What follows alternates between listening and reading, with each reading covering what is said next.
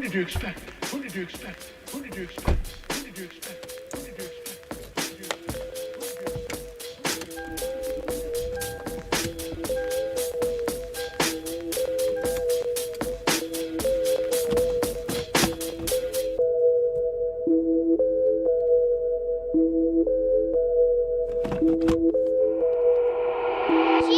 Welcome to the east side. We don't wait for doors of opportunity, we just wait on when we gotta kick them in. Decatur, Georgia, or a den of thieves. Hidden leads just to feed the village. Hidden leads make them feel like ninjas. Niggas always keep the metal tucked till you run up, get your face cut. Got your brookins on the back end. Know too many niggas trapped. They be stuck in genjutsu. They see the world from a different view. Shadow clones cause they silhouettes. Hard to point out when they robbing you. You never know what be inside of you. You never know who you be talking to. Till it's 2 a.m. on the east side. Blacker shadows in the nighttime. They don't wait on nothing but the right time. He ain't come around the corner. Shots fired, that's a nigga down. Sad, but this is normal around this town. I've been crying for my niggas found. I've been praying for my niggas down. Always looking for some progress. Try a nigga, he gon' regress. Locked and loaded that nigga ready. Turn your brains into red spaghetti. I be looking for God here. Hopefully see that I'm trying here. Save my niggas cause they really lost. Talk down my niggas before you write them off. They say, Vic, don't you move on that side, boy. Both the crime rate and junkies stay high, boy. Scary niggas, they ain't see my vision. Now they see it, they want on the convoy. Stop by the corner store, know that it's kissing. Then let them watch windows punk gas for a bag of chip shot with the water. But no, they got size, I don't need no patchouli. I just want water. Start bitch with my brothers like Pops and Earl. We gon' turn Keller Road right into a Melrose. I might turn Wesley Count to a motherfucking church. And they got my people and teach them their worth. I don't need no appraiser, I'm knowing the worth of my property. They just owns out the cap, always a lot in the world. And I'm winning it all that construction on this side. I'm taking my time, now it's 2 a.m. on the east side. Up as fuck, no I'm writing rhymes. Late night, now the early morning like an alchemist. I'm turning into something. Shots fired, that's a nigga down. Sad, but it's normal around this town. Cause I'm calling, say you beat the charge. He can't wait to come back around. Other cousin calling, y'all must out. Say he heard prices went back up. I confirm they gassed up. Told him chill, though, cause we next up. People be looking for God here. My job is to teach them look in themselves. Say my niggas cause they really lost. Spitting for the ones they breaking off.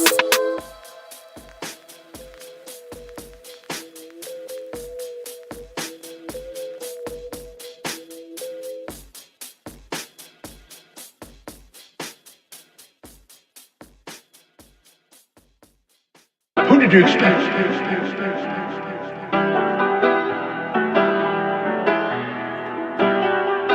Biggest the what? Biggest the what? Biggest the what? Biggest the Super Bowl. Niggas so thirsty, don't put me in beef. Dissecting my words and start looking too deep. I look at the tweets and start sucking my teeth. I'm letting it rock cause I love the mystique. I still wanna give me a song where I be. Can't trust everything that you saw on IG. Just know if I diss you, I make sure you know that I hit you like I'm on your caller ID. I'm naming the album to fall off. It's pretty ironic cause it ain't no fall off for me. Still in this bitch getting bigger. They waiting on the kid to come drop like a father to be. Love when they argue the hardest MC. Is it K-Dot, is it Aubrey or me? We the big three like we started a league. But right now I feel like Muhammad Ali. Yeah, Muhammad Ali, the one that they call when they shit ain't connected no more. Feel like I got a job in IT. Rhyming with me is the biggest mistake. The Spider-Man meme is me looking at Drake. It's like we recruited your homies to be demon deacons. We got them a 10 in your wake. Hey, how the gang got away from the bars, man, and shit like a prison escape. Everybody stepping, we're fucking, and everybody breakfast, and I'm about to clear up my plate. When I show up, it's motion picture, blockbuster. The goat with the golden pen, the top toucher, the spot rusher. Spray this whole shit up, the crop duster. Not Russia, but apply pressure to your cranium. Cold's automatic when aiming with the boy in the status of stadium.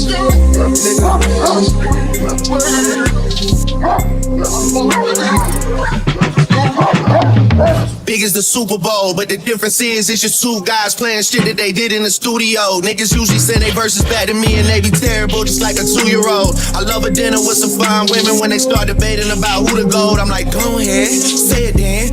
Who the GOAT? Who the GOAT? Who the GOAT? Who the GOAT?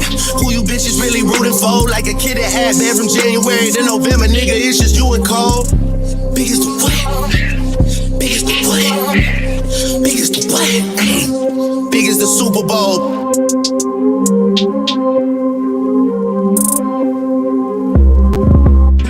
Why girl on her phone, G. Never paid attention to the room or the homie. She just missed another opportunity, And I know that she lonely with no company, She so busy reading text, she ain't even read the room, yeah. Always sending texts like I just want myself a little boo, yeah. I think I just went stupid, hit by Cupid. The arrow hit my heart, I hope she noticed. Gotta read the room, yeah. Learn to read the room, I really wish that you can read the room. I really wish that you can look inside of me, and I can tell you how I feel, little baby. Just learn to read the room, Read the room. Just read the room, Just read the room. Learn to feel that presence and that feeling in that mood. Just learn to go ahead and feel that moment too, Learn to read the room. Trying to talk to you was honestly so fucking strange. Trying to find a way that drove my brain to be deranged. I would've never thought I'd have this kind of issue. I couldn't connect with you inside of the same room. I know you feel me, at least I think you do. It's hard to tell, I cannot read the room. Seem to be unfazed, that's what you supposed to do. You seem so confused, baby, why won't you learn to read the room? I really wish that you can read the room. I really wish that you can look inside of me, and I can tell you how I feel, little baby. Just learn to read the room, Read the room. Just read the room, Just read the room. Learn to feel that presence and that feeling in that mood. Just learn to go ahead and feel that moment too, Learn to read the room. I'll show you how to read the room, baby. Say you faded off that drink, I hit the road and zoom, baby. Project nigga section 8, I never had a spoon, baby. She says it's rated, this movie coming soon, baby. No, I ain't worried about your boyfriend, he ain't like that. See me, it's on sight about that pussy, he gon' fight back. He gon' risk his life, I beat him up like go down my path. But your bitch want me, so it ain't my fault that you tried that. Oh yeah. Learn to read the room, I really wish that you can read the room. I really wish that you can look inside of me, and I can tell you how I feel, little baby. Just learn to read the room, Read the room. Just read the room, Just read the room. Learn to feel that presence and that feeling in that mood. Just learn to go ahead and feel that moment too, Learn to read the room.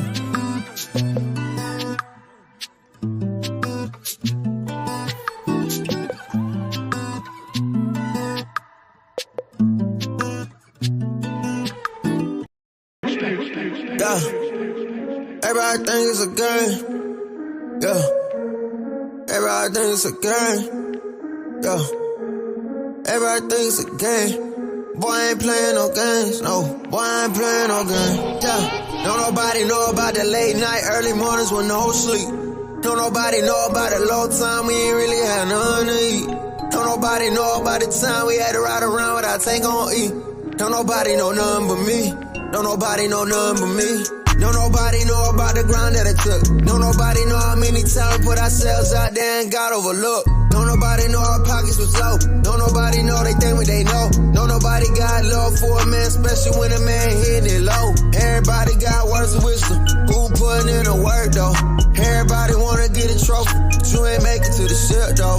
Better stick to your sailboat. I know you love to ride away. I see you really love to follow. Trendsetters over here though. Whoa, everything seem like a game until you get played, yeah. Everything seem like a game until you get played, yeah. Everything seem like a game until you get played, yeah. Everything seem like a game till you get played. 2K, pat me the pressure, I handle the rock. Stay on the ground till I shoot to the top. Harder than lava, I fire the op. Stay back and shoot, my heart is your heart. I don't miss nothing, my shot can't get blocked. Bust in my face like I'm Curry on God. My mentality win at all costs. Snakes in that grad, had to cut a few off. Keep my head low, my focus is people. The confidence is key, don't let haters get to you. Critics always wanna say something negative. I can't mind them, I know that I'm better than them. I just know I gotta grind for my team. Take the title home and be MVP. Once I do, I'ma show I'm the king. Finger to the left, so quiet my demons. Everything seem like a game until you get played, yeah. Everything seem like a game until you get played, yeah. Everything seem like a game until you get played, yeah.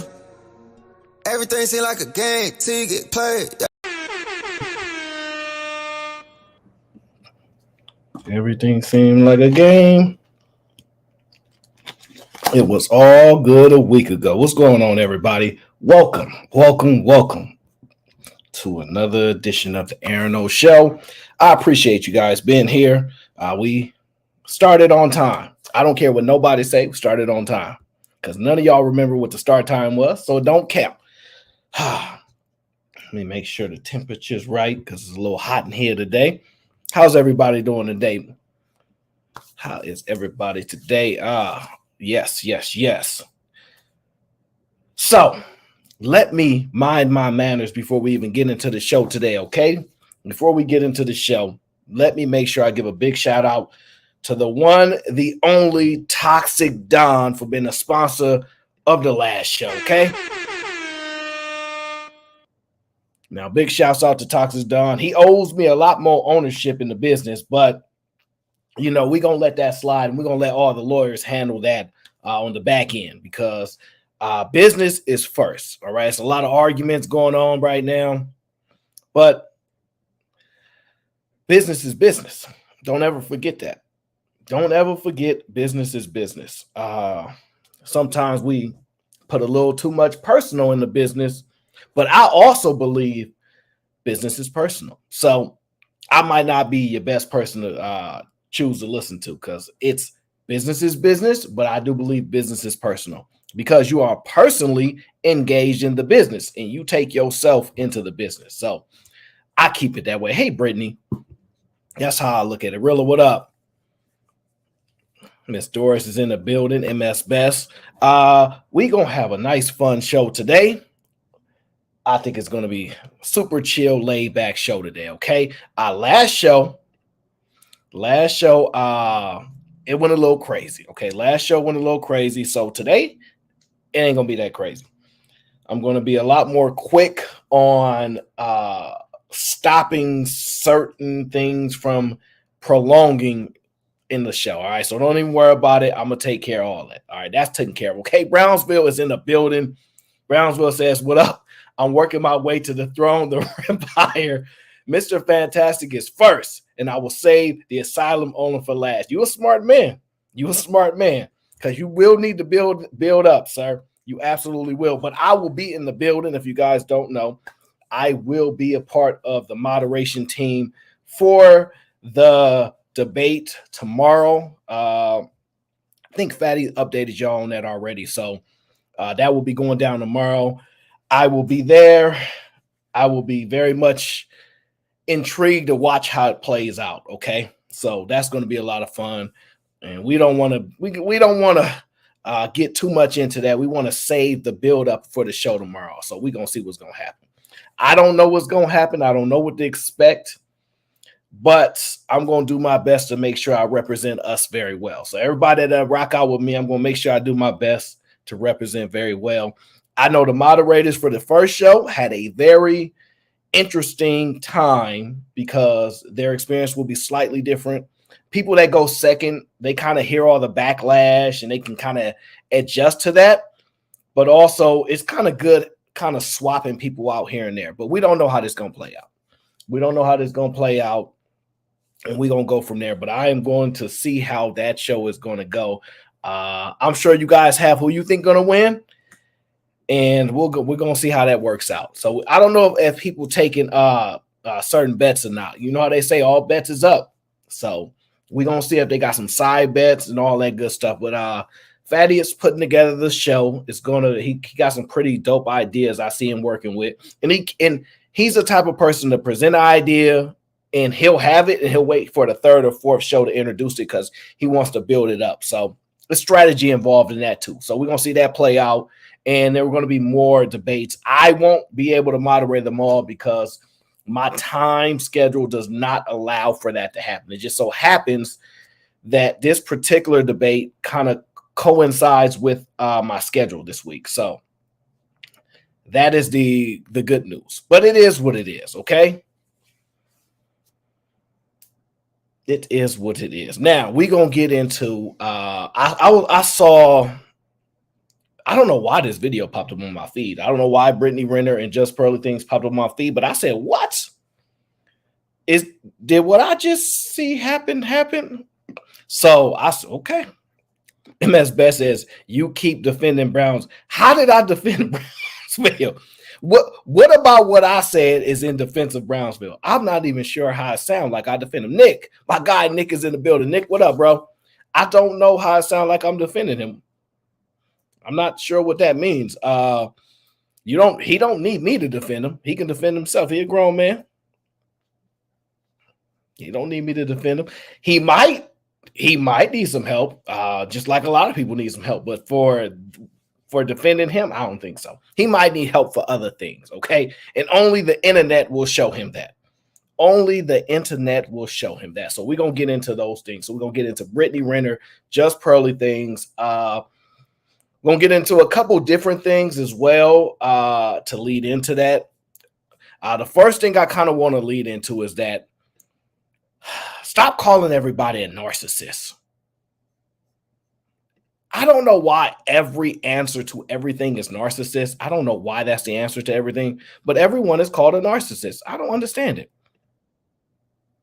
The logic just never been sound or make sense to me. So I stay away from it, but y'all keep doing it. Y'all keep doing it if it makes sense to y'all, okay? Now, today is what? Tuesday? And I'm not going to get into all that messiness that y'all getting into. Mind my business. That's what I do best. We mind our business and we stay focused on the goal. So that's what we're doing today. All right, now, let me see here. First is first. We're going to start off here, okay? Because we want to make sure that somebody said on my last show that there's too much whataboutism or I'm not exactly sure how they wrote a lot in that comment, so it was a lot, but that's okay. We'll work with what they said. We're going to build up to it, but we also want to make sure that we're balancing things out here. So that's how we're going to start. First is first, though. One thing that we all can't deny: driving records, okay? People that are good drivers and bad drivers. That's the one thing we can't deny, all right? We're going to get into it. We're going to get into it right now. Now, who said that? I just want you to, I don't agree with certain language that people use, but it's just their choice, okay? People have to stop. They just throw that word out there for everything. It's like the default statement for things that people don't agree with, okay? So we're going to start here today. Dangerous driving to me is one of those red flags that if you see it early enough in a relationship, that should be enough of a sign that you say, I'm out. Narcissistic people, and at least a dozen studies have supported this, are very aggressive drivers, pulling up on people's bumpers, honking, cutting people off in traffic, driving too fast, even when a passenger is saying, hey, I'm anxious. In fact, that might even spur them on to drive even worse, and they might even make fun of the passenger for being nervous in the car. If you see it early enough in a relationship, that should be enough of a sign that you say, I'm out. Guys, I'm going to be in a 100% agreement with the conclusion of the statement. I've been in the car with crazy drivers. When I was younger in particular, and I didn't have the most autonomy to not be in that circumstance. But I will say this: if you drive crazy, if you roll your window down and scream at other drivers, if you always honking your horn, always pulling up behind somebody, to me, you lack a level of impulse control. And I would agree, there is a level of danger that comes with people like that. People that lack impulse control are very dangerous people, okay? And you can watch some of these habits be exhibited when they're in the vehicle. That is one of the key indicators of somebody that has not a strong control over their anger issues, emotions, etc. So I do acknowledge that if you, and I'm not saying it like a bad driver because I'm a bad driver. I'm saying because I drive really slow. I drive in the old people's lane. So it's 1, 2. I get in the third lane and I just drive real slow, hands on 10 and 2, and I sit up. So I'm not like the best driver. But also, I don't be looking to fight other cars just because. So if somebody drives past me and jumps over and try to get over the lane, I don't think, hey, you know what? I should probably antagonize them because they were rude. They put me in danger. So I'm going to escalate the situation. I don't do that. I don't do that. And I stay away from dangerous people that do. Okay. My cousin, she's like that. All right. I ain't gonna lie. She is like that. And she does drive mad crazy, be all of people bumper. But it's her car. So, but I just can't be getting in the car with her that much. So I've stopped because I don't feel safe being in these people's cars. These people crazy. So that is an indicator. So please stay away from these crazy people. Stay away from these crazy people. Don't you listen? Too savvy is wild. Listen, that is exact. And you know what? Somebody said that to me. Too savvy. Somebody has said that to me before, and it was in a joking way. But they still crazy. So stay out of the car of crazy people. I don't care if you really need a ride. Call that Uber. Call that Lyft.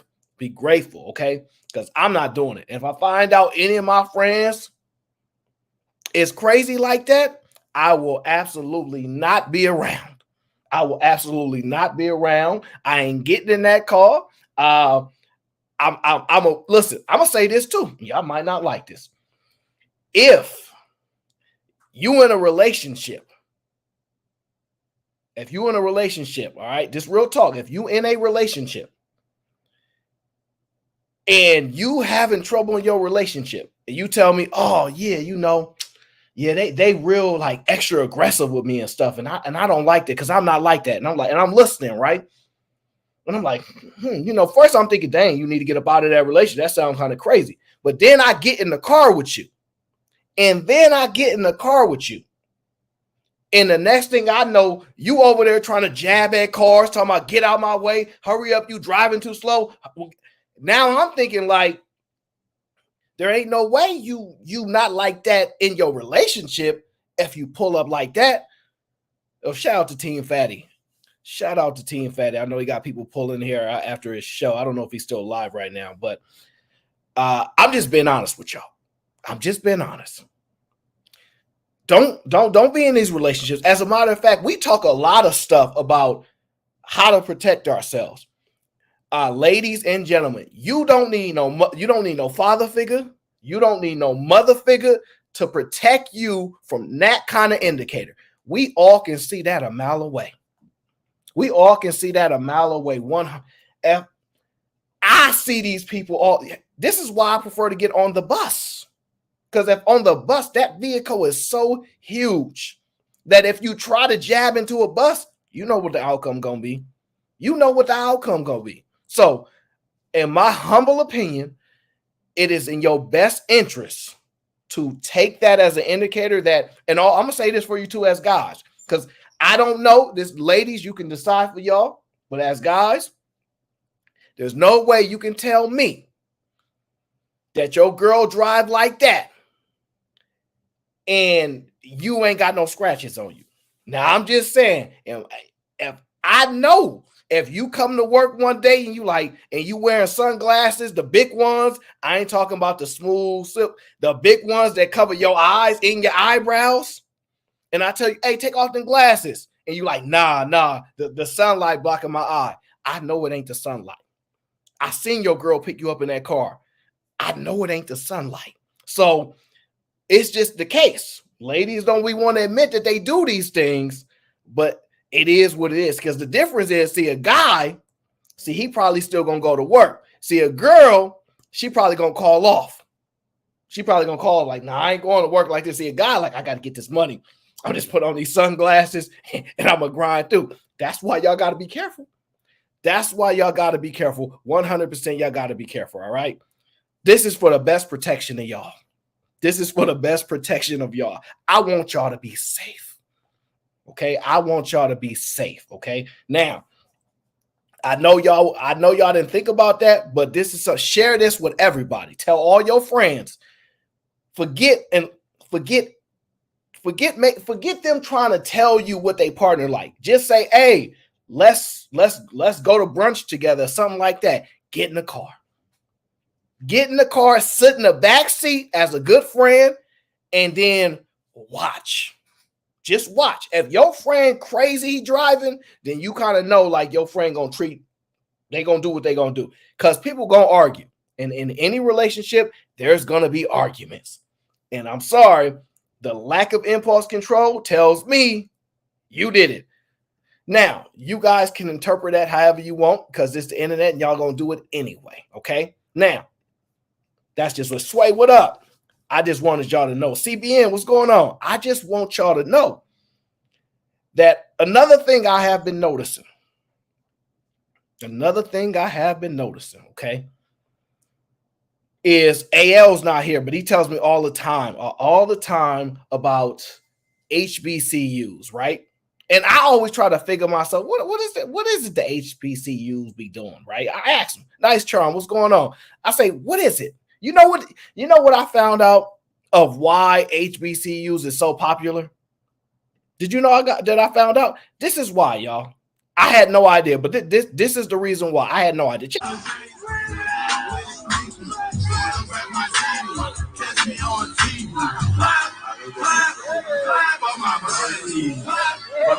Clap.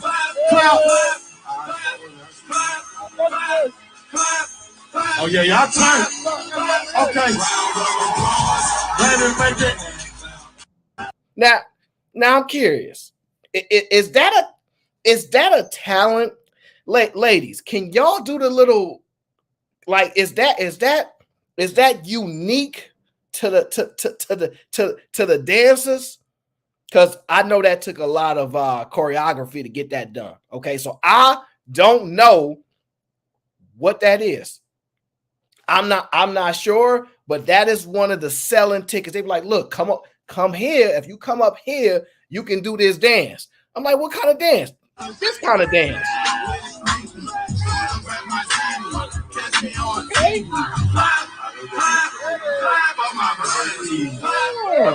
Clap.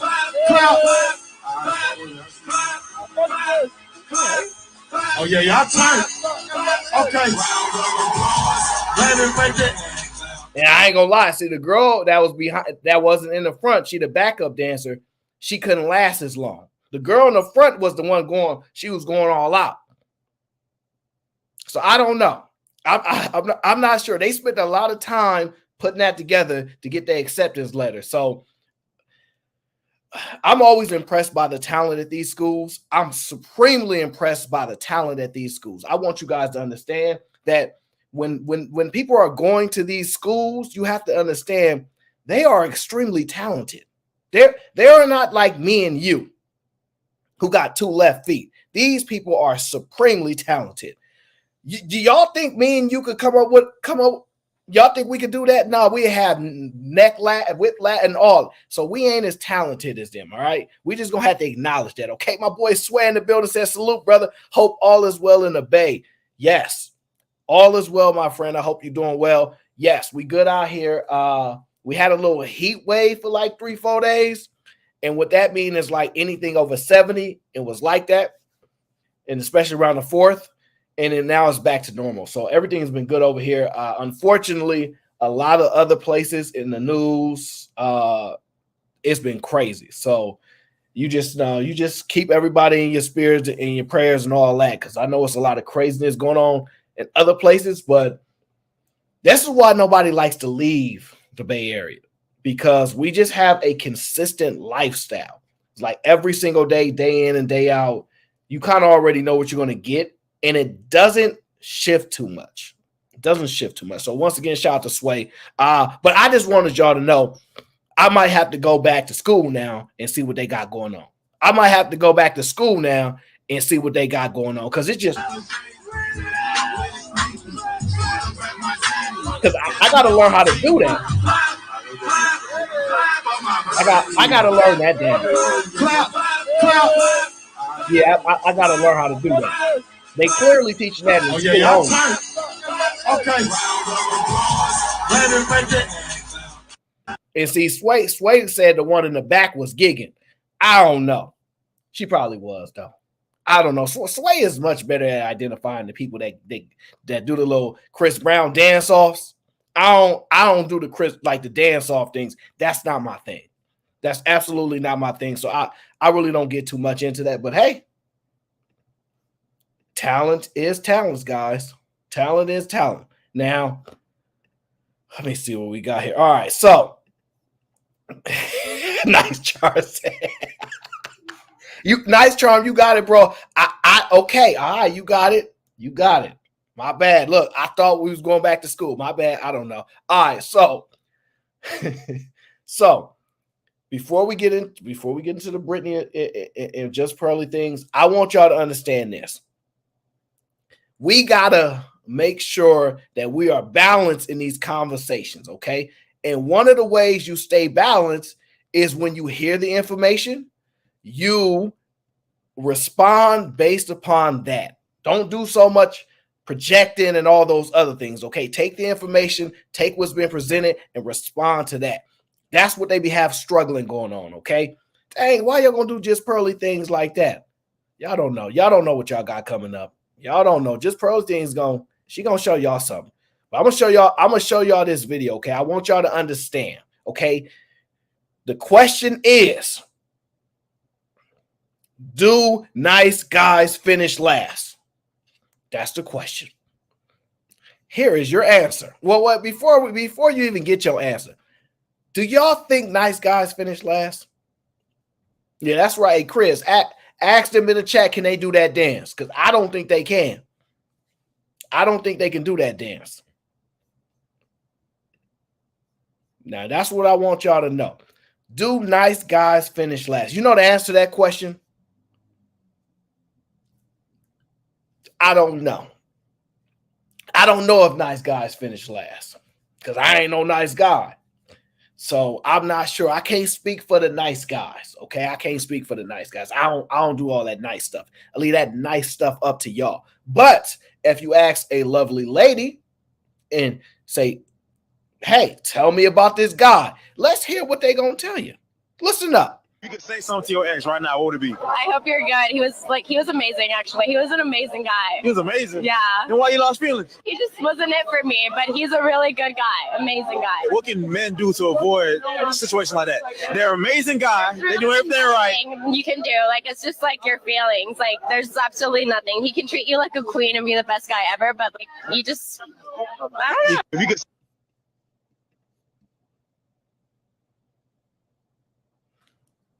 Now, I want y'all to understand what she just said is her being honest. And I don't think she's wrong for that. And not only is she not wrong, I agree with her.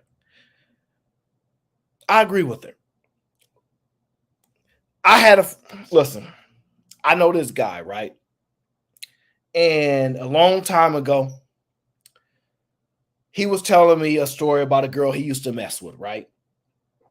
And he said, yo, I was messing with this one girl. I was going through it. Yo, she was bad too. She was bad. And, you know, I was going through it. I was basically, I forget what the exact thing was because it's his story, not mine. But I think he was kind of getting into a little issue with, I don't want to say his baby mom or something like that, but there was something to the case where he was in trouble. He needed some help. And she paid for his lawyers. She was paying for everything. He was like, man, she was bad. She was paying for my lawyers. She put me back. I was down bad. She put me back on my feet. And she was super nice, super submissive, everything. But she just wasn't like, it just wasn't it. I'm looking at her like, so wait. You mean to tell me she was getting money? All right. So he could have been a house husband. She was taking care of you when you was down, when you was doing bad.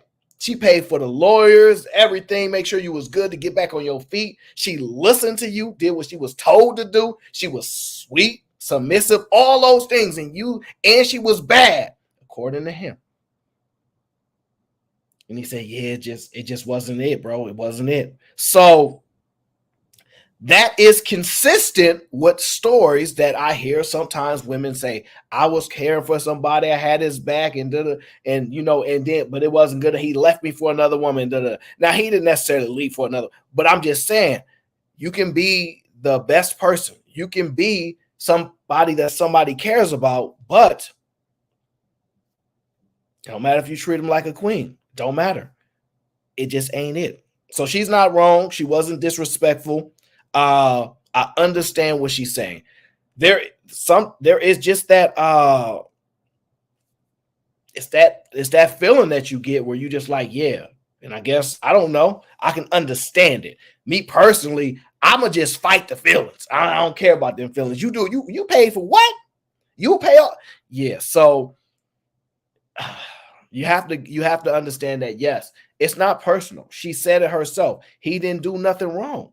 He was super nice to me, treated me like a queen. I have nothing but great things to say about him, but it wasn't it. So I expect it. I accept that, okay? I accept that, okay? Miss Bella says that's where she went wrong. I don't think she went wrong, and I'm going to tell you why, Miss Bella. I'm going to tell you why.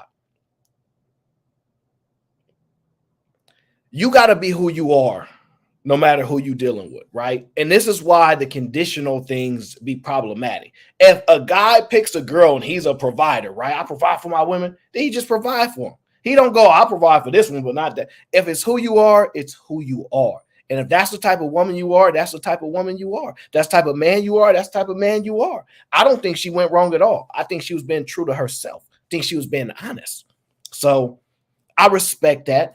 And unfortunately, there are guys that are really, really dope guys. They just don't fit for her. And it is what it is. Got to take it. T.O. in the building says, what's popping on the West? Look, the West, I'm telling y'all now, the West side, they say it's the best side. I don't want to get into no fights with the East Coast because they got the Statue of Liberty and all that. And I don't want no problems with them. But I tell y'all now, when people come over to the West, they don't be wanting to leave. The only reason people want to leave California is because of the expenses and the horrible politics. But most of us are not in a position to care about our politics. Can we just be candid about that? Most of us don't care about these politics, all right? Most of these politicians are not hugely impactful on our lives. We're going to be honest about that. We're going to be honest about that. So I want to tell, I also want to cover this for all the ladies in here. I just want to cover this for the ladies in here, okay? Because there was a statement about, yeah, hey, the Shadow Dragon, yes, he do got to go. Shadow Dragon TV, he got to go. But, look, Chris J said that's still considered leaving. So, it is what it is, all right? It is what it is. I consider this, Chris J, because y'all told me to. Y'all told me to leave. So, I considered it for y'all. But it's other reasons why I should be leaving. And one day, y'all might see me talking about being in a different city and state, but not as of now, okay? Now, let's get into this next video, okay? I want y'all to listen to what was said and tell me if y'all agree or disagree. You know what? And I had a girl, she basically told me I had to cancel on her because my baby was sick. I had to take my baby to the doctor. And she said, well, since you inconvenienced me and you canceled my appointment, can you knock the price down? Can you give me a better deal?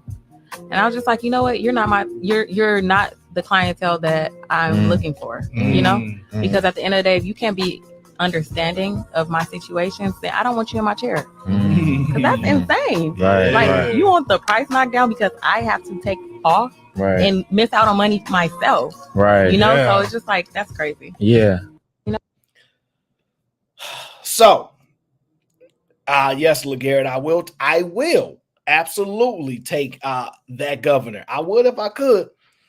I wish I could. Listen, turn some things blue to red. Oh, Lord. Absolutely. So what she said was she had to cancel on one of her clients because her child got sick. And so she had to get on, right? She like, oh, my child is sick. I'm sorry. I got to cancel. I got to go take care of my child.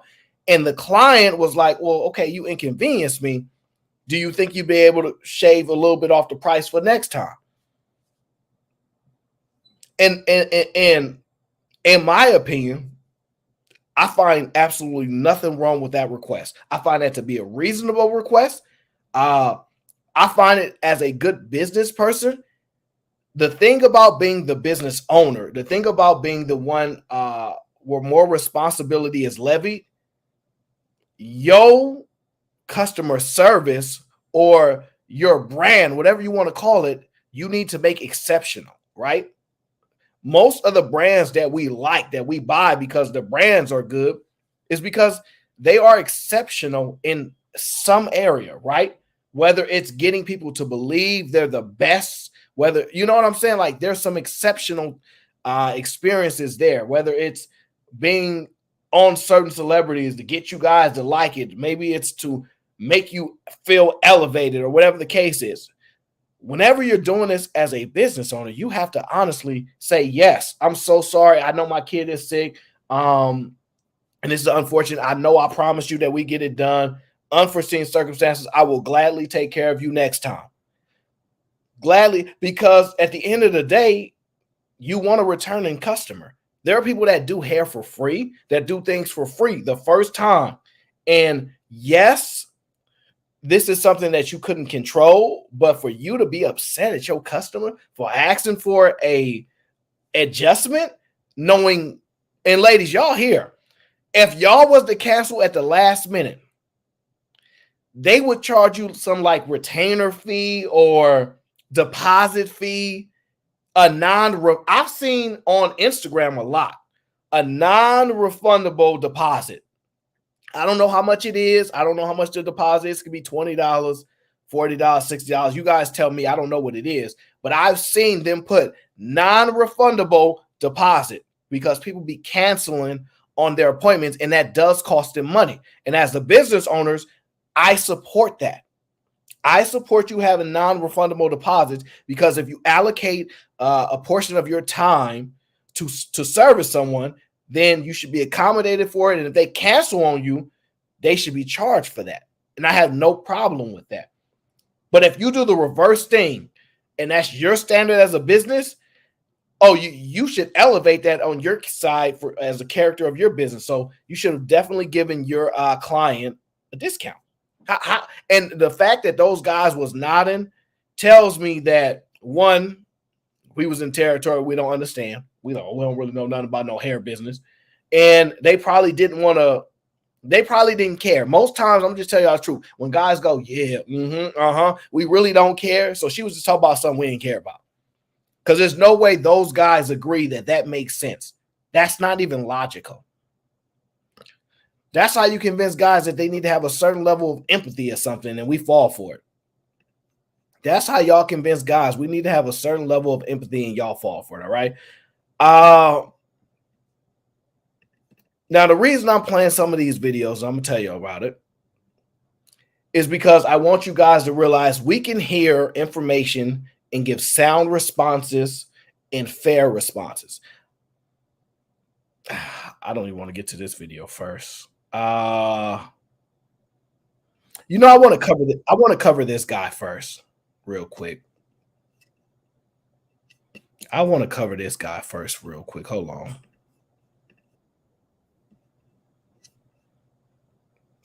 on. I don't know how I'm going to pull this. Hold on real quick.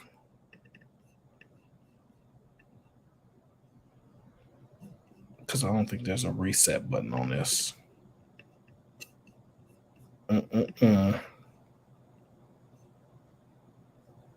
Give me 1 second, guys. There we go. Okay, I want to cover this real quick. Miss Bella said it's usually $15 to $30. I mean, that's cool. I bet it's more like 30 though. I bet it's more like 30. So I want to cover this one real quick. All right. Black men only go 50-50 with black women. Y'all can disagree all y'all want. I don't care. These are the facts. When a black man dates outside his race, he paid for the whole thing. I don't care. When you see a black man with a Latina, he paying for everything. And her kids. He fly her ass straight in from Colombia, and the only word she know is money. That's it. But he don't care. He gonna pay for it. Why? Because them BBLs ain't cheap, and them purses ain't cheap, and that hair ain't free. No cap. Why does he do it? Because she's exotic. Straight up. She ain't from here. If it ain't foreign, it's boring. Nothing disgusts me more than this. Nothing disgusts me more than this. The sad part is when people are in the comments saying all facts, yep. And then you have people saying, we know this is the truth and y'all don't want to hear it. My issue with this is that it's 1,000% false. It's sad and beyond delusional. And I'm going to tell y'all why. All I hear, because he specifically said black men, right? So I'm going to respond to just that portion of it. From what I hear is black men are broke. Y'all don't have no money. Y'all cheap. Y'all don't want to pay for nothing. Y'all don't want to be real man, right? The same people in those comments will say, that's right. You know, they cheap. They don't want to pay for nothing. They ain't got no jobs. They in jail. In that last video I played, that lady said we all broke and in jail. So how is it those same guys flying people in, buying purses and paying for everything? How can those same broke guys accomplish that? And see, they don't realize how dangerous this is for ladies to believe that that is true. And the problem is there are going to be some women that believe that, hey, look, he don't want to pay for me because I'm a black woman. Listen, I'm going to tell y'all a secret. If he don't want to pay for any, it ain't don't matter the race. He not a payer. He not going to pay. I don't care what race. If I don't pay, I don't pay. Unless your argument is this, women of other races are saying they're getting different type of black men. If you're saying, look, when women of other races, when they get with black men, they tell us these black men is everything. These black men are the nicest. They the kindest. They the most considerate. Oh, they're emotionally intelligent. All of the things you're saying that they not with you. If you're saying that they are doing the complete opposite with other races, fine. But if y'all saying if a black man get with another race, he still turn them into baby mamas. He still do it. If y'all saying that, y'all can't have it both ways. Y'all absolutely cannot have it both ways. You got to pick a struggle. Either we broke, in jail, got nothing, or we not. But what we've noticed is it's the conveniency. It's the conveniency. When it makes us look the worst, and that does make us look the worst. When it's proven that the majority of black men are with the majority of black women, and y'all keep saying this stuff, it's mad alarming, but I don't know why I don't know why this is a tactic. I don't know why this is a tactic, but it's something I continuously see being done. And I absolutely don't know why this is a tactic that is being utilized this way. I'm not sure what it actually means. I just think it's a way to undermine people. And if that's the case, that's okay. If that's your position, that's okay. But I don't know if you should continue to do this. Because that stuff, it's a little frustration. But if y'all could corroborate that story by bringing y'all friends of other groups, because to me, it seems like people that say these things don't have friends of other groups that are into it, like interracial relationships. Just so, because y'all just pulling from wherever y'all pulling from, but I have no idea what that is. But that guy is out of his mind, okay? Now, I also want to ask y'all this, right? This is video circulating of a woman who discusses her experience about a guy being an Uber driver. The first thing I want to say is this. I really don't know women that get laughed at for their jobs. If a woman tells you I work at Walmart, most men don't laugh at them. Most men don't laugh at them. That's not the experience, right? I understand women can get shamed for working in a particular industry, but when a woman says she has a job, don't typically get laughed at. They don't typically get laughed at. That's not typically the response, right? But for some reason, when it comes to hardworking peoples, just a run-of-the-mill worker, there is something about that individual that makes people excited to laugh at them. And I'm not sure what the motivating factor behind that is. I'm not sure what the motivating factor behind that is. All right, we're going to get into the video. So let me tell y'all how I went on a date and found out he was a Uber driver. So I met this man on Instagram, right? So I just want y'all to know real quick, I'm not judging her for like the fact that she's in her bed. Clearly, she put on enough makeup in her bed and left her bonnet on and all that. Well, I'm not judging her. Y'all can judge her. I'm not doing that judgments, okay? Not me. I ain't judging. But you met him on Instagram. Let's just, guys, make sure we follow along with the story. You met him on Instagram.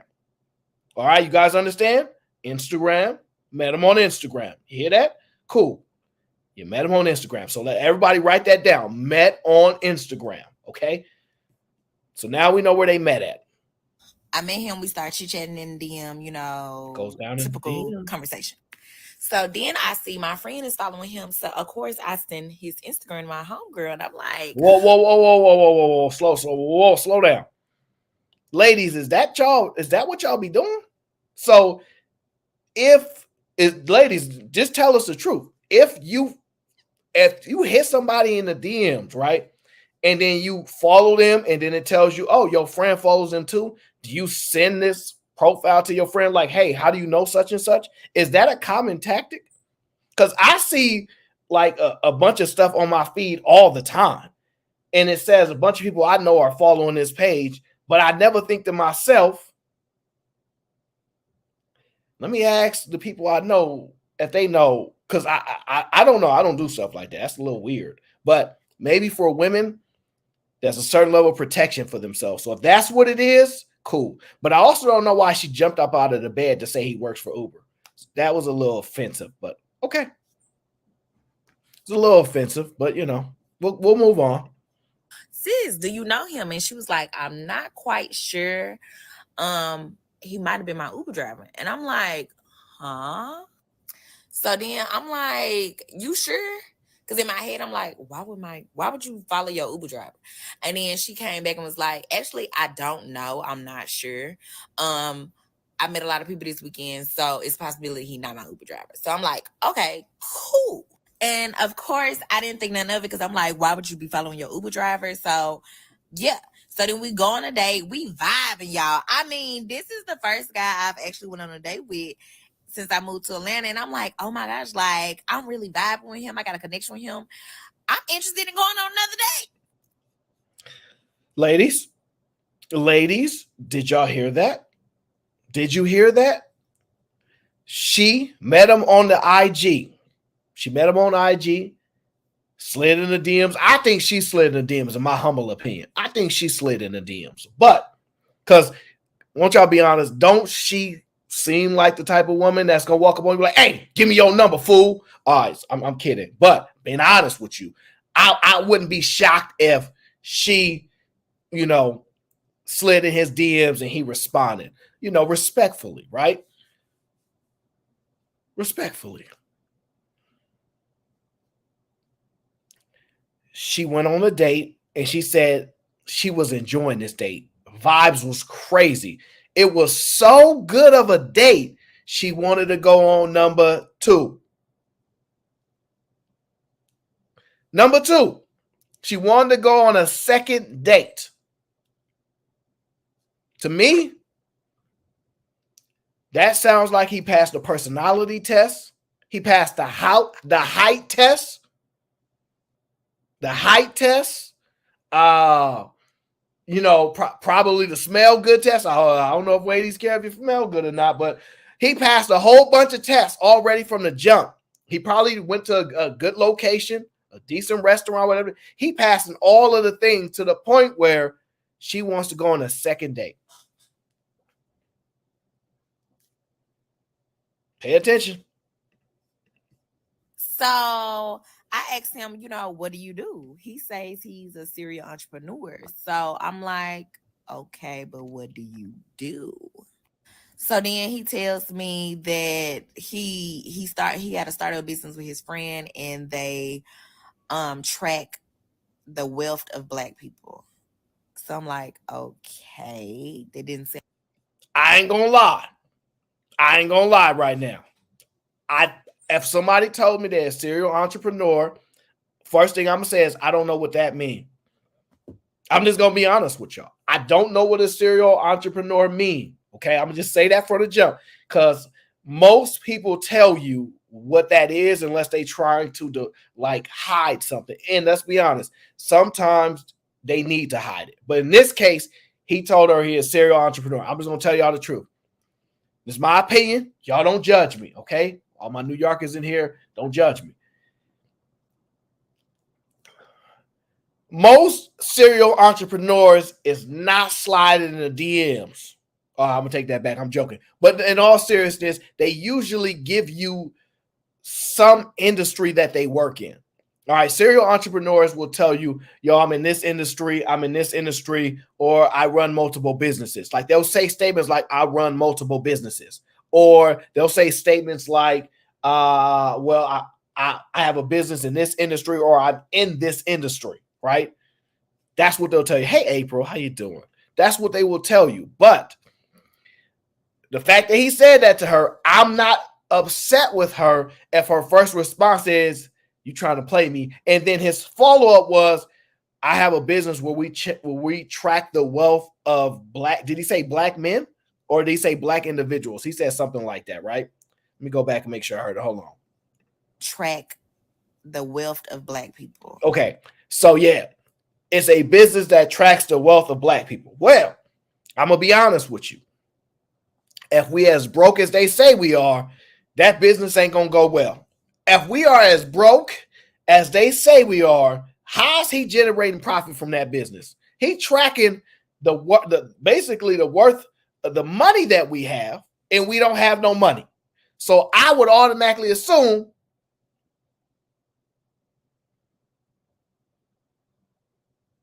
that business is probably failing. And I'm joking because I do understand how you can market that and how you can actually monetize that type of business. But in a general sense, I can understand her confusion. I can 100% understand her confusion, because we all sit back like, okay, but what do you do? Because J-Hub, you're an entrepreneur. I believe it. We didn't see you at work, my brother. We know you working. But I'm just saying, it's like, and I'm going to just tell you as a guy, right? Honestly, if a woman asks me what I do, I'm going to just tell her I'm broke. And then I'm going to say, go to my YouTube channel. Everybody that's in my audience will tell you I'm broke too. So they can substantiate that, right? Then you're like, how you pay for this meal? Well, I borrowed my mom's credit card. Hey, family is family, right? That's what I would say. I'm not going to hide behind no entrepreneurship. I'm not going to hide behind no entrepreneurship. I'm not going to do it. So when a guy tell you, he's not unaware that he said I'm an entrepreneur. We both know what that sounds like. Like, can we be honest? I'm an entrepreneur. I know what that sounds like as a guy. If I tell somebody I'm an entrepreneur, it sounds like I really don't want to tell you what I do. I'm just being candid. It sounds like I really don't want to tell you what I do for a living. If I really want to tell you what I do for a living, I tell you a couple different things. Well, I do. Well, like if you're going to lie the proper way. Well, I run a real estate business. I also run an investment firm. Like if you're going to lie, go ahead and on the side. I do rent out a couple cars on Turo. I have a couple vehicles. I really don't use them that much. So my friend, who, he runs a bunch of businesses himself, he put me on to this Turo business and taught me how to run it. And so I've been running a few vehicles on there. It doesn't pay a lot, but it gets some money coming through. And you might as well continue on with the nonsense, right? So you guys see how easy that is to lie and stuff, right? So if I was her, I would be defensive as well. Like, what is you doing? What is you doing? Tracking the wealth of Black people. Track the wealth of Black people. So I'm like, okay, they didn't sound like any money for real. So I'm like, okay, so what else do you do? Ooh, dang, I didn't know she was going to say that. Oh, I didn't know she was going to say that. So I'm not going to be mad at her. I would agree because I just said the same thing. I sound like a hypocrite if I denied her. She said that don't sound like no money, is giving no money vibes. Respect. So far, I can't take that from her. It does sound like that. I'm just being perfectly honest with y'all. And look, and you better have something else, Mr. Entrepreneur. Don't just say you track net worth. You better have something else. You better have something else. Any money for real. So I'm like, okay, so what else do you do? So then he starts to tell me what he used to do, how he used to own a dispensary and used to. And I said, okay, but what do you do now? See, now I'm offended. Now I'm offended because I don't feel like you giving me emotional intelligence. Okay. I was expressing to you about businesses that I used to do to give you, some insight on the type of entrepreneur that I am. Okay. And I had businesses that I was in, and maybe I did really, really well, and I had to get up out of there, but you're not sounding real, understanding right now while I'm expressing to you.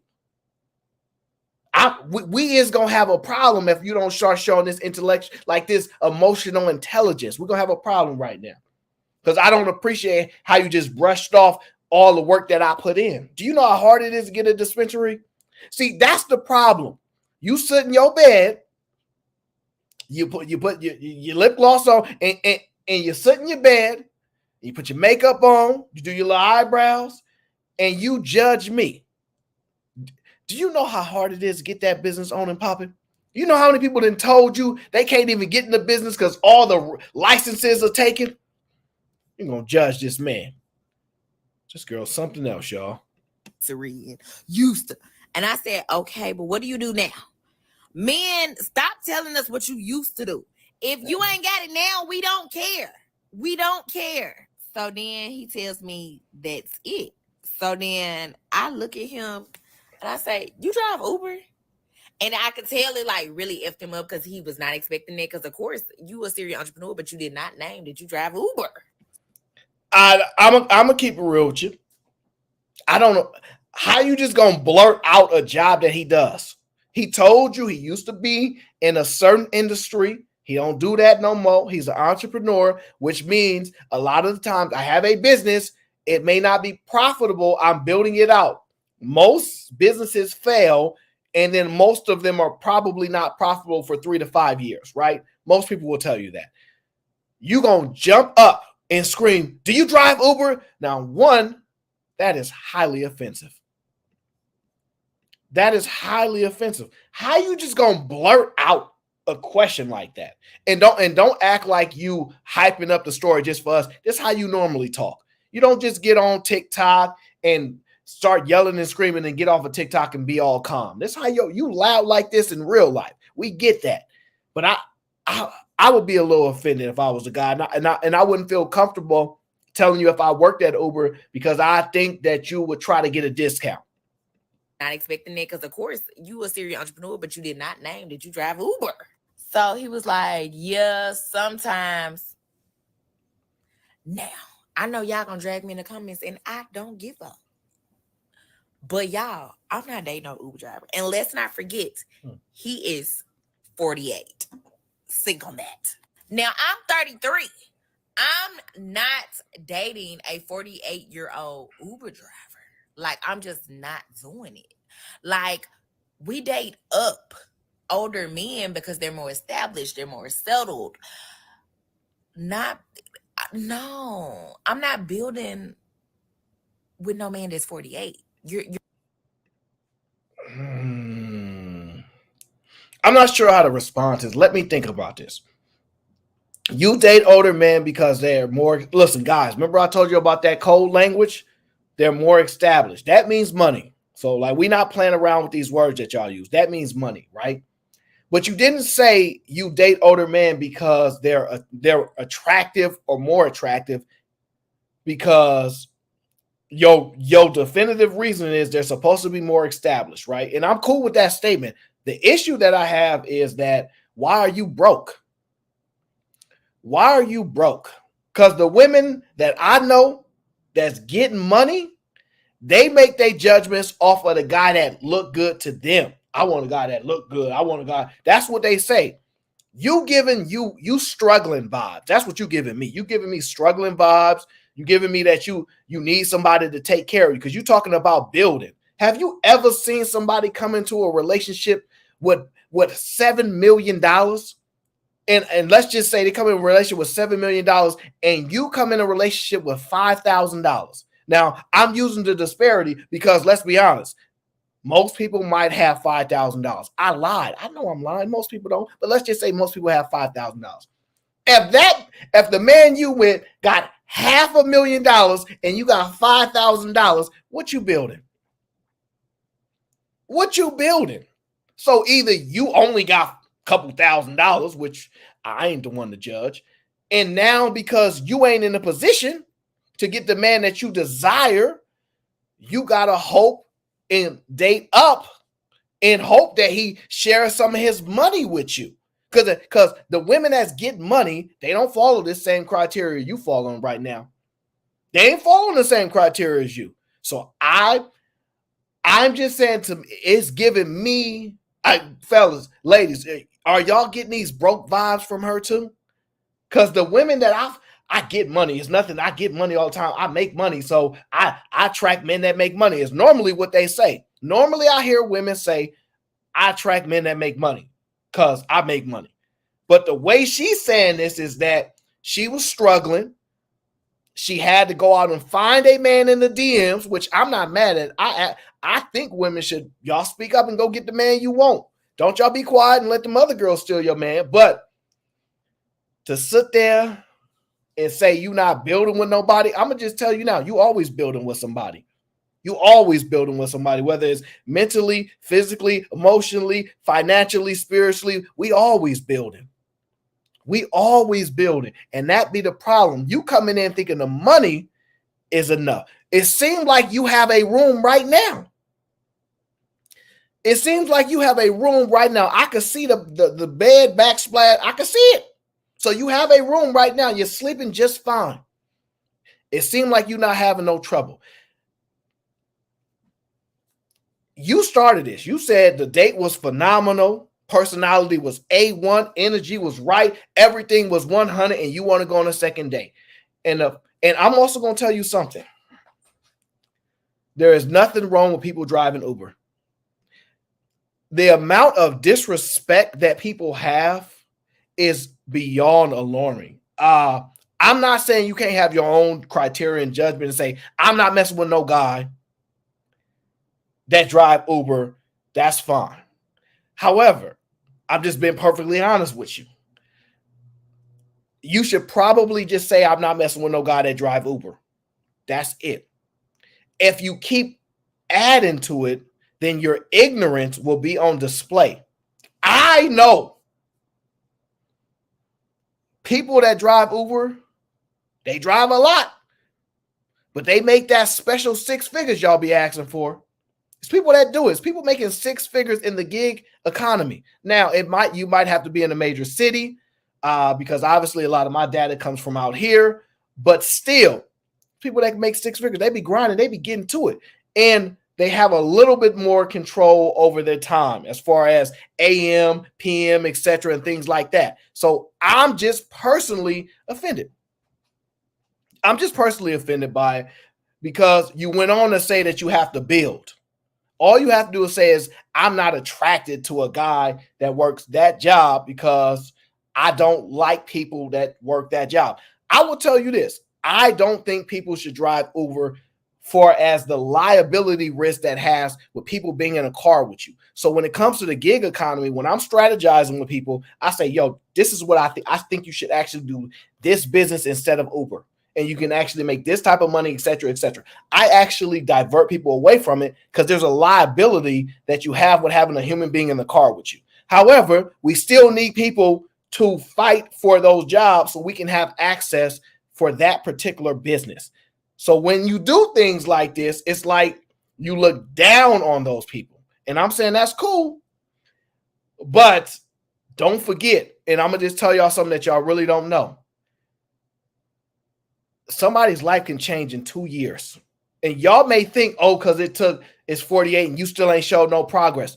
Some people, all it take is one situation, one right moment, and you can build the momentum. You can make $1 million in 4 years, 2 years, 1 year. People have done it. So for y'all to assume that that's just you're an Uber driver and that's who you are, remember, a job is what you do, not who you are.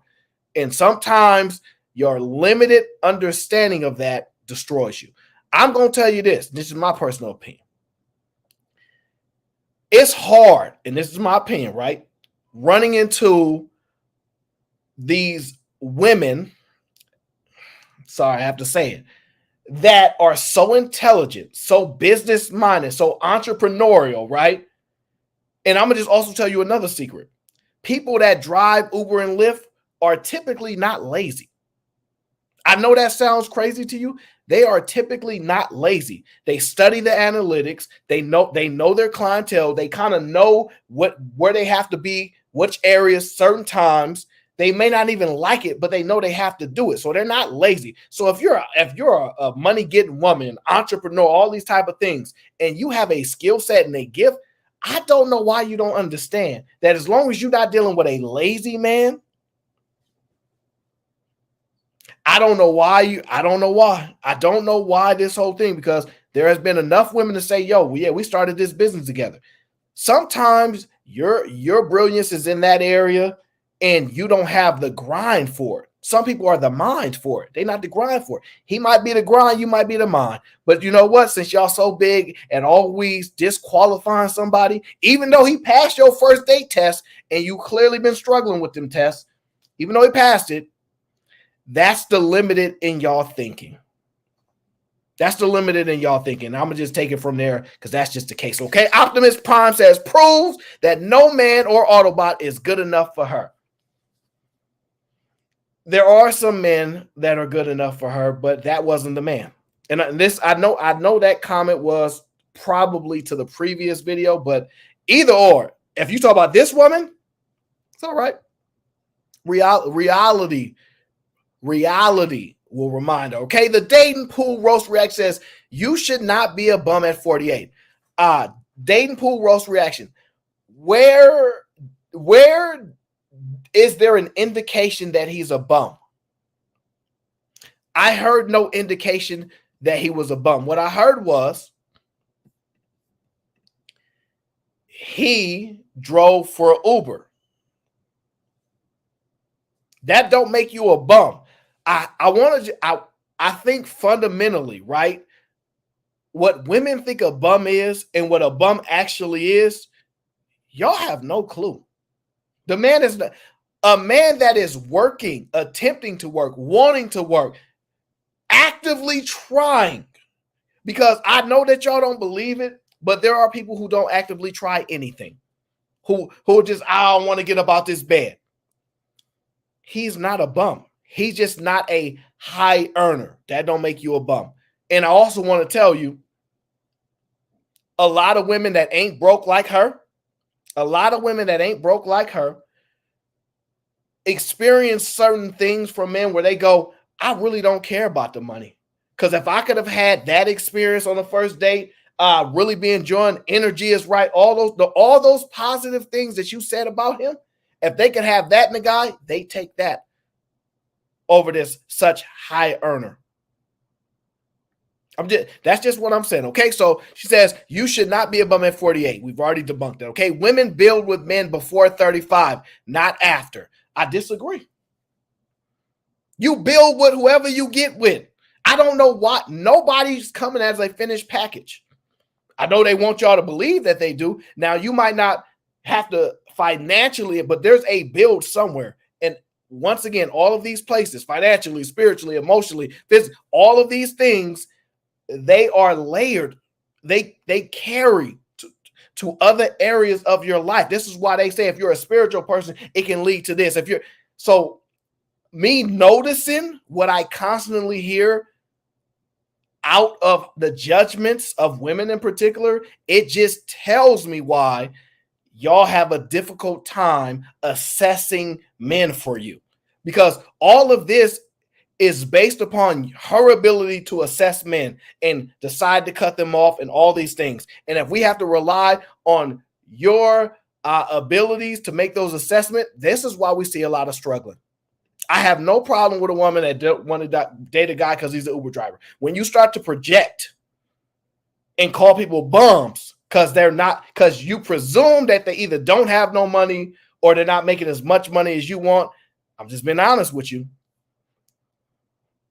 A lot of people could call you a bum. And in my experience, since we doing my experience, women that are so worried about men and their money usually be women that don't have no money. That's just my opinion, especially a woman that says, I want a man that is already established. She didn't say I picked the older man because I'm attracted to him physically. He's my type. You said because he had a job and he was basically stable. So that's how y'all make y'all decision making, okay? He is not a bum, no matter how many times you call that man a bum, okay? Trucker Yell says, Aaron, once again, in your genius form, you prove why Thunder Rats are baloney with red crust around. Oh, Lord, genius, Aaron, oh, genius. Well, they actually just sharing their experiences, and a guy like me, I just want to listen and learn. I've showed you from what other women have said, I can agree when it makes sense. Other situations, no. Okay, Dating Pill Roast React says, Aaron, as a man over 40, I'm not over 40 just yet, but as a man over 40, would you not have contempt for a man over 40 if he didn't have anything on the ball too?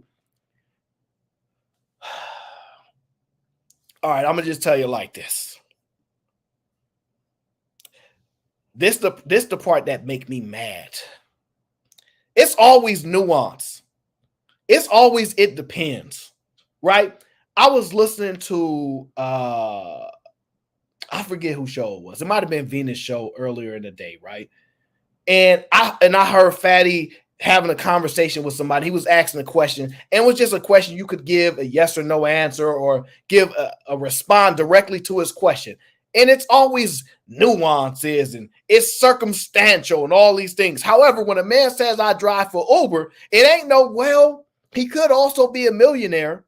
Well, he could also have an Uber business and employ people in the business. Well, it could be he's learning about the business to learn analytics and create a software business. It's a possible. It never get that intricate with y'all. But every other scenario, what y'all try to do is go, well, it's circumstantial. I don't know. It depends. It's gray area. You never know. Y'all make all these other excuses. But in the situation, if he says Uber, your brain shut off and go, I can't make no other possibilities beyond that. So I don't know. It's just something I have noticed a lot. And he brought something to the table because he had a job. He had a job, he had a personality, he had a mind, he was intriguing enough to want her to keep going on a date with him. So he obviously look, I'm sorry. All right, y'all just don't like men with jobs if they ain't the jobs you want them to have. Okay, Dating Pool Roast React says, men stretching so hard to make an Uber driver look good. Is your statement that Uber drivers don't look good? If I told you I know an accountant that makes $65,000 and I know an Uber driver that makes over $100,000+.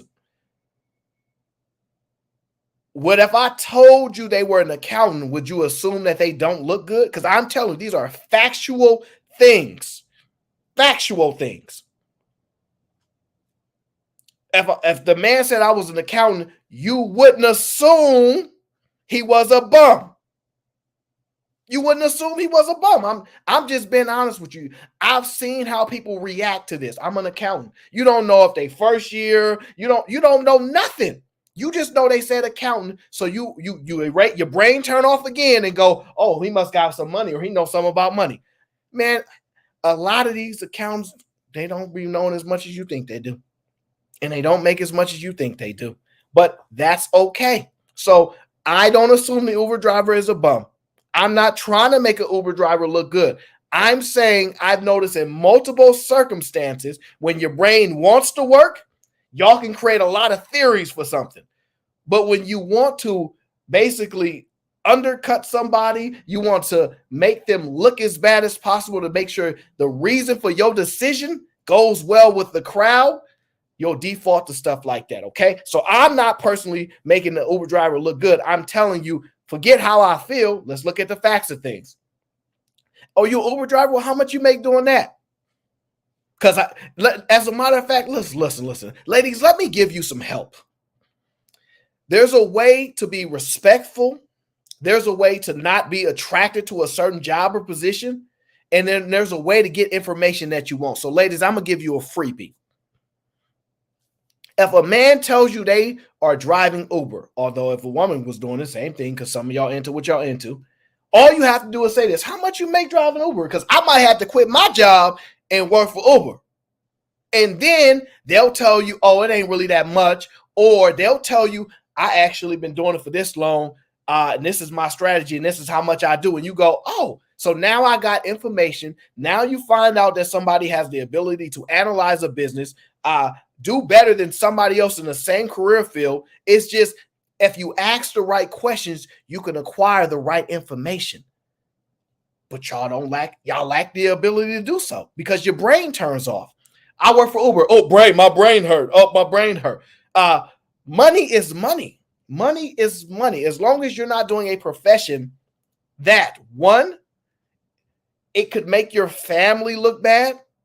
It can make your family look bad. Or, it can bring disgrace to your family name. I understand. But you don't really know what they're doing.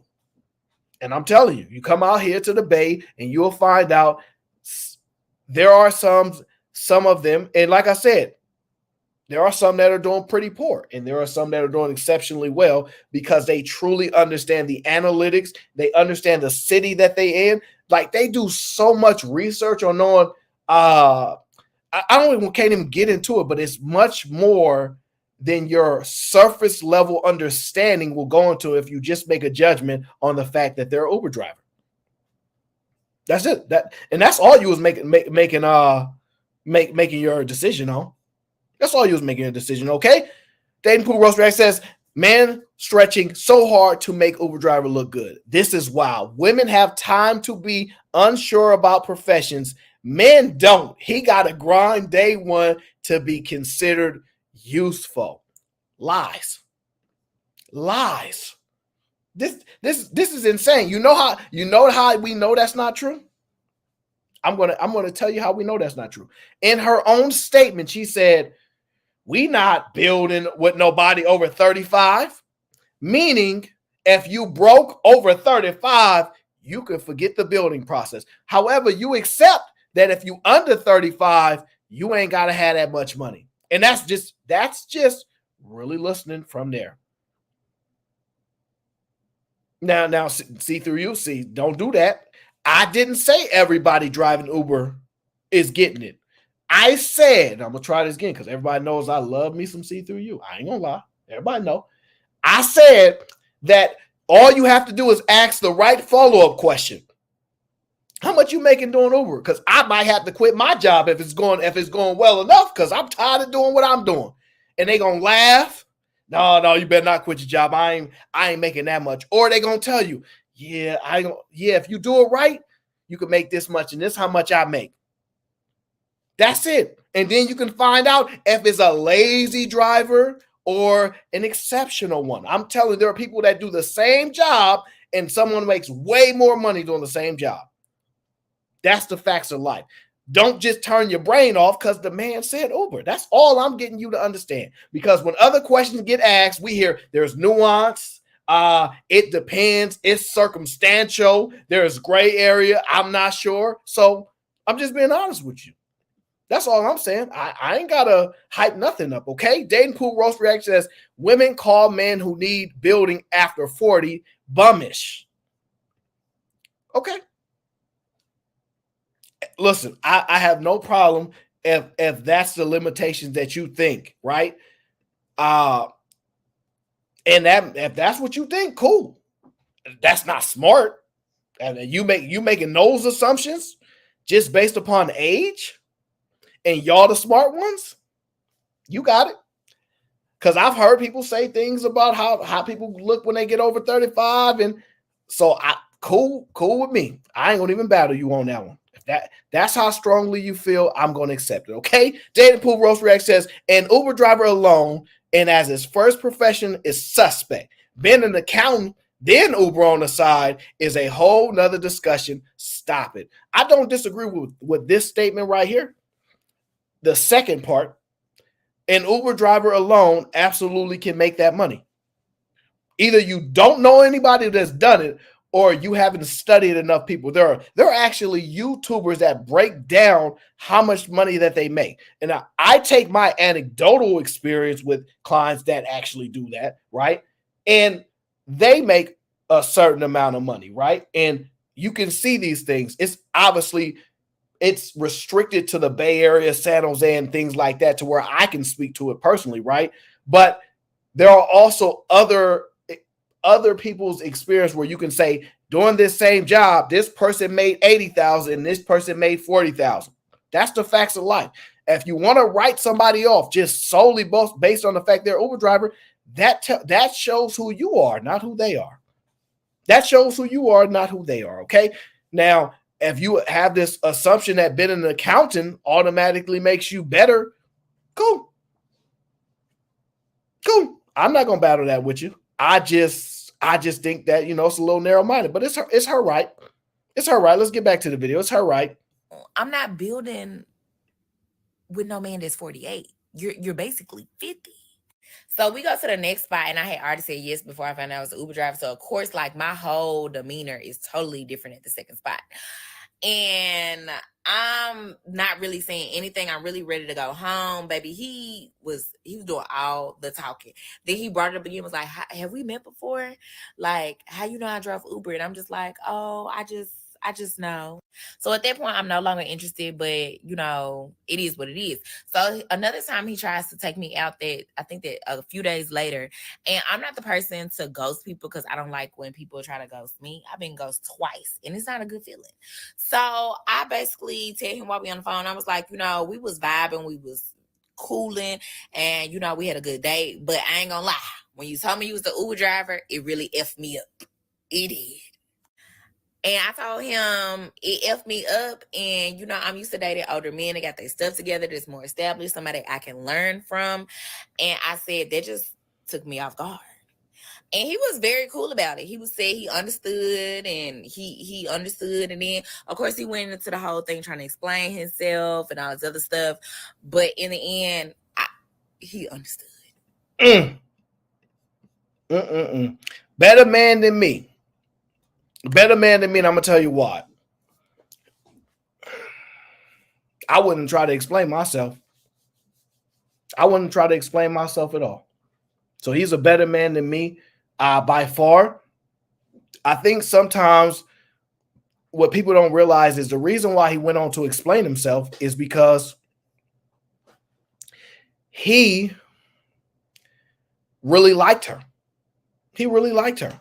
He was having a good time. Clearly, his energy and everything was giving her a good time. She was enjoying it. He like, I really like her.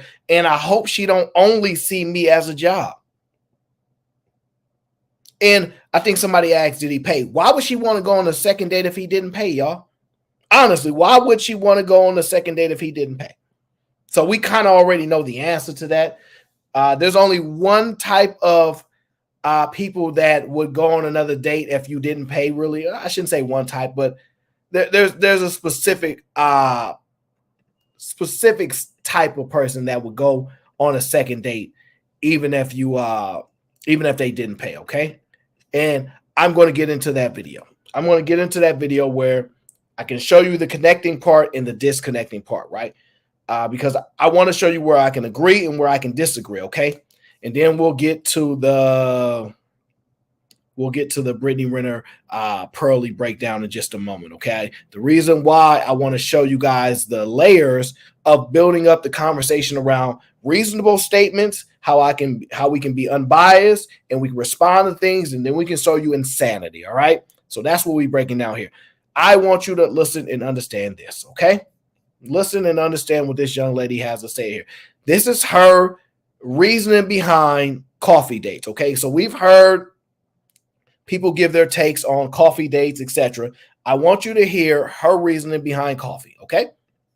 Hey, you guys, I'm about to go on a date. I'm a little early, so I'm going to take this time to tell you ladies why getting a drink or getting coffee with a guy is an unacceptable first date. This has always been my dating standard, and I always have men who ask me why it's not acceptable, blah, blah, blah. The guys that get it, and the guys that don't.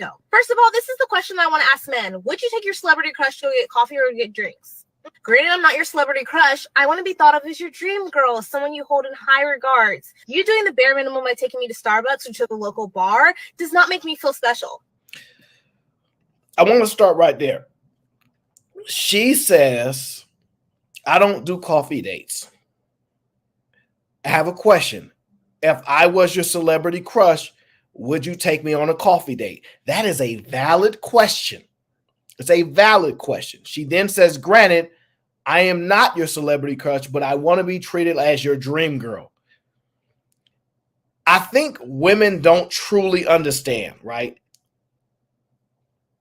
I think women don't truly understand what a man's dream girl actually is. Ladies, it's so important that when you ask for intelligent men, right, you also bring a level of intelligence with you, okay? So bring your intelligence too. So if you want an intelligent man, a thoughtful man, a considerate man, and all those things, you don't have to be exactly like that because opposites attract, and I do believe opposites in certain areas is a better thing. But if you are describing what you want a man's dream girl, I want to show you the difference here. What you're describing is what you would think that you want a man's dream girl to be, but not actually what a man's dream girl is. What a man's dream girl is, we wouldn't have to pay for nothing. We wouldn't have to pay for nothing. We would be loved, and I mean love, deferred to, that whole submissive thing, all those things, while being dead broke. No money, struggling.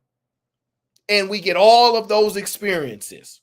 And you fine as ever.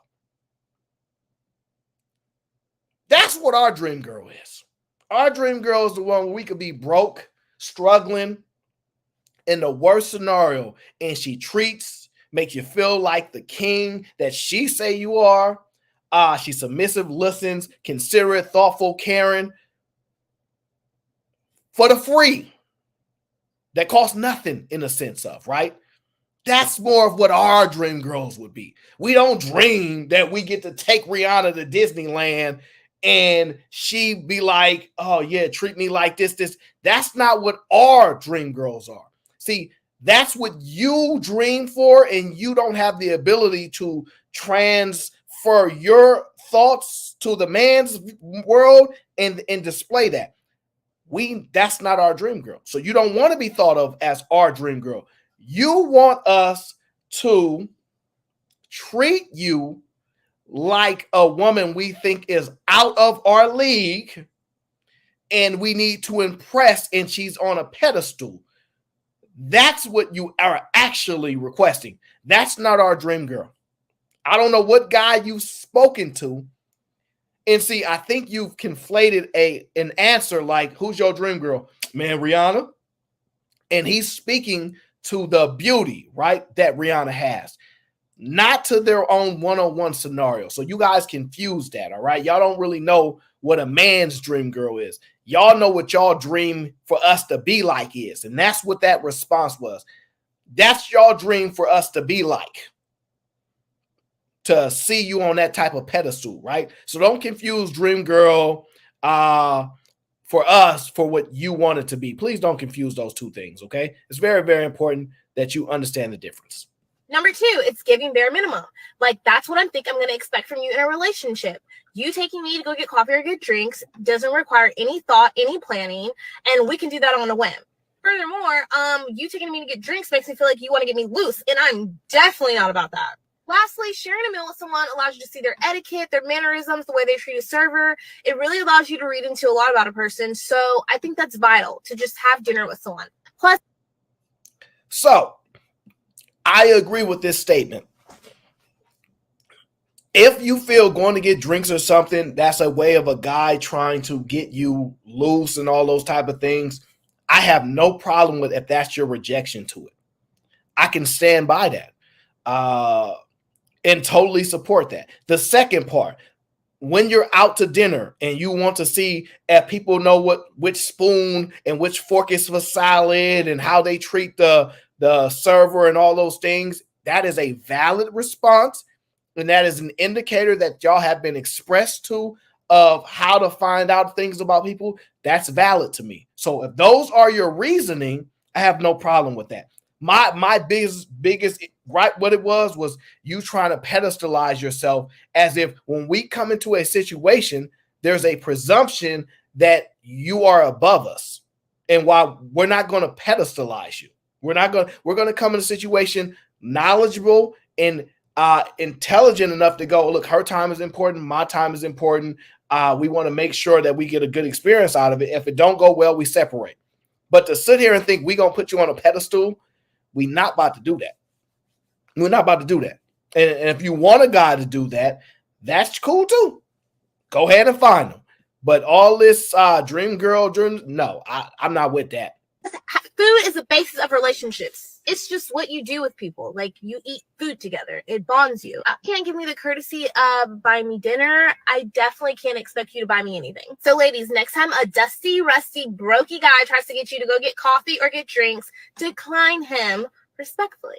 Yeah, you see that disrespect at the end? Y'all, did y'all catch that disrespect at the end? I was vibing with her, minus that fantasy stuff. She don't know what men's dream girl are. But calling them dusty and crusty and all that, like, now the dusty part I will accept. But crusty, that's a little disrespectful. Rusty, that's mad disrespect. Mad disrespect. And then you said respectfully. So I'm going to be respectful. And I'm going to let you have that opinion. I'm going to be respectful and I'm going to let you have that opinion. And I ain't going to say much about it because that's your opinion of coffee. That is your opinion of coffee, right? Whew. All right, guys. What? I don't even want to talk about this dang girl. Nah, I'm not going to play that girl because, nope, I'm not going to play her because I don't want to talk about what she said. I ain't going to even lie to y'all. I don't want to talk about what she said.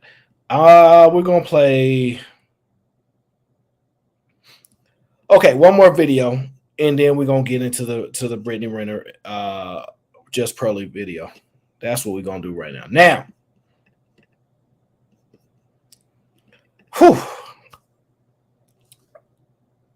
one more video. Then we're going to get into the Just Pearly things. We're going to break that down, all right? This next video, it popped up on my feed or whatever the case is. Mr. Alignment said, why do women feel entitled to this? I could not answer that. I could answer it, but I'd rather not. They feel entitled because they feel entitled. It's cool. Reality will give them their experience, right? So now,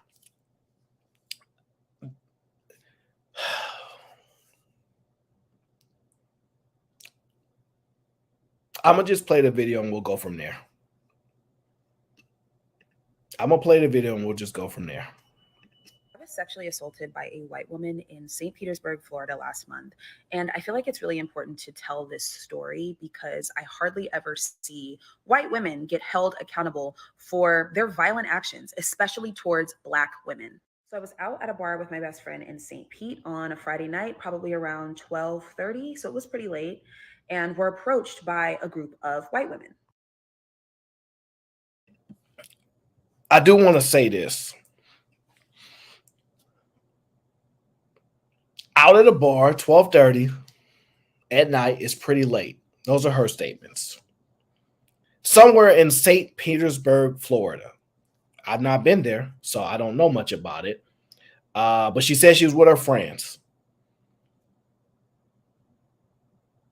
I don't drink, so no need for me to go to the bar.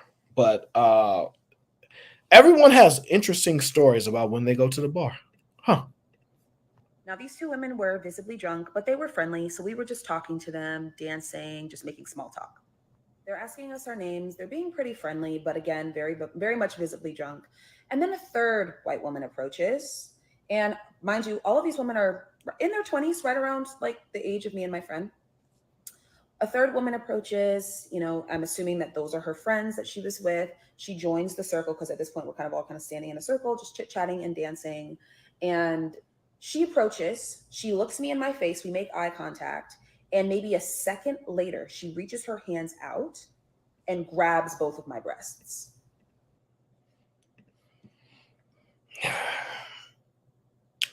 Okay, so this is I've not actually heard a story like this before. So she's out at a bar late 12 something at night, or something like that.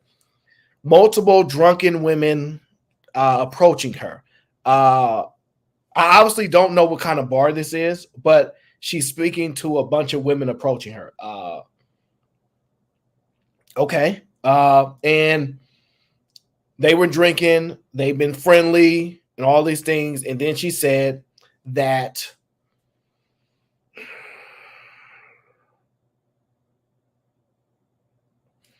one of the ladies walked up to her and just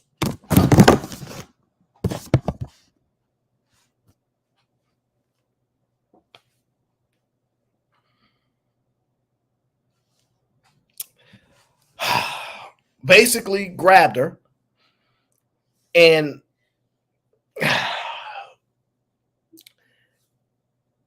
in some type of way, right? So I'm always intrigued by a person's ability to go on the internet and tell their stories, right? I'm always intrigued by their ability to tell the stories, honestly. So that's where we are so far, guys. Okay.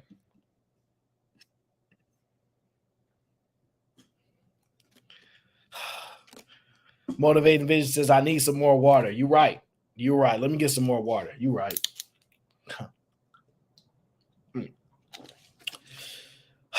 Where's the water gang at? I don't even see the water gang in here today. So, whew.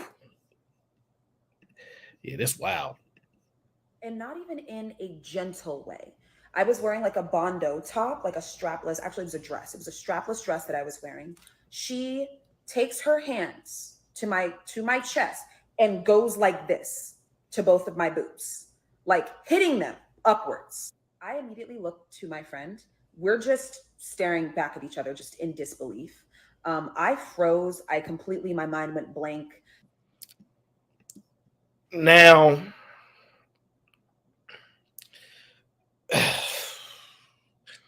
I'm not a woman, so I don't know what straplet and all this stuff, whatever that stuff mean, right? But basically, she froze. This is important. She said she froze. She looked at her friend in disbelief and she froze, right? Okay. So she froze. All right. Man. I don't know. I wouldn't be going to Florida again. I'll tell y'all that. So, okay. Let's get back to the story. This woman then asks me if I like women. And I respond and I say yes. Oh, so she then asks if she can kiss me, to which I then freeze again, looking at my friend again. Yo, so I wish I had some ladies that could corroborate these type of experiences. So she froze the first time when she got, and she looked at her friends. And then that same person said, do you like women? She said, yes, I do. Which I don't even know why they still having a conversation at this point. And then the girl asks her, hey, can I put my lips on you? That is wild. Oh my gosh, that is wild. Oh my gosh, that is wild. Oh, wow. And then she froze again and looked at her friend again. This is my question to y'all. Then I'm going to need a 20-second break. If y'all were her friend, would y'all sit there frozen like she was?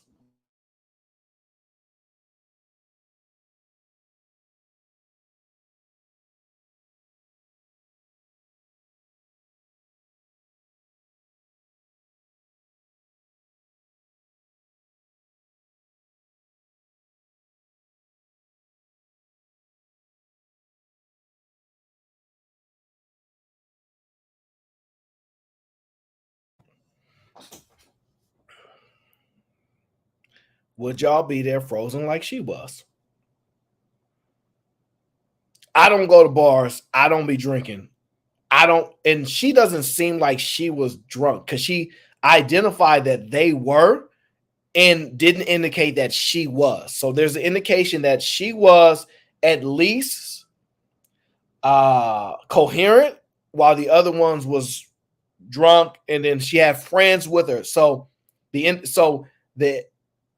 to me, friends mean probably 2 or 3 other women. It could be meaning more because a lot of women go in big groups. But she froze, and her friend just looked at her. So this is really something. Because I'm like, I genuinely cannot believe that I feel ambushed. I'm being ambushed in this moment. Not to mention, I am the only Black woman in this bar. St. Petersburg, Florida is a very, very white city. If you've ever been there, you know that. Something that I noticed immediately when we stepped into the bar was that I was the only Black woman in the building. So I did feel targeted. Now, to me, hey, Kazi, to me, this is wild. I'm going to tell you why. She walked in there.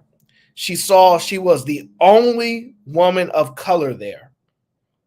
She's the only woman of color there. So to me, honest guys, I'm not sure why that's important yet.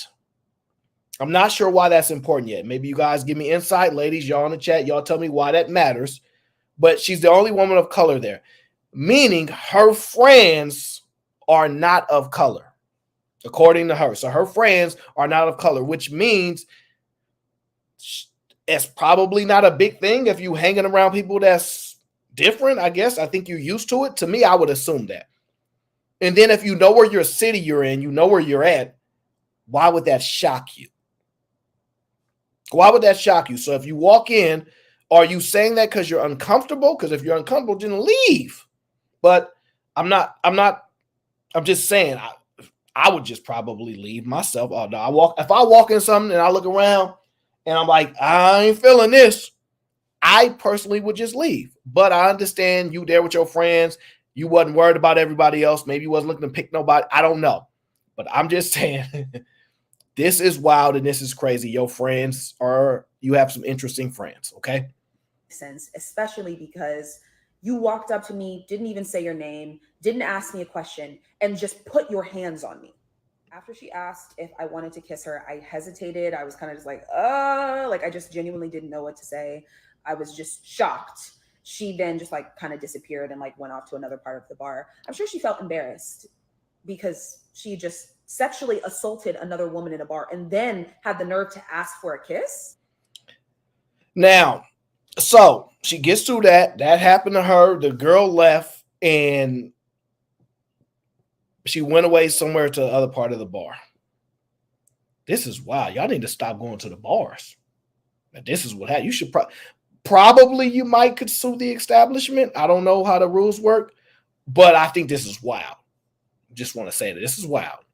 One thing that really frustrates me about white women as a group of people is the lack of self-awareness. It's like you're so used to being able to navigate the world without being held accountable for your actions, and it's so obvious. If she was a man, I would have punched her in her shit and not thought twice about it. Now, that statement right there, if it was a man, I would have responded violently. If it was a man, I would have responded violently. But since it was a woman, I froze and didn't do anything. So I need somebody to explain to me how that makes sense. I need somebody to explain to me how that makes sense and why this makes sense. I would assume that you could probably win against a woman. That's my assumptions. You would probably win that one-on-one with a woman, right? But if it was a guy who you're more likely not to win, you would have turned up. Why? Why is it okay if she do it? But and this is where logic super. I need some more water, man. It's just wow. This is the part that throws me all the way off. You froze multiple times, but you know in that moment, if it was a guy, you would have went crazy.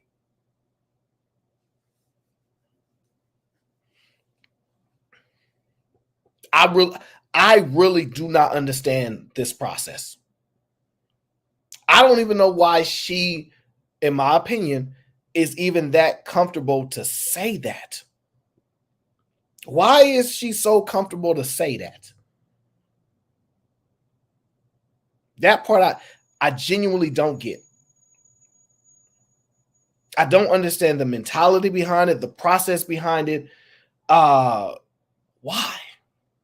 Why would you freeze multiple times? Your friends there, they freeze, don't say nothing. And she gets to do whatever she wants.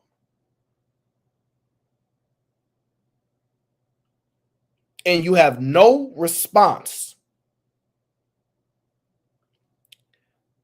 But if it was a guy, you know, because you're self-aware, because you just made the distinction. White girls, they're not self-aware. They live in a bubble and they don't get it. But you are self-aware because you made the distinguish that you would be part of the group that is. If it was a guy, you feel comfortable with a level of physicality towards him. But you don't feel comfortable towards and y'all wonder why we struggle trying to understand people. Because I think in this situation, that other person is in the wrong. She should be 100% in trouble.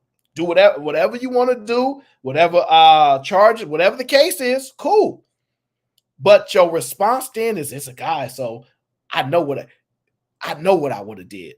Is a wild statement to me.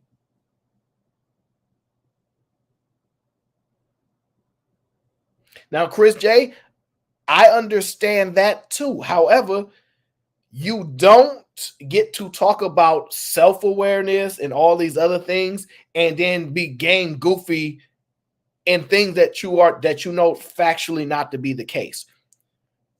That is pure ignorance. If that's the case, which I would grant you that she probably did think that, or she's probably just as comfortable. And so she's not, I can't even make sense of it.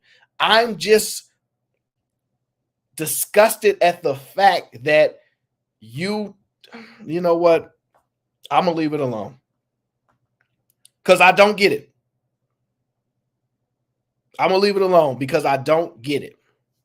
I wish HQ was here to explain this to me. Because you did all your explaining why the Uber driver is a bum. Can you make this make sense to me?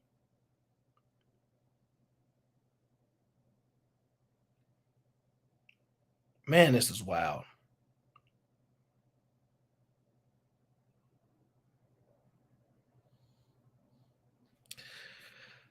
Oh, this is some crazy stuff, y'all. Because she was a white woman, that alone protected her from me defending myself. And I didn't even realize it at the time, but in hindsight, I now know that the reason why my initial reaction wasn't to smack the shit out of her is because she's a white woman.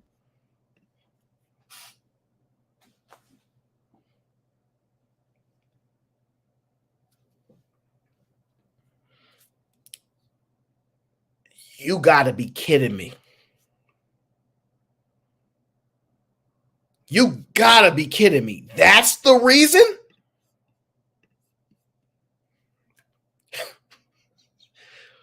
You gotta be kidding me. Is this a real thing? I have never, ever seen or heard nothing like this. That is the wildest thing I have ever heard. You froze because she was light. When I didn't see, oh my gosh. If y'all go see some of the compilations of fight, I didn't see some of these ladies. I'm talking about what they Uggs on, try to stump their face in. Not say anything like, no, we can't do that. She's what? That is wild. Never, ever would I thought I seen anything like this. This is beyond me. And y'all think this makes sense. Y'all think this makes sense. Hopefully somebody sees this and really understands the struggles that trying to understand you gives us. I can't believe that was the reason.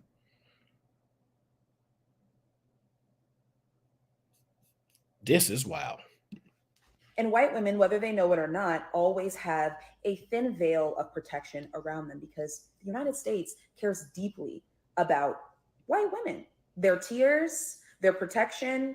Anytime a white woman goes missing, the entire world is looking for her, etc. And the United States protecting white women more than they protect Black women isn't even what's the most frustrating thing to me.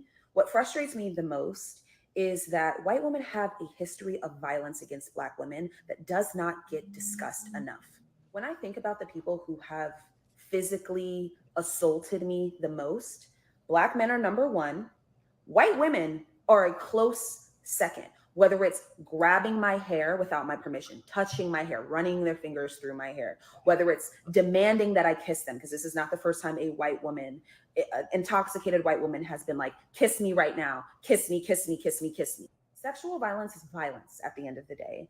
And I think that because I've interpreted it as, oh, these white women must have found me sexually attractive in some way, it didn't register in my brain that this was a violent act that was being done to me. It didn't matter that it was under the guise of, oh, this is a queer woman.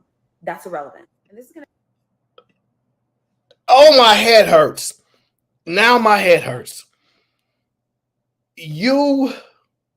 I'm not going to say justified this, but your reasoning was because they found you attractive?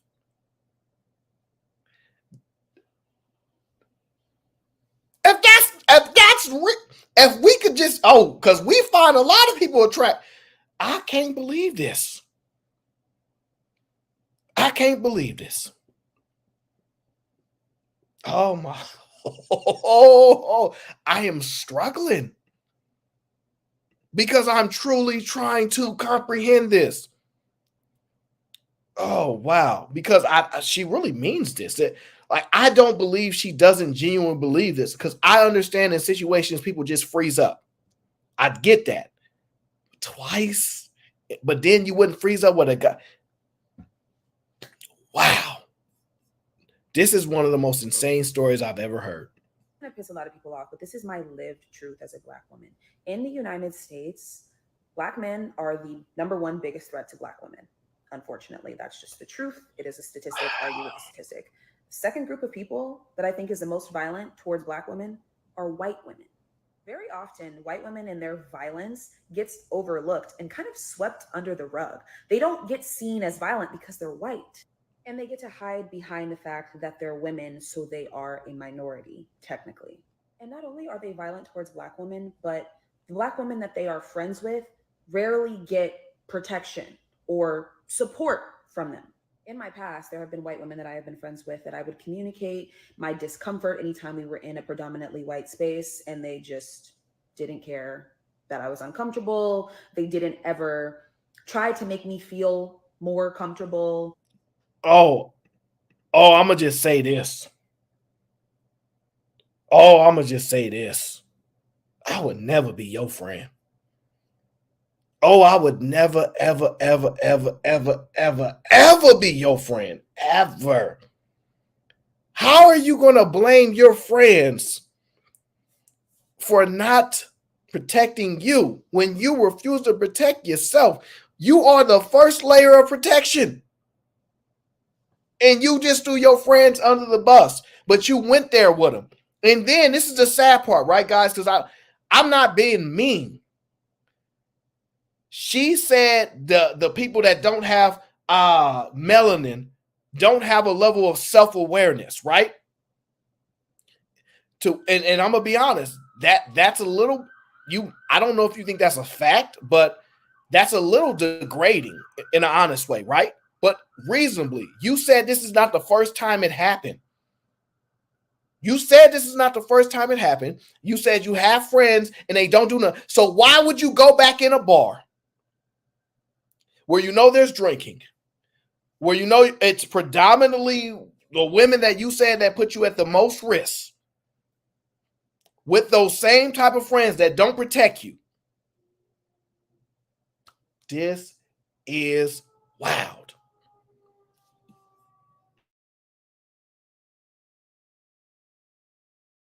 As the only person of color in a space, I have been used as an emotional punching bag. I have been used as a token Black friend to a lot of white women.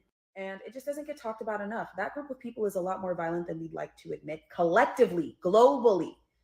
And it's ironic to me because everyone talks about very openly how violent and aggressive Black women are, but no one ever talks about how violent and angry white women are. And I don't know where this will land on this app, but to my Black women, this is just your reminder not to let white women put their hands on you. Say something to them, hold them accountable. It's going to be difficult because you may not register it as violence at the time because, again, society has conditioned us to believe that white women can't really be violent, but they can be, especially towards Black people. So please hold them accountable for their actions. So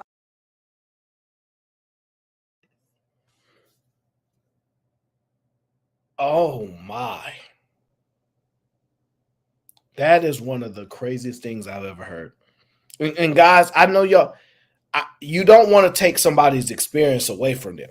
I believe her story. I believe her story. It's not the most shocking because everybody is not necessarily. The only thing I will say is this.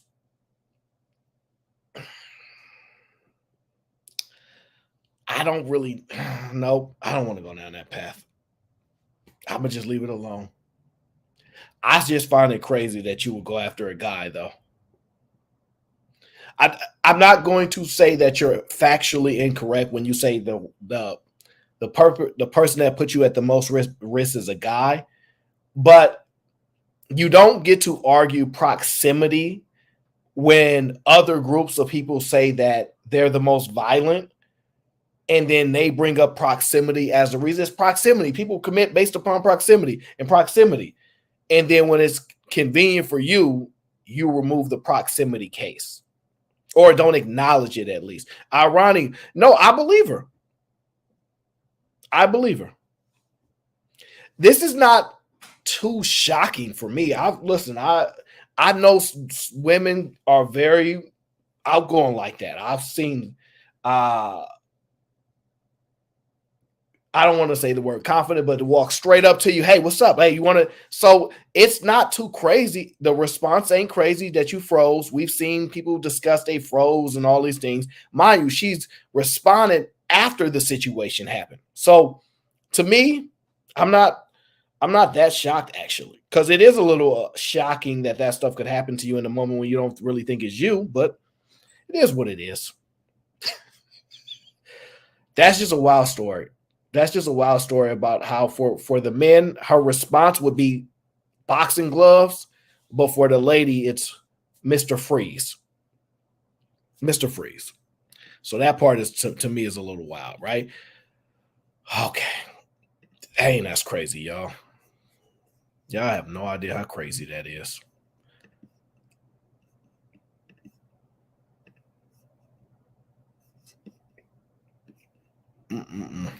All right, guys, let's get into the Brittney Renner Just Pearly Things breakdown. We're going to get into that part of the show. I'm sorry, guys. Because I spend a lot of my time truly trying to be genuine in conversations and understand, putting myself in that person's shoes of how you could respond. And just because me or you guys, we might respond with overwhelming force in a situation like that. There are circumstances where you do freeze, where you just like, you are beyond shocked that this did happen. So I get that part. And she absolutely has a bias against men. She clearly stated it, right? She clearly stated her bias. And she probably doesn't recognize there's something wrong with that. And she's just perpetuating the same stigmas or stereotypes that you be looking to break down. And that's part of the issues I have with some of the conversations. It's a lack of characters. It's a lack of morals and character when the rabbit, quote unquote, got the gun, right? And you're in a different circumstance and you conduct yourself a certain way. It's just wildly noticeable. And I'm trying to understand her. I'm trying to be considerate of the fact that this could happen to anybody, but man, some of that stuff is just, I'm not saying you're not you kind of make these claims and I'm like, do black women really see them that way? Because I don't see black women not putting the paws on them. If I see a white girl act up, them paws be put on her. So I ain't really seen no passes like that. So that part kind of threw me off. All right. That is wild. Okay, let's get to the Brittney Renner Just Pearly Things. Okay. Now, before we get started, my first question to y'all is, who are you guys a bigger fan of? Are you a bigger fan of Brittney Renner or Just Pearly Things? Which one lands on your realm more, Brittany or just Pearly? And don't notice how I made that rhyme. Don't disregard that. That's the black side. But I'm just wondering, who y'all think, right? Who do y'all think? And I think this is going to be a very, very interesting breakdown. Okay, this is going to be a really interesting breakdown. Is that a tablet that she got on the desk? Oh, that is a tablet. That is a tablet. What kind of tablet? Is that an Apple tablet? I can't tell. I can't tell if it's an Apple tablet. Little plastic spoon said, put the poll up. Put the poll up. All right. Let me see if I can put a poll up here. Let me see here. Maybe I'll put it up after. Let's see here. I'll put it up early so y'all can have y'all bias early. Because that way y'all can get away with it now. Here we go. All right. You make a selection and then we'll get to the video, okay? Motivating Visions. When I'm going to get Motivating Visions back on the stream, okay? I haven't got you here since Fight Club. I'm going to get you back. And you better wear one of them nice hats that I like too. You better wear one of them nice hats that I like.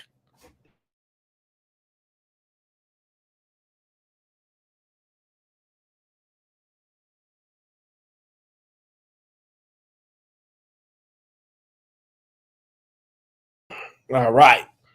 I'm going to go with whoever wins this debate. You guys pick and y'all be biased early. Let's see after we just watched that video. Who y'all going to go with after that sister says she going to beat us down and she going to let that white woman skate. Beat us down. If it was us, Dukes is up. But if it's a white woman, we going to let her skate. We gonna let her skate, okay? Oh, Lord. Oh, you better have that hat. You better have that hat. All right, let's get into the breakdown. Okay, so if you guys don't know, Brittney Renner is kind of like a social media influencer. I think she's done fitness stuff too. I'm not sure if she has programs and things like that. She's been on like reality TVs. She is consistently stayed relevant through social media for an extended period of time.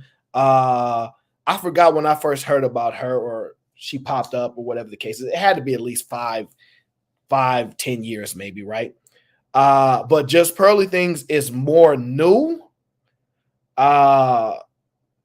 So there's not a lot more background on her, but Just Pearly Things came into this YouTube game, like just churning out the content, point after point after point after point, right? And so now I think they have this, and I'm very unfamiliar with this show, guys. I have no idea who put it together. I have no idea how this works. So this is my assumption is that they either somebody's paying to produce it and hired them as personalities, or all three of these ladies came together and put it together. Or how many of it? 1, 2, 3. All four of these ladies came together, put the show together. LaGarrett says, I remember her in Cap. Oh, yes, you are right about that. Dang, you right about that. I actually forgot about that 100% because I only remember Cap with that other girl. So that's a good point. That is true. I still don't remember what year that was, and Cap ain't been to the league ever since. Okay. All right, let's get into the video. We're gonna start with Pearl. Sounds so messy. We're gonna start with Pearl. I'm first? Yes. I mean, at first, yeah. Okay. So I saw something that you retweeted, Brittany. I do want to point out there is another lady on there. I know I recognize the other girl, and I think that's Dylan, right? So she is a twin because I remember I seen those twins somewhere, right? I think her name is Gonzalez, Dylan Gonzalez or something like that, right? And she used to play basketball, so I definitely recognize her. The other lady I do not recognize. So Dylan is there. She's the one that is to, I would say, screen right of Brittany. That's Dylan Gonzalez. I remember her and her sister played ball. They're like twins, adopted from what I recall. The other lady, I have no clue who she is. So we got Just Pearly Things. We have Bundle of Brit, and then we have, I think that's Dylan. I can't really tell them apart. Let's just call her one of the Gonzalez twins. My brother LaGarrett said one of the Gonzalez twins, okay? So we're going to go with that. I can't tell them apart right now, at least in this picture, but I do recognize her. They used to play sports.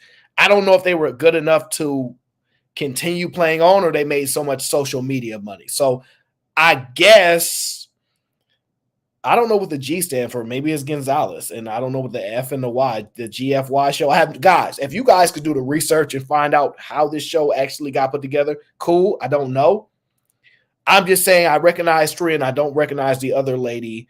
That she would be to Brittany's left, and then that would be screen Pearly's right. I have no idea who that girl is. Okay, not the slightest clue. Let's get back to the video. And it was something about, and it was something about female intuition. Okay. And I just don't think female intuition exists. I think female intuition is terrible. I think it's terrible in what way? We make terrible choices as women. So people will always say, "Oh, my female intuition, I knew because of my female intuition." And yeah, I don't think it's really a thing. Well, intuition, just simply put, is heightened awareness. And so okay. So Pearly presents an idea that she doesn't believe there's a such thing as like woman's intuition, right? No such thing as women's intuition. Brittany responds with a direct answer is, intuition is just heightened awareness. Intuition is just heightened awareness. Okay, cool. That's her response. So it stems from when women were at home with children and had to be tuned into what was going on. So now, this part is insanity. This part is insanity. It stems from when women were at home and had to be tuned into what was going on. Where did you get that from? I have never in my life heard that before. Where did you get that from? Women's intuition stems from when they were in the home and they had to be paying attention to everything that was going on. That is wild. But you know what? She might know what she's talking about. I ain't never heard it, but she might 100% know what she's talking about. But God, I have never heard that in my life. I have never heard that in my life. If you guys agree with that, so be it. But I have never heard that in my life. I don't know where that came from. But that is her retort initially. Women were at home with children and had to be tuned into what was going on. So intuition doesn't just stop at children. It's across the board. So if you aren't tuned into your intuition, that's a you thing. No. I just look at the choices we make, you know. We are you. Now, I'm going to just tell you off the jump. Y'all might not notice this, but Bundle of Brit is making this extremely personal. Pearly made a generalized statement about what she's seen about women's decision-making as a whole. Brittany got offended and started to attack her personally. So she said, just because you can't do it, don't mean it. So the problem that I have is that, one, by you saying she's incapable was like identifying one person, is you indicating that you believe the rest of the women do actually have women's intuition, and that you've identified that you think just Pearly does not have it. So just Pearly is the one that don't have it, and the rest of the women do, because you don't agree. Well, you've never actually stated a position. You just said that where it stems from. So I don't know. I think you went a little personal here. I don't know if she hit your heart. You know how sometimes when somebody talking to you and it just, your soul got pierced, they say hit dogs holler. I don't know if what she said truly offended you, but you went personal and you attacked her personally. I don't know. That's a little out of bounds to me. I just look at the choices we make, you know. We are you. We as women. I mean, look at. What kind of choices do you make? Okay, what kind of choices do you make, Brittany? But you're the one we're talking. You're saying that females don't make good choices. Well, so look at, we own the majority. Now, I want you to pay attention to it. Pearl said women make bad choices. Brittany said, you make bad choices. Then she goes, so what kind of choices do you make, Pearl? And then Pearl go, I know you're not talking to me. I know you're not talking about me when we know what you've been into, player. I know what you've been doing. The whole internet saw your life and all them other ones. So I know you're not calling me out. That's how she responded. That's how Pearl responded, because Pearl was offended. It's like somebody that, you know, they wearing Pokemon shoes and you wearing the new 11s that just came out, and you took them out the box in front of them and put them on, and they like, so what kind of shoes you be wearing? Like, I know this Pokemon shoe wearing ain't talking to me. I know you're not talking to you wearing Pokemons. That's how Pearl just took that exchange right there. What kind of decisions you be making? Well, notice she didn't answer the question. So Pearl said, all right, fine, I answer your question. What kind of decisions you be making? Whew. Okay, what kind of choices do you make, Brittany? But you're the one we're talking. You're saying that females don't make good choices. Well, so look at, we own the majority. I have no debt, right? But women in general. That's because you're from a rich family, girl. In general, women. You're from a rich family, so what are you talking about no debt, girl? Women in general have a congratulations. Like you don't get a fish don't get applauded for I'm swimming. lucky. That's whoa, Brittany. Show some professionalism here. Show some professionalism. You asked her the question. She goes on. She's been, I don't know from how it looks, just Pearly is being pretty responsible in answering your questions. She said, all right, so let me tell you, I have no debt. And Brittany, she got mad. She said, I know you're not talking about that 53 million Kanye was in debt. She said, oh, she talking about me. She talking about how I told everybody I've been struggling going through things. And she talking about my debt. So Brittany, who's basically, maybe she's a cheat code because she not afraid of Pearly. Remember the other girl in the other video said the world treats them like the protected group. I don't see no protection right here. I ain't seeing no protections right here. Where's the protectors at? Pearly should be protected, right? I don't see no protection. So Brittany said, she says, well, you came from a rich family. Why is that an insult? Don't everybody be saying, man, I want to make sure my kids are straight. I want to make sure we got enough money to. So why are you mad at, offended because she ain't in debt? Why are you mad? I don't know. Maybe there's something going on that we don't know, guys. Maybe we missed something.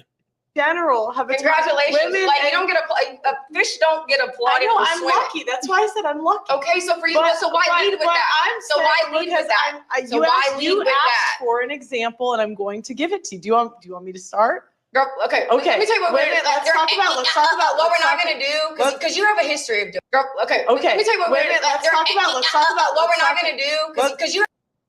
Oh, now is this it? Look, in my opinion, is this like Brittany trying to check her? What we not gonna do? Is this Brittany's show? Is it like whose show is this? Because wow, she is mad aggressive. And all Pearly said was, I don't think women have the intuition. And she went off. I don't get it. Start? Girl, okay. Let me tell you what let's talk about what we're not going to do because you have a history of doing this because I'm familiar with you. Okay? Girl, what you like to do is you like to say these really stupid fucking comments, right? And then so what you do, then you like sit back and then you're like, you think you're so smart. You have this fucking smug ass look on your face. And then you're waiting for someone to give you that like emotional, like passionate response. So then you can sit there and be super dismissive and really kind of just gaslight. And I don't know, as a female. Gaslight? No. Yeah. Do you know what that word means? Woo! We already got the word in there. Insert gaslight. Okay? Insert gaslight. Insert the word gaslight. There it is. Okay. So apparently she's very familiar with her. I thought they was buddies last time they was on the show together. But apparently Brittany is upset with her. And she says she has a smug look on her face. I mean, what? Well, I mean, and then I don't know if she got a smug look. Then she's basically saying, I know your game. I know what you be doing. Okay. You be trying to act like you're all did she say dismissive or submissive? I don't know which word she said. And you play this little game, and Brittany said, I'm not having it. Interesting. Kind of just gaslight. And I don't know, as a female. Gaslight? No. Yeah. Do you know what that word means? You guys use it for everything. You guys. Go ahead. Okay. You know what's funny about using you guys is seriously, it kind of feels like the only thing that is actually feminine about you is that you have a vagina. Okay. Because I feel like, there's like a man on the panel. Okay, what's fun? Now, I'm curious for anybody that understands what that means. She says,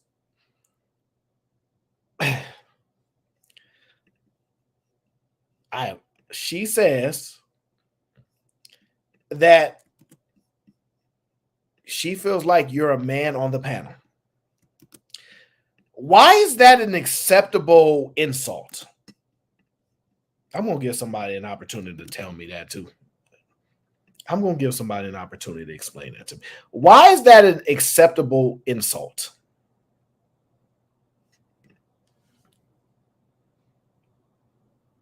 Why is that an acceptable insult? The only thing feminine about you is what you have between. That is a wild statement to say about somebody. And that is wildly offensive. only because you disagreed with a statement? All this over one disagreement of a statement. You gonna call her out and wow. This might be one of the best shows. I don't know, guys. We might have to start watching.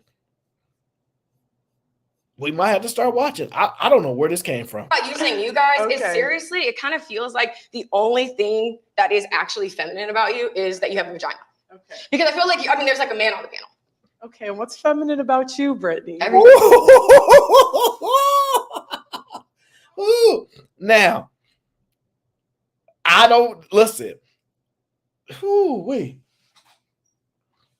All I'm saying is go once. All I'm saying is why you just don't go once. Move that computer from in between y'all and go once. Because it seemed like it spoke. You got a problem with her. She got a problem with you.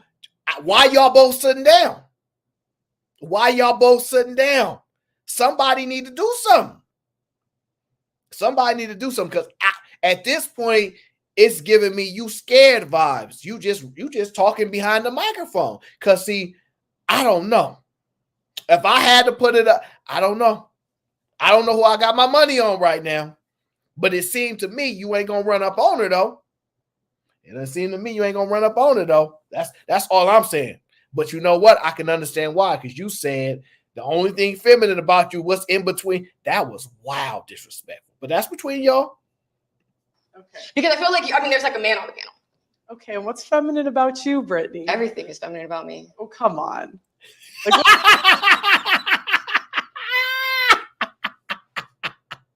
I'm sorry. Oh. She said everything is feminine about me. And she goes, come on. I'm sorry. All right. So, oh man, that is freaking hilarious. Oh man. So I just love how calm everything is. And the other one is turned up, the other one is super calm. One is turned up, the other one is super calm. We're gonna see how this play out. okay, and what's feminine about you, Brittany? Everything is feminine about me. Oh, come on. Like, I'm not trying to go personal here. So I don't know why you're trying to make this personal. No, you made it personal when you I said when you led with, hey, I don't have any debt. I don't know. As if that's a flex because your parents have money. You Now, I'm gonna be honest with you. I disagree with this statement. One, she said just Pearly made it personal. That's not true. Just PearlyThings did not make it personal. You are gaslighting Just PearlyThings, if anything, because you asked specifically about Just PearlyThings. You did that. You said, well, what about you? Well, what about you? You said that. Just PearlyThings didn't do that. You started the personals. And then you asked her about her personally. She responded about something personal. And you got mad because she said she had no debt. And that pissed you off. I'm going to just tell y'all this. If all y'all in the chat told me I ain't got no debt, I would not be mad at y'all. How does y'all having no debt have anything to do with me? How? So, Brittney Renner, at this moment, you're the one that you're lying and you're gaslighting because she didn't personalize this conversation first. You did, and she's just responding. Because you are upset because you said, I've dealt with you before. I know how you are. I don't know. Ooh, wow. How you going to use gaslight and then become the gaslighter? Ooh, wait. Nasty work. Like, I'm not trying to go personal here. So I don't know why you're trying to make this personal. No, you made it personal when you I said when you led with, hey, I don't have any debt. No, as if that's a flex because your parents have money. You asked. What have you actually earned for yourself? Brittany, you asked me. I'm saying in general, women own the majority of debt. We don't make great choices. If we look at who we pick, let's look at romantic decisions. Women don't make very good romantic decisions in general. There's a point that needs to be made though, and that's the fact that what I heard Brittany say earlier was she's talking about people who have there's a deep heightened intuition. And I think where the conversation is splitting is the fact that you're actually talking about people who don't have that. who have it turned off, who are disconnected. Like her. From Now, you heard Brittany, bundle of Brittany, take a shot at her and said, turned off like her.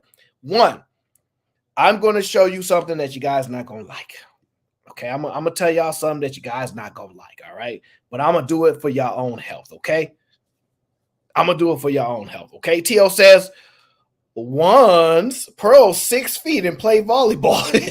I got my money on Pearl then. If you telling me Pearl is 6 feet, I'm going to put my money on Pearl. Just be honest with you. 6 feet.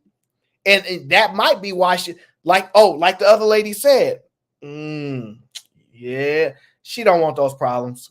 That's why she's sitting them right on down. But I think Pearl is outnumbered.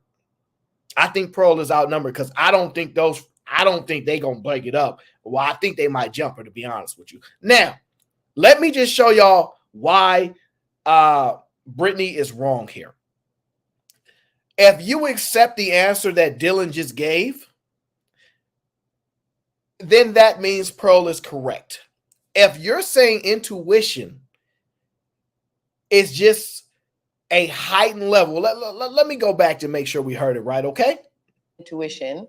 And I think we're talking though, and that's the fact that what I heard Brittany say earlier was she's talking about people who have there's a deep heightened intuition. And I think where the conversation is something about a deep heightened intuition, right? Fine, whatever. Pearl said women don't have this woman's intuition, and Pearl would be justified because if the indication is that intuition is sexless, then there is no woman's intuition. There is no male's intuition. It's just intuition. However, it's usually woman's intuition whenever the term is deemed a man of your word or woman's intuition. It's an indication that that particular group displays more of something, meaning it's more common or more readily recognizable in a particular group, not technically excluding a group, but more recognizable. With your answer, there was no indication that that is more solely towards women. So there is no woman's intuition. There's just intuition. And so when she says there's no woman's intuition in context of understanding the statement of what woman's intuition means, to me, just Pearly would be correct. Now, that's how I would look at it. So you're not disproving her wrong yet. And Dylan, you trying to play peacemaker. Who have there's a deep heightened intuition.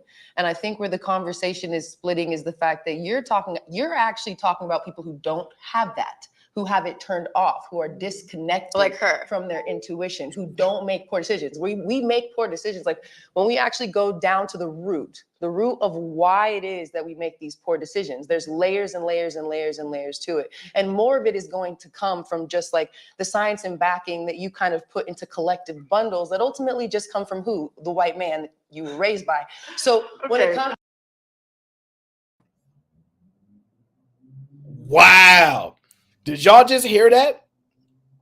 I was not expecting that from her. So she said, you get that type of thinking from the white man you was raised by. I'm going to look up your Instagram, Dylan. I'm going to look it up now. Because last time I checked, you was adopted. Let me look this up. Because last time I checked, you was adopted. Let me see here.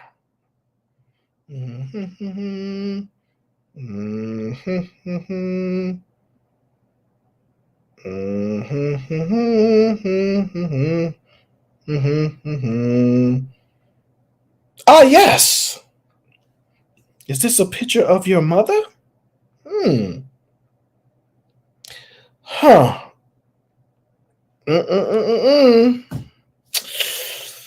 Oh, that's a dirty game you playing right there.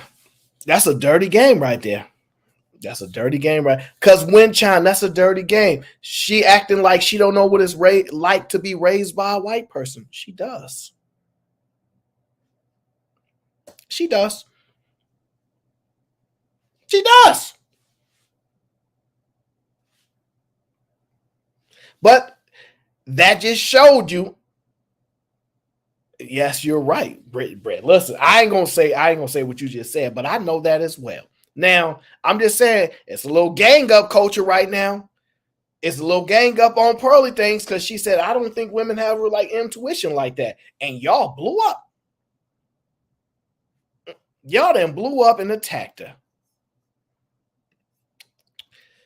Oh, Dylan. And more of it is going to come from just like the science and backing that you kind of put into collective bundles that ultimately just come from who? The white man that you were raised by. So when it comes, so when That's the reason that she doesn't have any debt. I'm just saying, so there's a certain you level of asked understanding that's not there. So that's not you making a decision.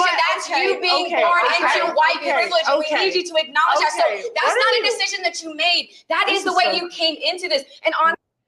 Yeah, see, the ignorance here is alarming. You can absolutely be born into a so-called wealthy family and have debt. I don't know what world Brittany lives in or Dylan lives in, if she's in agreement with this, but you can have wealthy parents that have a lot of money, and be in debt. You can. You absolutely can. That's not abnormal at all. She could go start a business, take a loan, be in debt just that fast. So y'all just unfortunately are upset that y'all parents didn't have no money, and y'all mad at her because maybe her parents had more money than y'all's did, and y'all are displaying your level of disdain about that. But saying the reason she don't have any debt is because her parents have money is factually incorrect. It's just factually incorrect. You making it an indication that if you're born into a family that has money, you won't be in debt. And that is so untrue. And it ain't even close. It ain't even close to true. You're just wrong. And you just mad because she said that people be in debt, and you mad. You mad about something. I don't know what she did to you, but you mad. So you're just wrong. That's not even true. It has nothing to do with parents, race, or So that's not you making a decision. That's you being born into white privilege. And we need you to acknowledge that. So that's not a decision that you made. That is the way you came into this. Now I'm gonna also say this, right? Because I hate this the whole victim Olympics and everything that's going on here. I do.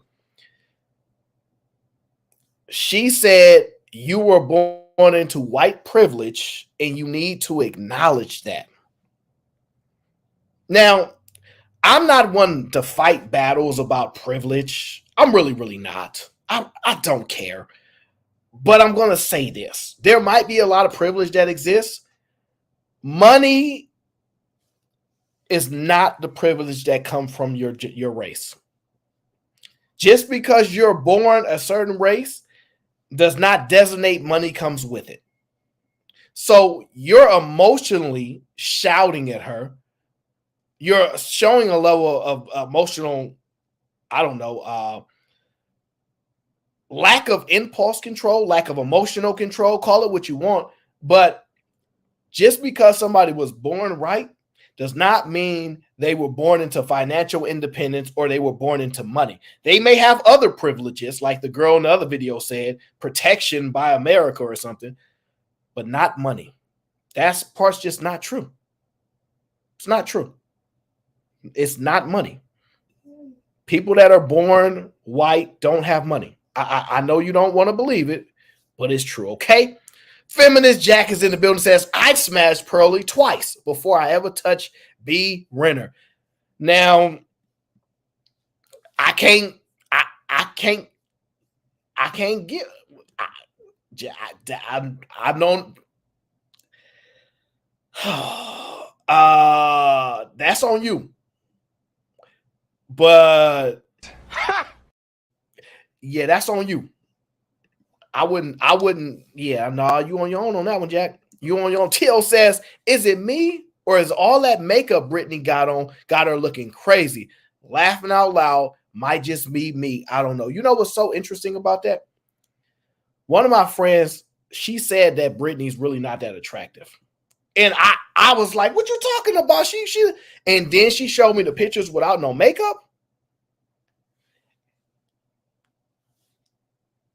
I was like, because women are much harder judges of attraction than men typically are. So I was like, dang, all right, I left it alone. But just wanted to say that, Brittany, her white privilege don't come with money. Just want that's just the facts of life. It don't come with money. Just don't.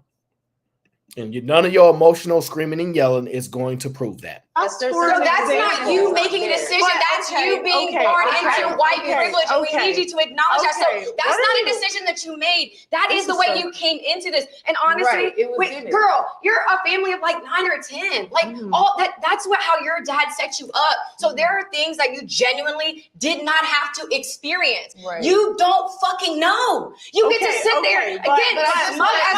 So you don't even have to make any decisions. You're just saying. Now, I'm going to be honest with you. To me, Brittney Renner is emotionally unstable. She's emotionally unstable. Somebody need to check on her. Somebody hit her DMs up like, are you okay? Do you need some help?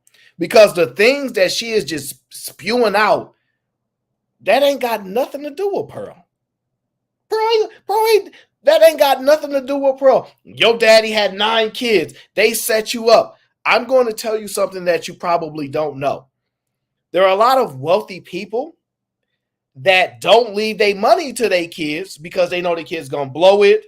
They know their kids not smart with money. You can be in debt and your parents have money. I'm sorry. I know that sounds crazy to hear, but you can be in debt and your parents have money. Your parents can set you up for success and you can blow it. You can blow it. So the stuff you screaming out and blurting out and saying you need to acknowledge this, you're something. And the reason why you need to know this, right, is because, Brittany, you have a white mom. Your mom is white. I know that you don't necessarily identify, but your mom is white. She's a Cowboys fan. I don't like the Cowboys, okay? I don't like the Cowboys. I don't like them at all. I don't like no Cowboys, not even a little bit. Your mom's a Cowboys fan. I don't know. I should ask Pearly where she from. If I find out she from Philly, we riding. If I find out she from Philly, we riding. I don't know. But your mom a Cowboys fan, okay? Let's just be honest. Did you? Were you born into privilege? Did your mom, just because she was white, born with some money? Probably not, because you keep saying, oh, I'll take care of my family. I do this and I do that. To me, it sounds like your mom white, didn't bring you no money. That privilege wasn't hitting, was it? Now you could make the argument that whoever your mom got with took her privilege away. I guess that's a new argument. I can accept that that's what you're going to indicate. But I'm not sure what to tell you. But your own life experience starts to debunk some of the statements you're blurting out. Dylan's over there supporting you. She's adopted. We seen her family. Brittany, your mom's white. You mad at Pearl because she had 2 white parents instead of 1? All right. Either way, this whole privilege thing is not tied to money. I just want you to, everybody in the chat, just get it through y'all thick skulls. It is not tied to money. You don't just get to be born and go, hey, I'm white, give me the money. It don't work like that. Don't work like that, okay? Just because you're emotional, you're screaming, you're upset because she triggered something in your heart that got you so emotionally unstable. To be honest with you, some people might say you're embarrassing a little bit. Like that's how your dad set you up. So there are things that you genuinely did not have to experience. You don't fucking know. You get to sit there again. So you don't even have to make any decisions. You're the same person. You are the same person that the last time I saw you accidentally. No, shut the fuck up. Shut the fuck up when I'm talking. Whoa. I have not actually seen her be this disrespectful. And the reason why I'm saying is she's on camera. To me, this looks like a professional like layout, profession to a degree. It looks like they trying to set up like a professional type of business. They got the laptops, they got the iPads, they got their questions, etc., and she's just cursing up a storm. Now I'm just gonna say this, ladies, you cursing is extremely unattractive. It's unattractive. Ladies, don't curse. It's not ladylike. I know that we're not allowed to have certain standards anymore, but it's not ladylike. I know that used to be a thing. It ain't a thing no more because we only talk about, what a man is and a real man and all that. But there is a thing called ladylike. There's a tact that is becoming of a woman, and that cursing and spewing of language and the constant disrespect, it is not ladylike.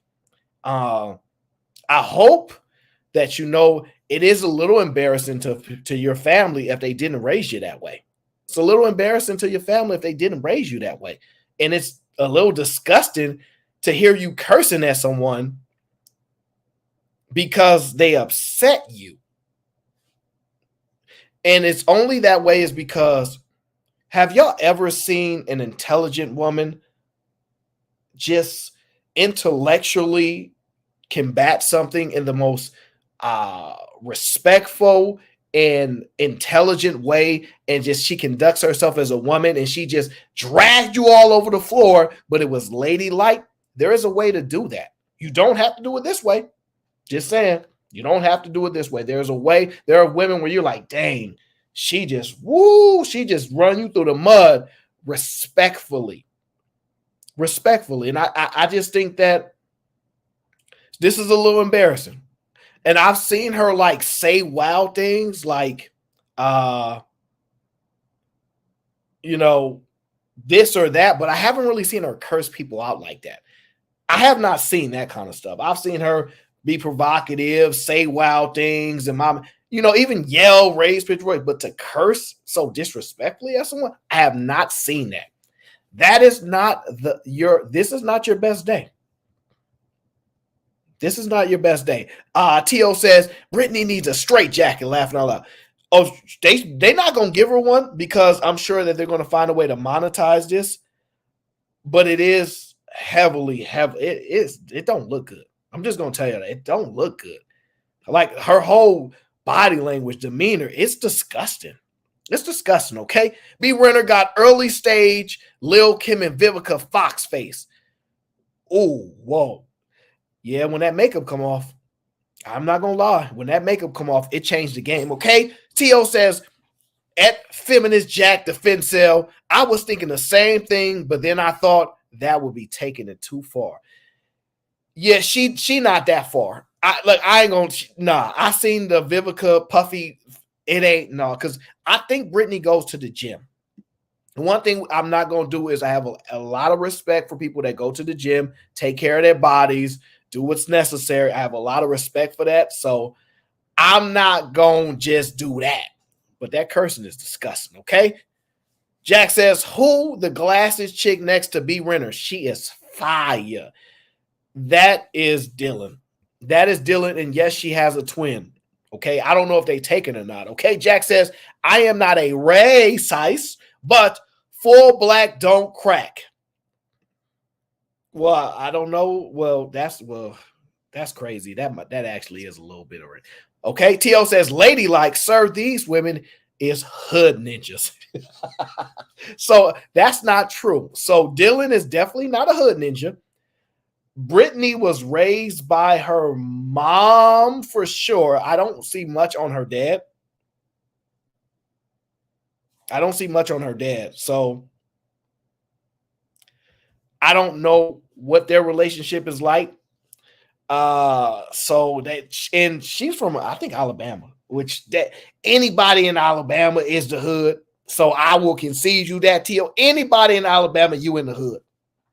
I shouldn't say that. I'm gonna get in trouble, but I'm just saying, okay. But no, they not no hood ninjas. They just She just disrespectful, and it's disgusting. Just disgusting. Jack says B Renner is not feminine. She a ratchet baby mama. Dang, that's it. Why you gotta do her like that? I'm gonna just say this, Jack. Everybody like baby mamas. Hey, look, Garrett said like, nah, player, don't do that. Give her to Mississippi. Correction, she from Mississippi. Okay, let me look that up and be sure. Okay, I'm not gonna challenge LeGarrette on that one because he a Cowboys fan. She from Mississippi. Okay, hey, I'm gonna just be honest with you, LeGarrette. I was trying to be nice. Mississippi, 10,000 times worse. At least Alabama got Roll Tide. What's in Mississippi? I'ma chill. Brett Favre, I'ma chill. Okay, so they not no hood boogers. They not no hood boogers. This is just one uncontrollable woman. Just one uncontrollable woman. All right, just one. It's just one uncontrollable woman. Just one, okay? There's only one of them. And she going off. And the last time I saw you accidentally shut the fuck up. Shut the fuck up when I'm talking. And you get to go. You're the same person who accidentally spent $50,000 and your dad was able to pay it off on your credit card. Yes, you did when you spent. I didn't actually You're the one who said an accident. I spent over my limit. That's what you said. That's what you said. Whoa. I'm going to just ask y'all something. Is Brittney Renner pocket checking? Brittany, have you come to our space? You pocket check? You pocket watching now? You pocket watching? I ain't seen that. Miss Independent. So you pocket watching. That's wild. Talking about she accidentally spent 50 bands. And Just Pearly outrightly denies that. I did not accidentally spend no 50 bands. So I'm going to just say this. Most people can't accidentally spend 50,000.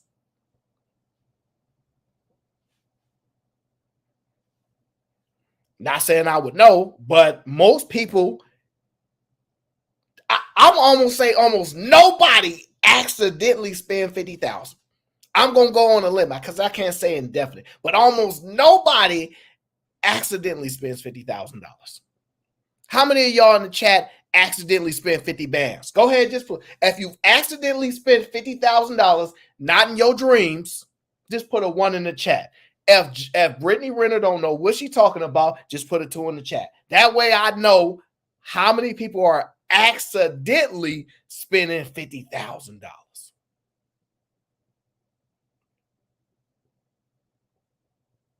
I gotta know. I don't know how you're doing this.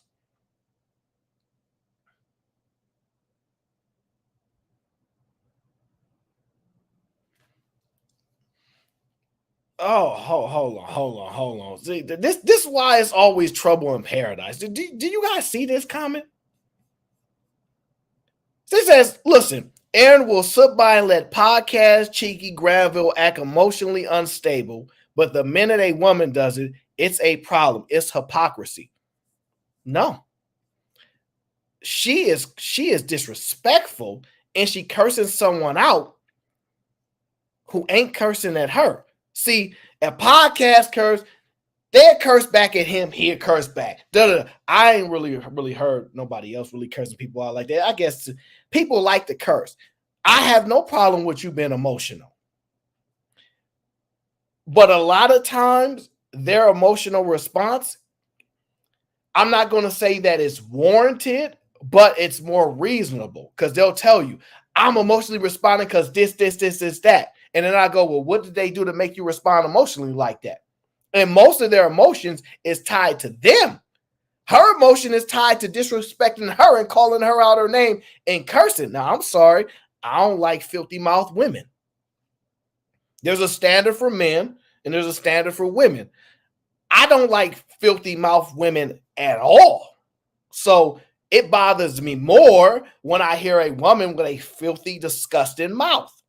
Yes, it does. Because I have less interest and care on a man with a filthy and disgusting mouth.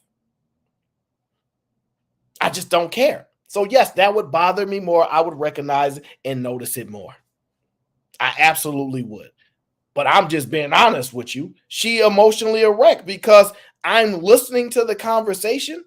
And let's be honest, since you're going to say that, podcast usually gets called out for all his emotional rants. People be calling out Cheeky if he get emotional and going to rant. They call him out. Most of these guys get called out. And to be honest with you, the emotional rants that you think exist be really more demonstrative in a sense of they can't believe this type of stuff. It's not normally towards disrespecting and cursing somebody out when you mention all those names, okay, Miss Keisha. It's not usually the case. I'm not gonna say for all of them, but you put a lot of names in that chat, okay? So you just not been genuinely honest in that case, okay? You're just not, okay? Jack says Dylan's application has been revoked. Too thick. How do you know that? How can you see her? She's sitting down in a chair on a laptop. Man, Jack got some different type of researchers. So that's the biggest difference, okay? And if Keisha, if you have a strong opinion that you feel like you can defend, you can hit the link. I have a link there just for you. You can press it and tell me how I'm so hypocritical.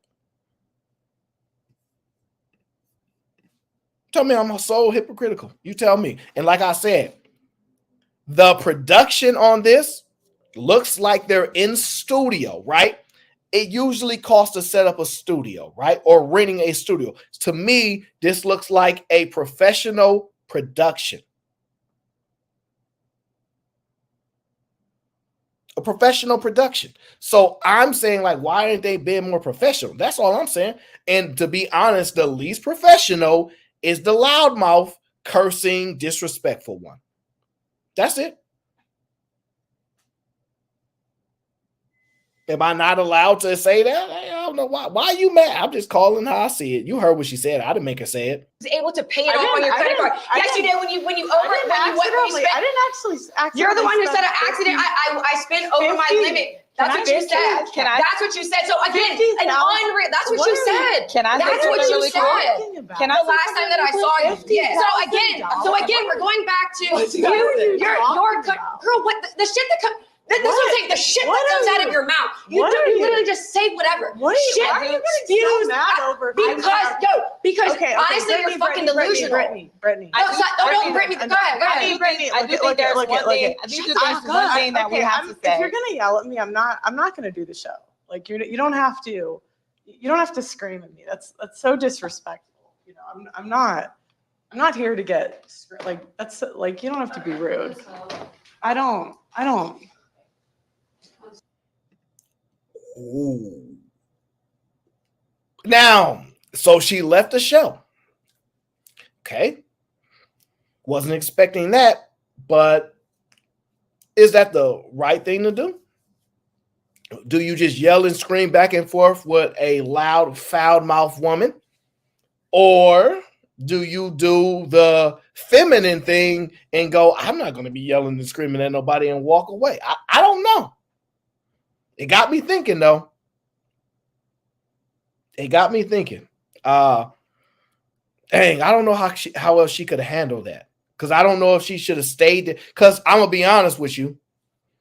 That is a little bit, that is not professional walking off the set. It's not professional to walk off the set like that. You still got to conduct yourself in an environment that you may not agree with. However, she got enough money to where she don't need this job or don't need this particular broadcast or whatnot. So she has a right to walk away.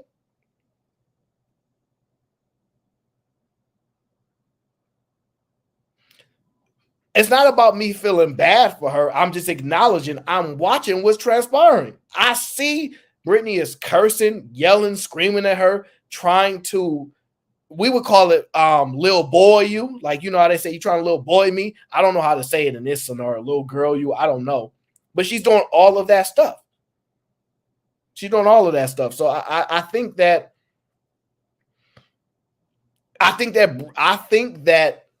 Just PearlyThings won the argument. Just PearlyThings won the argument because she's based upon the other person's statement of intuition is just like a higher level thinking or a higher level intuition or something. It did not debunk woman's intuition. It pretty much indicated that there's no such thing by not directly tied it to a woman's intuition or applying a distinguished thing where men have intuition like this and women have intuition, because she stated science. So what's the science that says how they're uniquely different? They didn't break none of that down. So once again, Pearl technically did not get debunked. They did not prove her wrong. The only thing they did was throw disrespect, cursed her out, jumped her, said some wild things. Talk about white privilege while literally being raised by white people, which is wild crazy to me. Talking about hypocritical, literally raised by white people, talking about white privilege.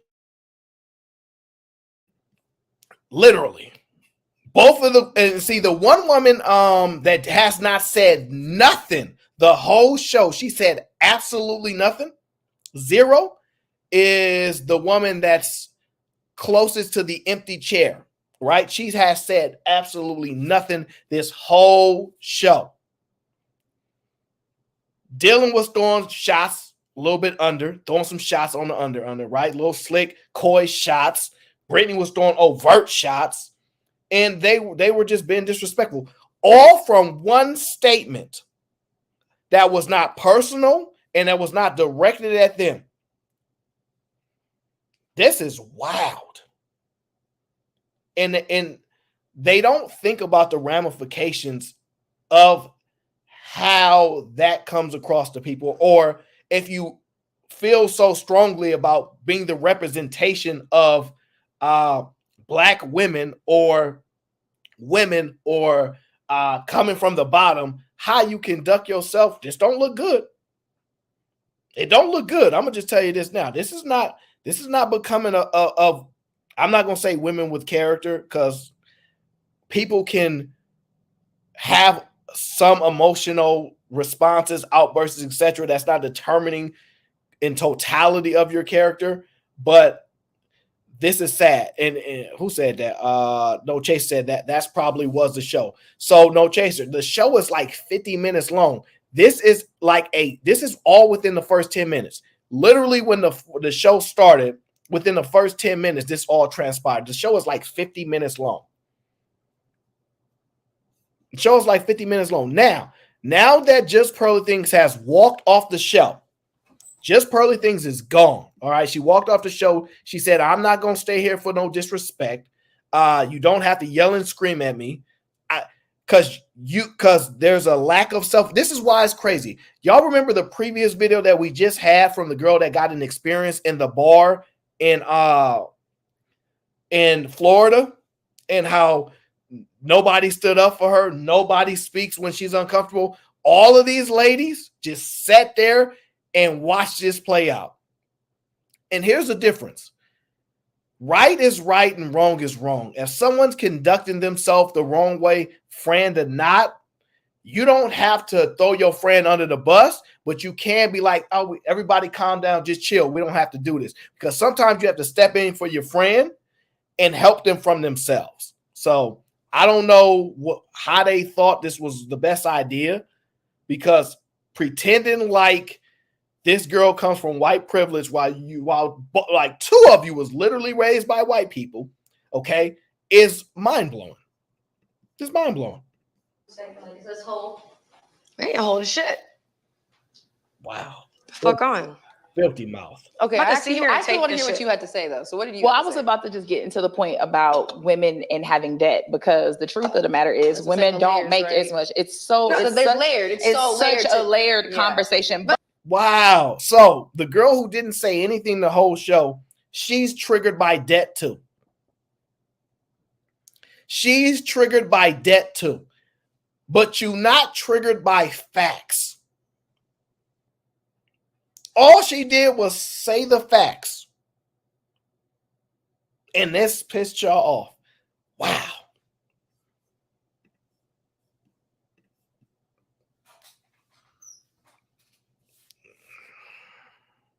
This is just, I don't want to say this is disgusting, but when y'all act like the men are when y'all, nobody does it like y'all. Okay, Jack says Renner was about to Kendrick the Colonizer go ham. This is the thing. Brittney Renner, she gonna be blaming her own family. If that's your argument, she gonna have to look at her family. She gonna have to look at her family. And now the other girl is triggered and she wants to talk about that. So let's hear the reason. But if this, I don't know if we're still recording, but if this first we are. We're still just got you mad, then my pullout was really gonna make her mad because I was about to pull out the tweets about Black women are racist. Okay, so this is my thoughts. It looks to me that Pearl was kind of set up in a way because all three of those women are against her. Dylan, she seems like the nice, polite, conducts herself woman-like and things like that. She kind of seems like that. But when you hear the little sly remarks, the little coy things that she was doing, and then you see obviously what Brittany was doing. And now this other woman who I have no idea who she is. Not the slightest clue. I've never seen this woman ever before. So she's definitely not, never mind, I'm not going to say that. Now she's saying that she would have said something even more because I guess Pearl might have said something like Black women are racist or something, right? I don't know. I guess that when she was going to get into a tweet that she had. Okay. Now, if that's the case, did she give context behind it? And what about the context do you disagree? Because I'm not one of those people that say these people can't be racist. Some people can, some people can't enforce it, but some people can. Okay. Jack says Renner has the personality, but she go off too much. No. This is how you get caught up. You falling for these type of chicks that give you a rush. See, these type of foul-mouthed women, their aesthetic appeals to you. You as a man go, wow, woman, aesthetic, nice. The issue then is because the exterior is so it pulls you in, it gravitates you there. You don't realize that this ain't what you want. You don't want that, my friend. You don't want that. I'm telling you now, stay away from her. Stay away from her by all means. Women that go off like that, and this is not her first time, right? This is the first time I've seen her barrage of like straightforward F-bombs and disrespect. They lack emotional control. They will do something if they disagree with you in an emotional sense, and they'll put you in a situation.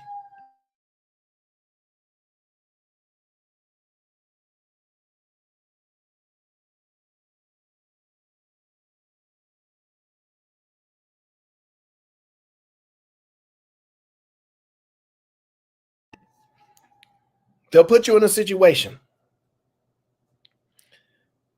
Jack says, I want to see Brittney Renner versus Brittany B. Like in a fight? You don't want to see that. Me personally,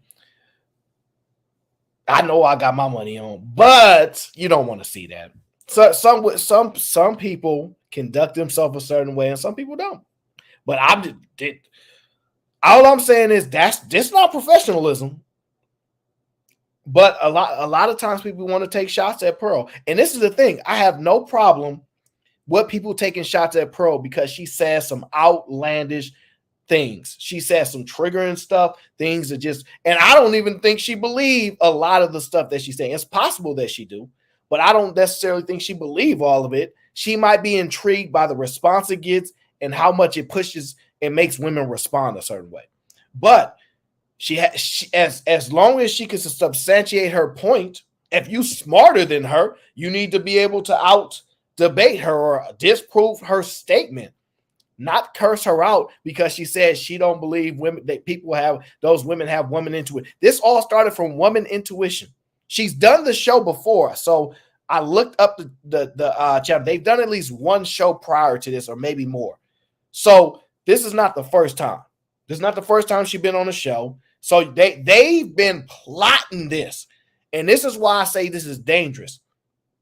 If Cheeky is here, Fatty is here, Beans is here, Sharon is here, and we don't get along and we don't like each other, and it's a problem, we not about to fake the funk for you to pull up to the studio to then let you know we not cool. See, this is the one thing I like mostly about men. When we don't like each other, we don't pretend like we like each other. We'd say, look, you don't like me, I don't like you, but we could probably do this. And if we keep it cool, let's keep it cool.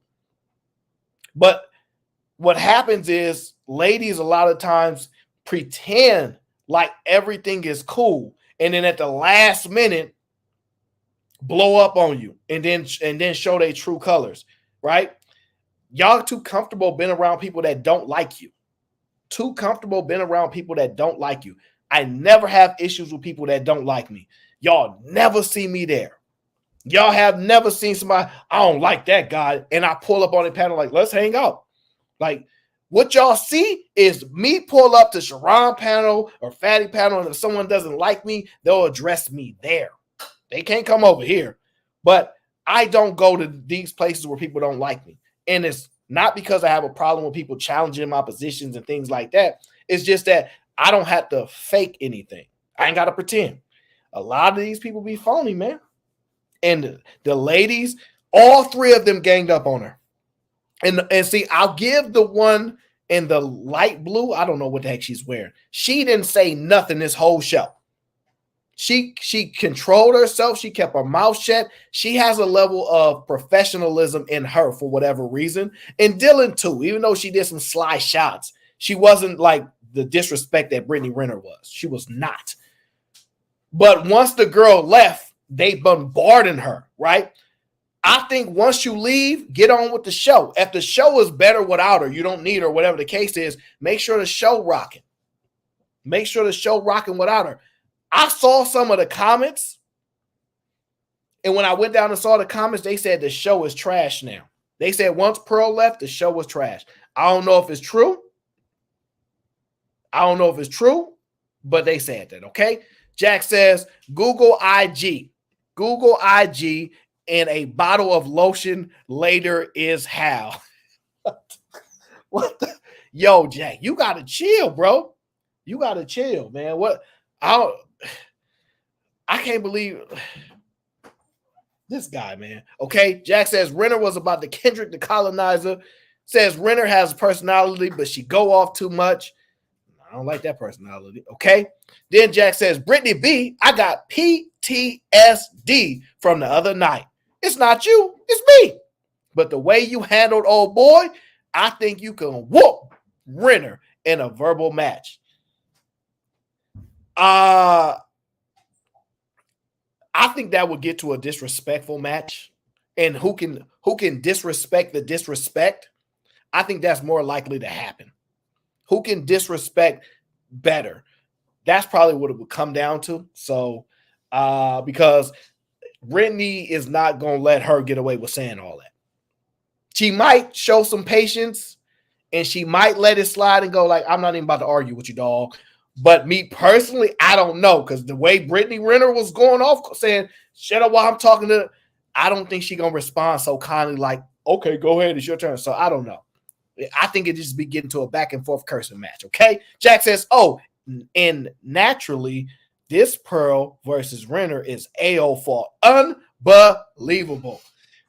Unbelievable. This is not my fault. I don't even know these women. That's crazy. Y'all always trying to blame me. I don't know that woman from a can of paint. Jack says, gotta roll, AO. Your show is great, man. Stay up, yo. Peace. No doubt, Jack. Appreciate you coming through. Yeah, that woman disrespectful, man. I'm gonna give this last lady the benefit of the doubt. Because she was upset with her, but she controlled. She was happy that Brittney Renner went off. Now I know why none of the other women stopped her. Now I know why none of the other women stopped her. Like, yo, why you wilding out right quick? Like, we can take this moment and show you how to verbally destroy somebody and step on her in a ladylike way. But instead, she went the whole complete opposite. She went the whole complete opposite. Let me see what else they got on this. How in the fuck do you sit on a panel with 3 black women and say 3 black women are racist? But I'm gonna wait. Or she's not coming back because you know what we're now experiencing. This is white fragility. Remember.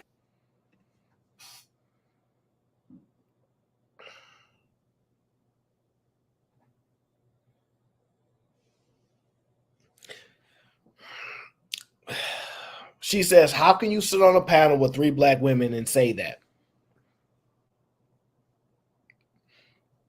I'm going to just tell you the answer that I would tell you. I don't have a problem sitting on a panel with a bunch of racist people. I've never had no problems with them. As a matter of fact, I would like to see how they conduct themselves on the so-called panel with me. And I like to hear their dispositions and how they, their reasonings behind things and reasons like this. So I wouldn't be tripping. I don't have no problem with somebody saying straight their exact issues because it's not personal. Their issues are not personal to me. So I don't care. And even if it was personal, I could care less. So the fact that y'all sat there with her and pretending like it was cool is even more of an issue.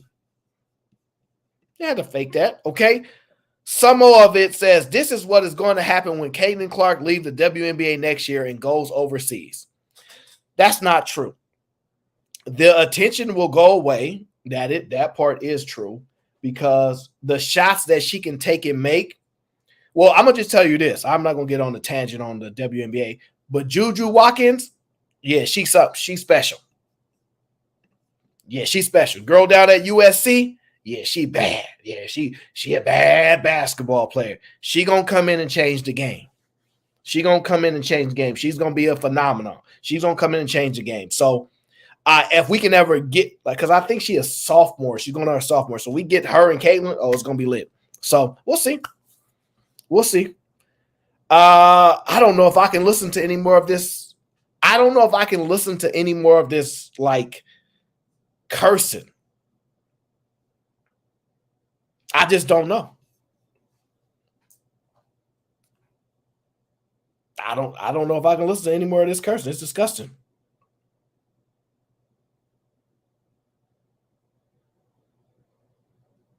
Just to be honest with you, I don't know. These women got filthy mouths, man. They genuinely got filthy mouths. I think I'm done listening to this filthy mouth stuff. I don't think I want to hear it no more, man. Y'all want me to continue to listen to this filthy?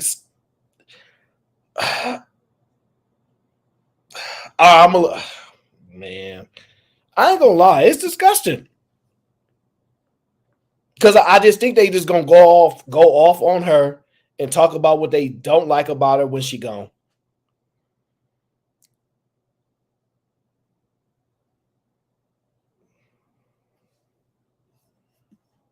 I'm disgusted, man. I ain't gonna lie.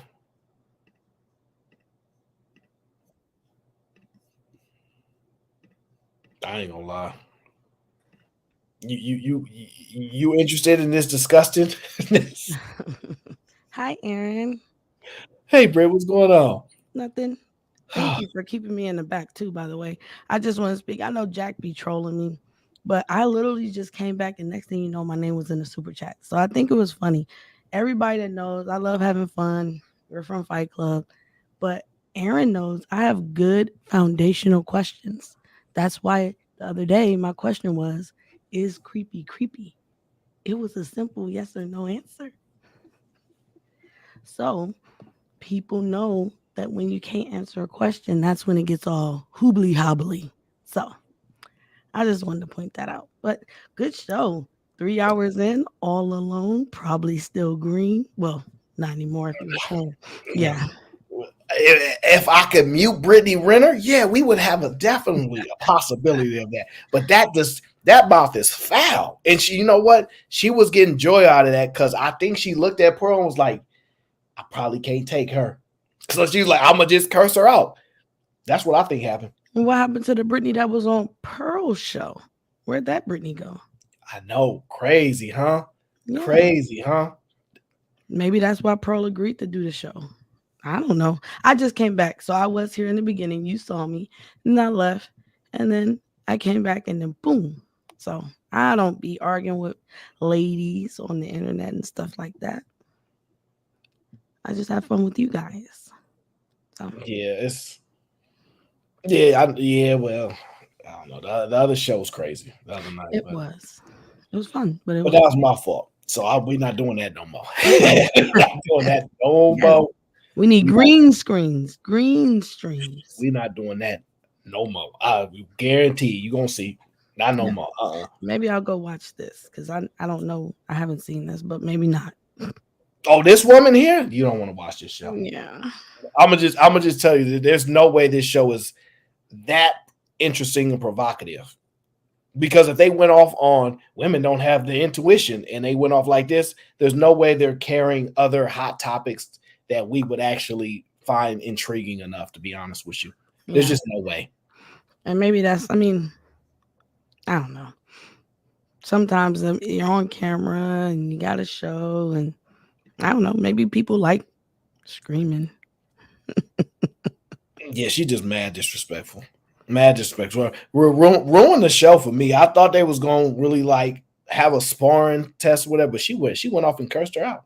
Well, what do you think about Pearl walking off and saying, you know what, I'm going to remove myself? I think that's the smart thing to do, but I also don't know what the business is. I don't know if they all agreed to do the show together or if it was a one-time guest appearance.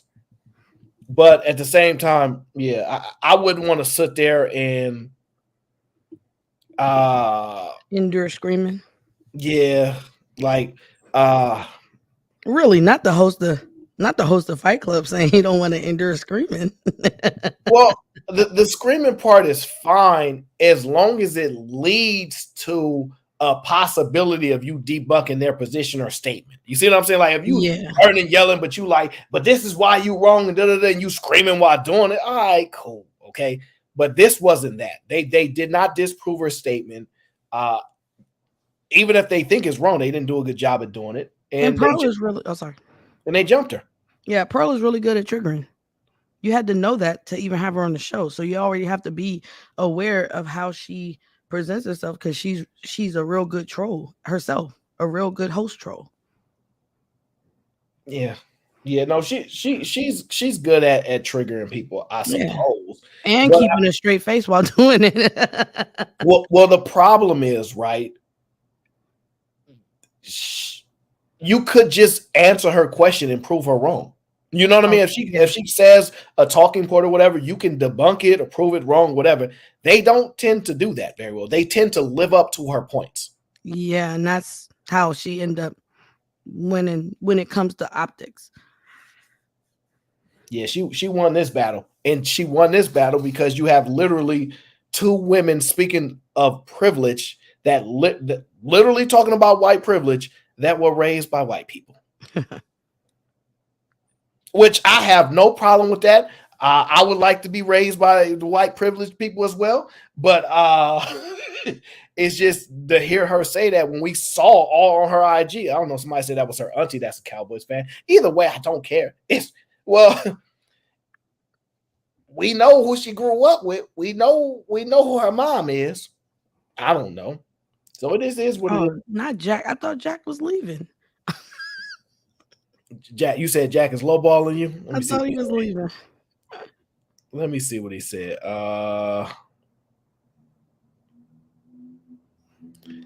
What did he say? He says, before I go, Pearl been attacking Renner, her baby daddy situation, and how Renner said it's easy to trap an NBA player for years.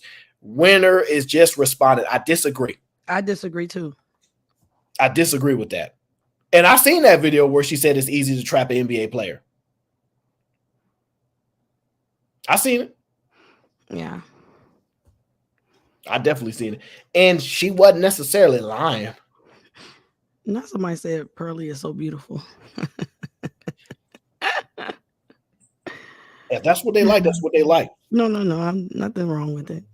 Jack says, every time Pearl uses an example of a 304, it's Renner. Peace. That's not true. Oh, okay. We got E-Man in the building. Let me get to this last super chat that he can go off about what he want to go off of, right? Jack says, Brittany be no bad blood. I just thought time in the Spear cured your Fight Club syndrome. You need more time away. I still sit for you, though. I'm out. Fight Club ain't where you are. It's who you are. Shout out to Love Scene. Yeah, I see what Aaron did. See, Aaron gonna put those emojis inside the StreamYard so all the drunk people can't come up here. I saw that. Yeah, he said, "I'm gonna put only the people who can think a little bit, who can think on their feet." That how y'all guys doing? Hey. I'm not dealing with no drunks today at all. Okay, drunks is out of the question. Okay, out of the question. What's that say? You gotta wait till the screen shift. Okay, it says I need some Fiji water. Hey, you know the Fiji water got recalled. Don't drink no Fiji water. Hey, how do water get recalled? I don't have no Fiji water. I need to give me some Fiji water. Let me see what I have around here. Do I have any Fiji water? Yeah, so water get like, so if it's certain bacteria where you bottle with that, it can get recalled because that's a big thing in Mexico. Having certain bacteria into the water can cause you to be sick. Oh my goodness gracious. Yeah, so back in the day when people used to use the same water to use the bathroom in, there was a whole bunch of places. I'm out of Fiji. I only got Eternal right now. Yeah. So, but you gotta understand, like, I think we gotta understand that some people have to be the villain. Like when these shows are put together and when they sit down, they're like, hey, who can we bring in to be the villain, the person who ain't gonna be the pushover, the person who's gonna take that role? And I think Brittney Renner been doing that for a while. We know that's kind of been her agenda, that kind of been the things that she's been doing. So I just think that was her role. That's why they didn't pay her to come and have a logical conversation. They paid her to come over to be a little bit rude, a little bit disoriented, and paint the black narrative that these black women are out of order. I don't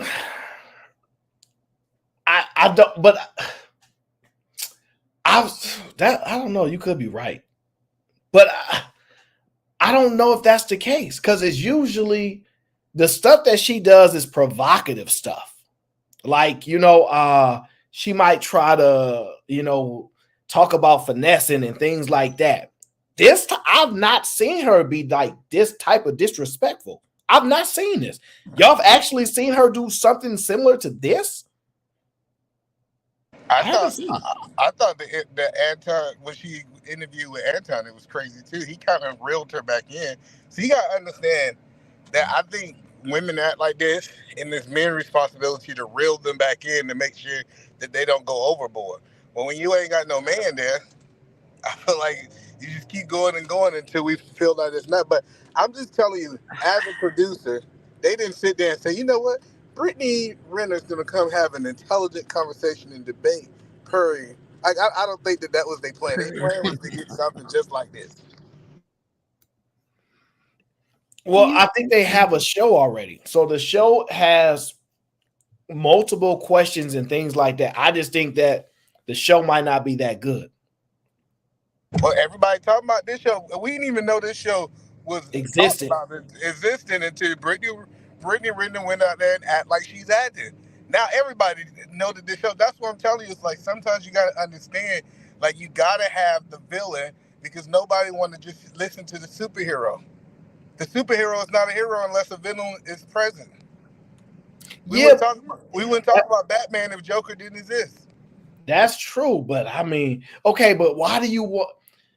Why do you want to be that? Okay, you're saying Brittney Renner has no problem playing that stereotypical black girl type image. That's what you're saying.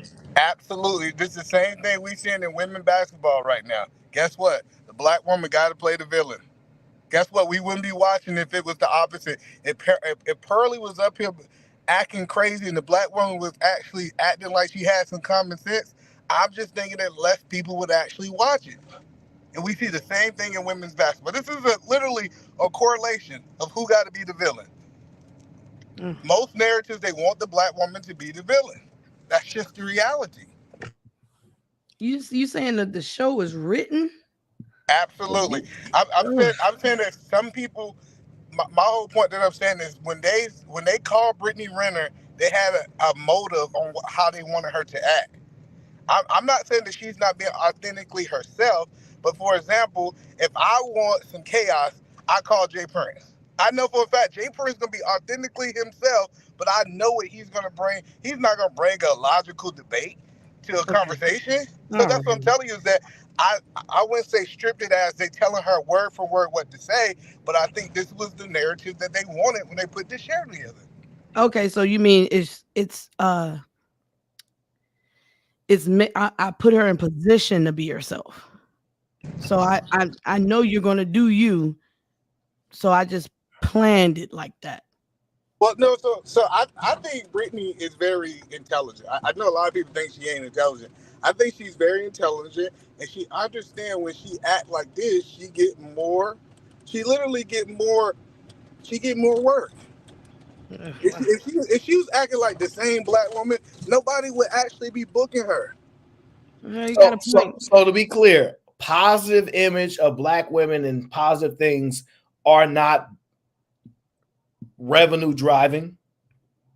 I don't think how entertainment is currently constructed. No. Now I'm not saying that this is gonna be this way all the time, Aaron, but how entertainment is currently constructed, absolutely not. You tell me the show where we got the positive black woman that's typically not under a man or literally supporting the man talking points, that they're standing independent from a positive black woman. Show that to me. Carrie Champion. I don't know who that is. You just made my point. None of us do. No, for real. You literally just made my point. Carrie Champion is a moderator for First Take, and she's now on Black Effect podcast. She does a solo show by herself, Positivity. Well, the reason I said you made my point because nobody, Aaron, you know this woman that he's talking about? Aaron don't listen to women in sports. I'm just telling you, like, I get what he's saying, but he's making my point because if I would have said Brittney Renner, everybody would have knew her name. We wouldn't even hesitate it because of her image. You may want to I check the do chat know there. who Carrie Champion is, though, but it's not because of her sports takes. Brittany B is right about that. Yeah, we had a whole show about that, Aaron. Remember that? And you think I'm wrong? Well, actually, E-Man said I'm wrong. I think it was E-Man that said I'm wrong. That guys would actually listen to that nonsense. He called it nonsense. Like, I don't know how to talk about dribbling a ball. Oh my God. Listen, I do believe women are getting more skilled at it, and they may get to the point, but they're not there yet. Oh Lord. I haven't seen. So, Chris, are you saying that you believe that it's not a narrative that's trying to be pushed out right now? With this shit, no. No, I'm talking about. Do you think that they want to paint not only black women but black men into a certain way? No. Say that one more time. You broke up.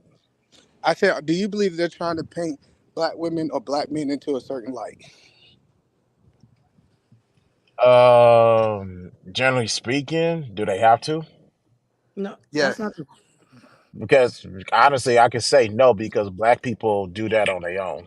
They don't need to do anything. They hands off the wheel, let the black people drive. They can paint their own narrative. It's possible. Repeat the question, email. Let me see if I can answer it. Yeah, my answer is no. Well, he dropped, so I think his connection is messed up.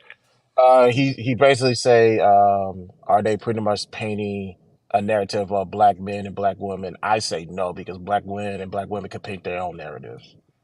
They don't need any help. Well, I don't know about that. I think you can hire somebody to play a role and say, you're an actress, so say this stuff and start to paint a narrative, because you can reach it out to a certain narratives are real, right? We've seen even in this space, people have the ability to run with narratives. You can then come back and do your show and combat the narrative, but you can definitely make narratives with enough people influence and crafted thought.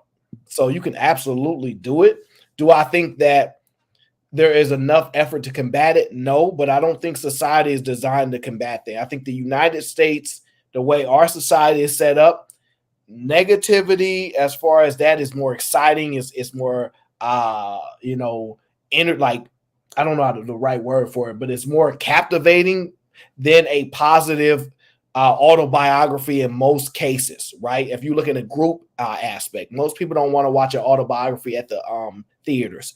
They would watch it at home by themselves. But if it's a group type of event, you need a little bit of somebody to lead that type of atmosphere, unfortunately. So when I found out a long time ago that this was false, all they did was put them in the room, let them be themselves, and just put a camera on them. No one's putting the gun to their head. They doing their own thing, and they're painting their own narrative. All they're doing is just sitting back and just collecting the paycheck. So you can push it. That's what Aaron is saying. So if I'm being myself, you can push that image of me that could be different from others in the spotlight. And then now that could be the narrative based on the influence and the effort to push this certain behavior. You can do you can do both. You can push the narrative or you can paint one. Both. You have the ability to do both. So I've seen people do both. But boat, like little Yachty. Jack says, remember the Brittney Renner versus FNF? She ratchet. She is a ratchet. And I'm not going to lie, some guys like ratchet women more than for one day. Okay, Jack says, tell him, Windchime. What? It ain't me. Tell him, Windchime, they ain't focusing, yo. Jack in this, yo. Where's Jack from New York? Jack also says, also Renner got drunk and twerked on Charleston White. That is true, but I don't think it was because she was drunk. Yeah, I don't think she was drunk either. I don't think it was because she was drunk at all. Okay, Lil Podcast says Jay Prince got more subs than Fatty. Instigating. Is that instigating? Well, what we like to do is, do people care that much about subscribers? Maybe they do. I ain't gonna hold you. If they want to throw it in your face, they might talk about their subscribers. That's true. But to be fair, I think he had his page longer. Whoever has the more views have the more money. Not necessarily. Whoever has more views, I don't know. Like is the views, the decision making? I have no idea. Jack says Renner is the woman y'all say y'all don't wife or knock up. Not true. She got a baby, and she got it from a guy that's a millionaire who is either engaged or married this other woman. I don't know if he's a millionaire yet, but I feel you. He is a millionaire. I know exactly who he is. Y'all be hating on a brother. Did he sign the extension yet, or am I tripping? How much money did you thought his first contract was? Rookie contract. Drafted what year? I don't know this damn year. I don't know. I'll look it up. Don't worry about it. Either way, go to the next chat. He went to the finals. You know he getting a check by now. Okay, Jack says Renner wrote a tell-all about her thought scapades. How you say that word, Brittany?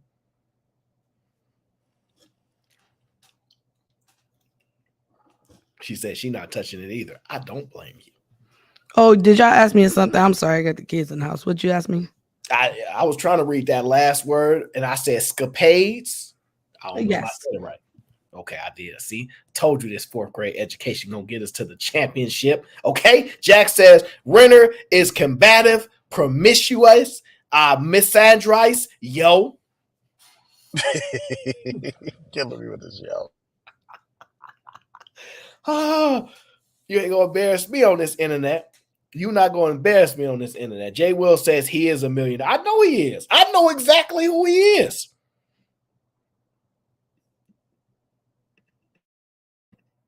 I know exactly who it is. Podcast says, make sure you turn down that reparation money from California giving out. What that got to do with me? If somebody want to walk up to me and say, here, take this money, make this money.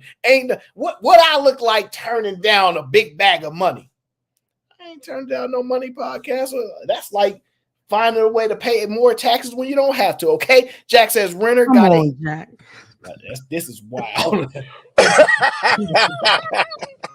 Oh, Jack says Renner got a yeast infection for screwing 3 guys. I don't think that's how you get them, but okay. Oh, damn it, man. I don't know. Is that how you get it? Never mind. Nobody answered that question. And he signed that a few years ago, so yeah, he got the extras. Oh, okay, he might be right. Let's cover that other lady. Okay, I'm done with the what's her face. I'm done with Brittany right now. Okay, I don't want to deal with her. She didn't cursed out PearlyThings, kicked off the show. PearlyThings then dipped out, so I'm moving on from her. We're gonna get to this other video because I don't think nobody else is live. You got more? I got clips on clips on clips on clips on clips for every show. Okay. Yeah, I come to work every single show. It's just most people hop on the panel, they hijack the conversation, That's talk what about you be what they waiting want. for, Aaron. See, right now, you almost 4 hours in, you could easily say, all right, have a good day, guys. Thanks for watching the show. My forever team is here, and we can be out. But no, you wait till 3 hours, wait till people come up, and then bada bing, bada blue, boom, hibbly hobbly stuff starts happening. And No, I don't stream every day. So when I stream, I try to make sure people get the best experience of when I'm streaming. Because it might not happen for a while. So I like to be consistent there. But like I said, they just be hijacking the conversation. They ain't my fault. It's what they do. Okay, Jack said, I made my point. Pearl did nothing wrong. She's a white goddess.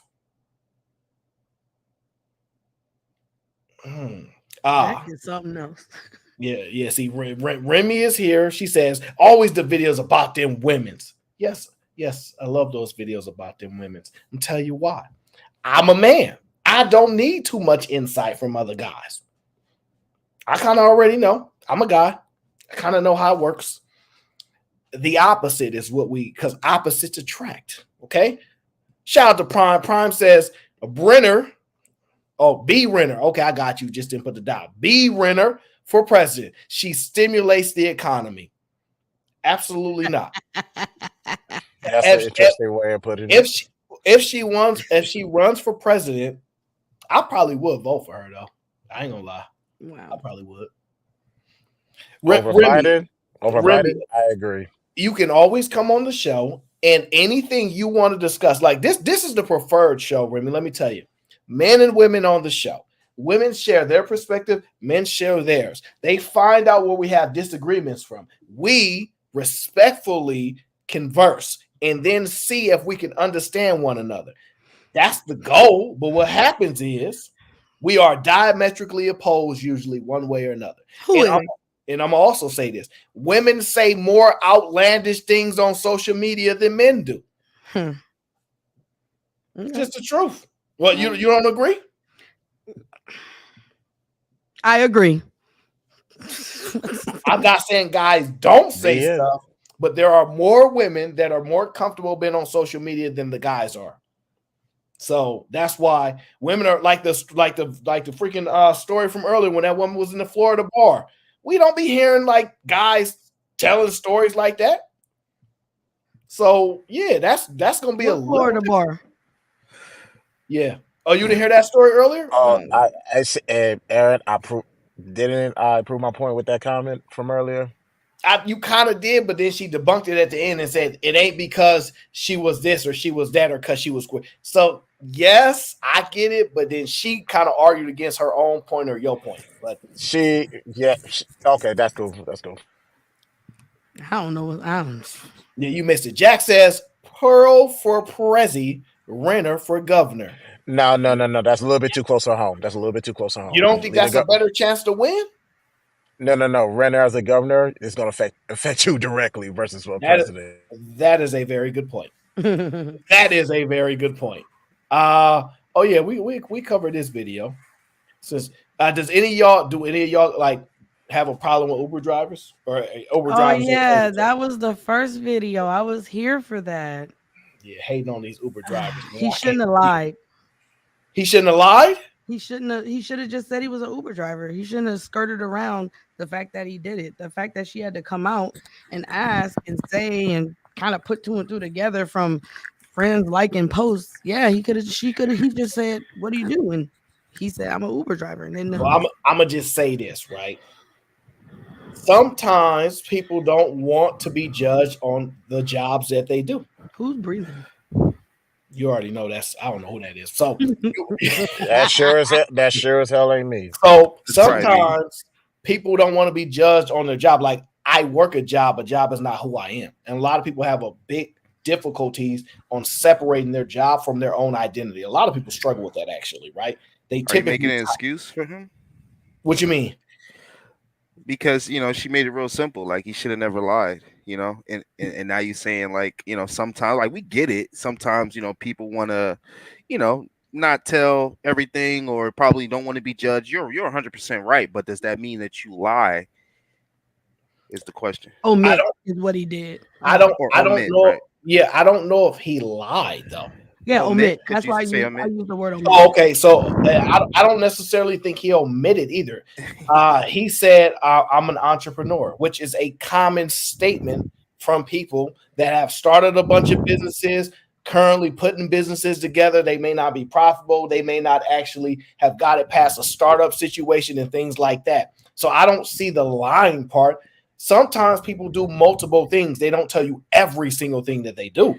Do you see the omitting part though?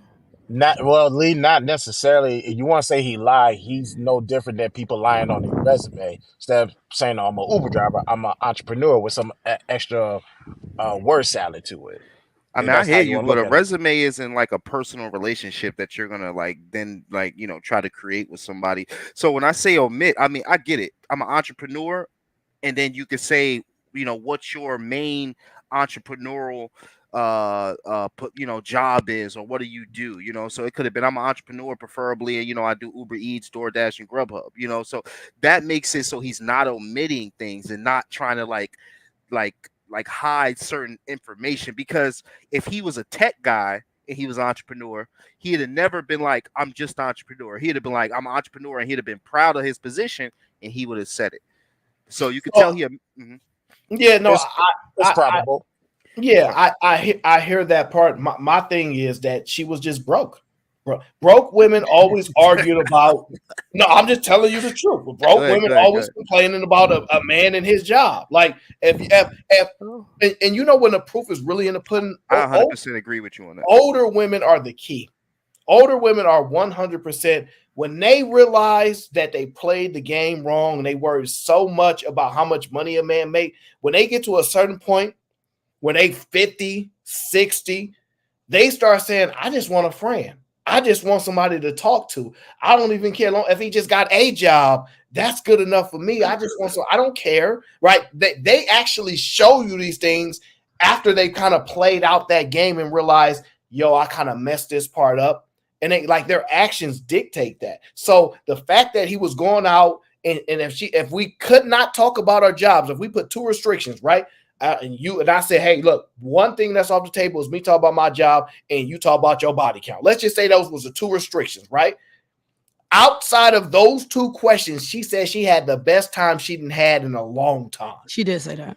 So it's like when the women got money, they say, I ain't worried about. They tell other women, get you some money so you can pick a man because you want him instead of having to need him and not make money a reason for this. And she contradicted herself too. Yeah, so I get it. He probably did omit it, even though when she asked him, he outright said, yeah. And she blurted that out just to ask. It's really none of your business. And that means she was ashamed. My bad, Aaron. She was ashamed. It's none of her business. Honestly, is we go Yeah, on a date. Didn't she went out on a date, which means she didn't say I went out on a date and I had to go 50-50 or had to go Dutch. She didn't even put that in there. So at that point, what he did, as long as he ain't the kingpin of the city and you got your life in risk because he riding around with 10 keys in the car, you had a good time. It really wouldn't have mattered. But I think because she had a good time, then she started doing the imagination thing in her head and started planning out life with somebody off of the first date. Now she's trying to see what he do and all this other stuff. Just go out on a date and have another good time. Yeah, that's what I would recommend. But the part that killed me is when she said, "You older, you're supposed to be established, and I can't build." So establish and build. That's where I was like, so which part are you? What are you trying to get at? So I don't know. Yeah, I didn't necessarily. I don't have a problem with a woman's standards. It's just they're so inconsistent sometimes. I'm just like, all right, if you don't want to date a guy because he works for Uber, say I don't want to date a guy because he works for Uber.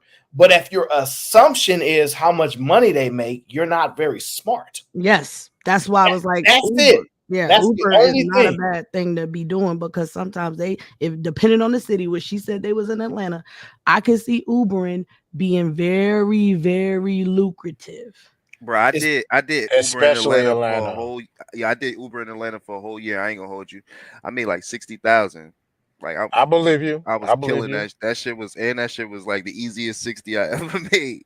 But it was during COVID, so I will say I don't know if that was the real, because everybody was in the house. It was like I feel you because I talked to this one guy and he was downtown San Francisco at a specific time. He knows exactly when people getting off of work. He know they want to go over that bridge. He knows surpricing, like all these things. It was metrics to the point. Yeah, it is metrics. It's definitely metrics. It like some people gonna perform at a business better than others, and that's all. On top of that, people don't take account that a Uber driver or Grubhub or whatever, they could do that shit 24/7. So if he lock in and he like, yo, I'm doing this shit 20 hours a day, bro, he fuck around make $300 a day, bro. Right. So it's like, bro, chill out. And some of them do that, not all the way, because you have to, by law, you have to take like an hour or two off the app or something like that. But you really can really get to it. Only Uber has that. Only Uber does that. The other ones don't. So what they do is they pair them up. So you do Uber, you do Grubhub, DoorDash, and Instacart. Man, listen. Yeah, I was saying to unlock these point, $300 a day, 5 days a week. That's 78,000 right there. Yep. Yeah, no, it And can you be do it done. 7 days a week.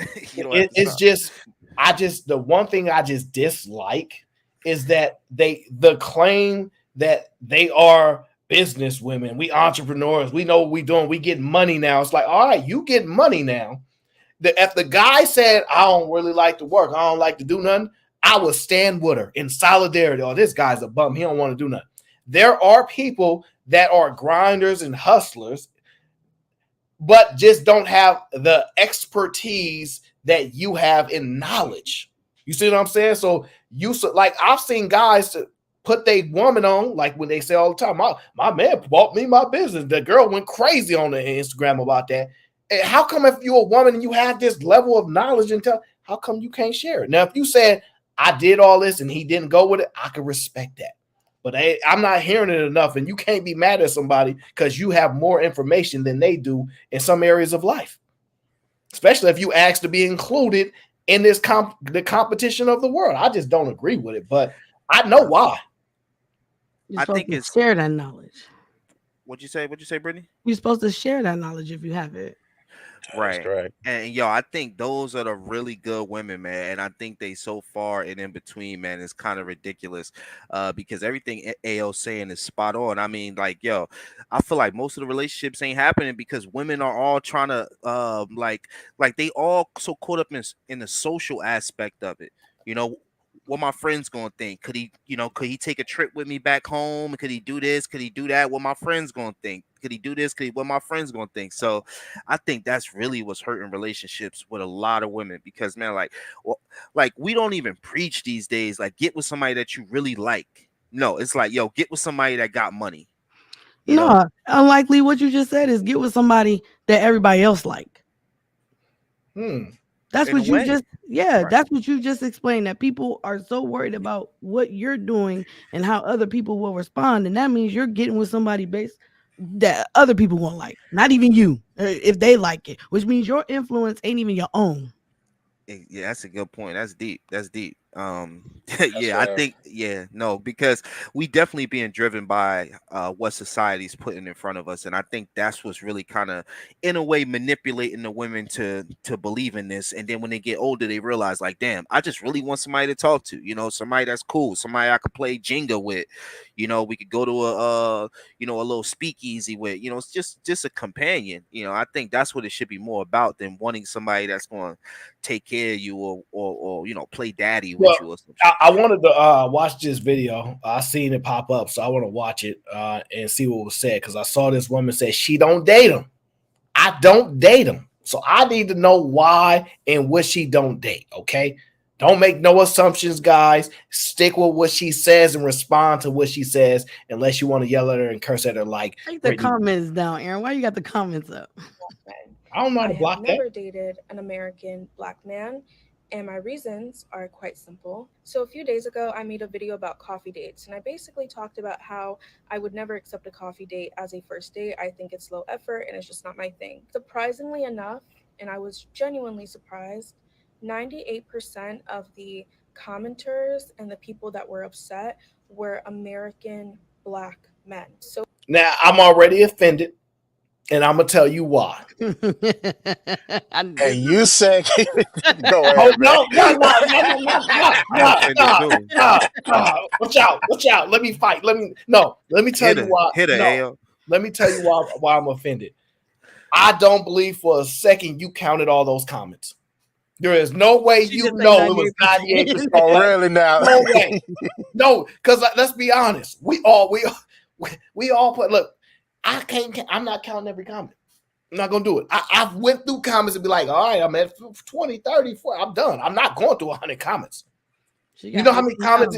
Do you know how many comments it says on this video right here? 18,000.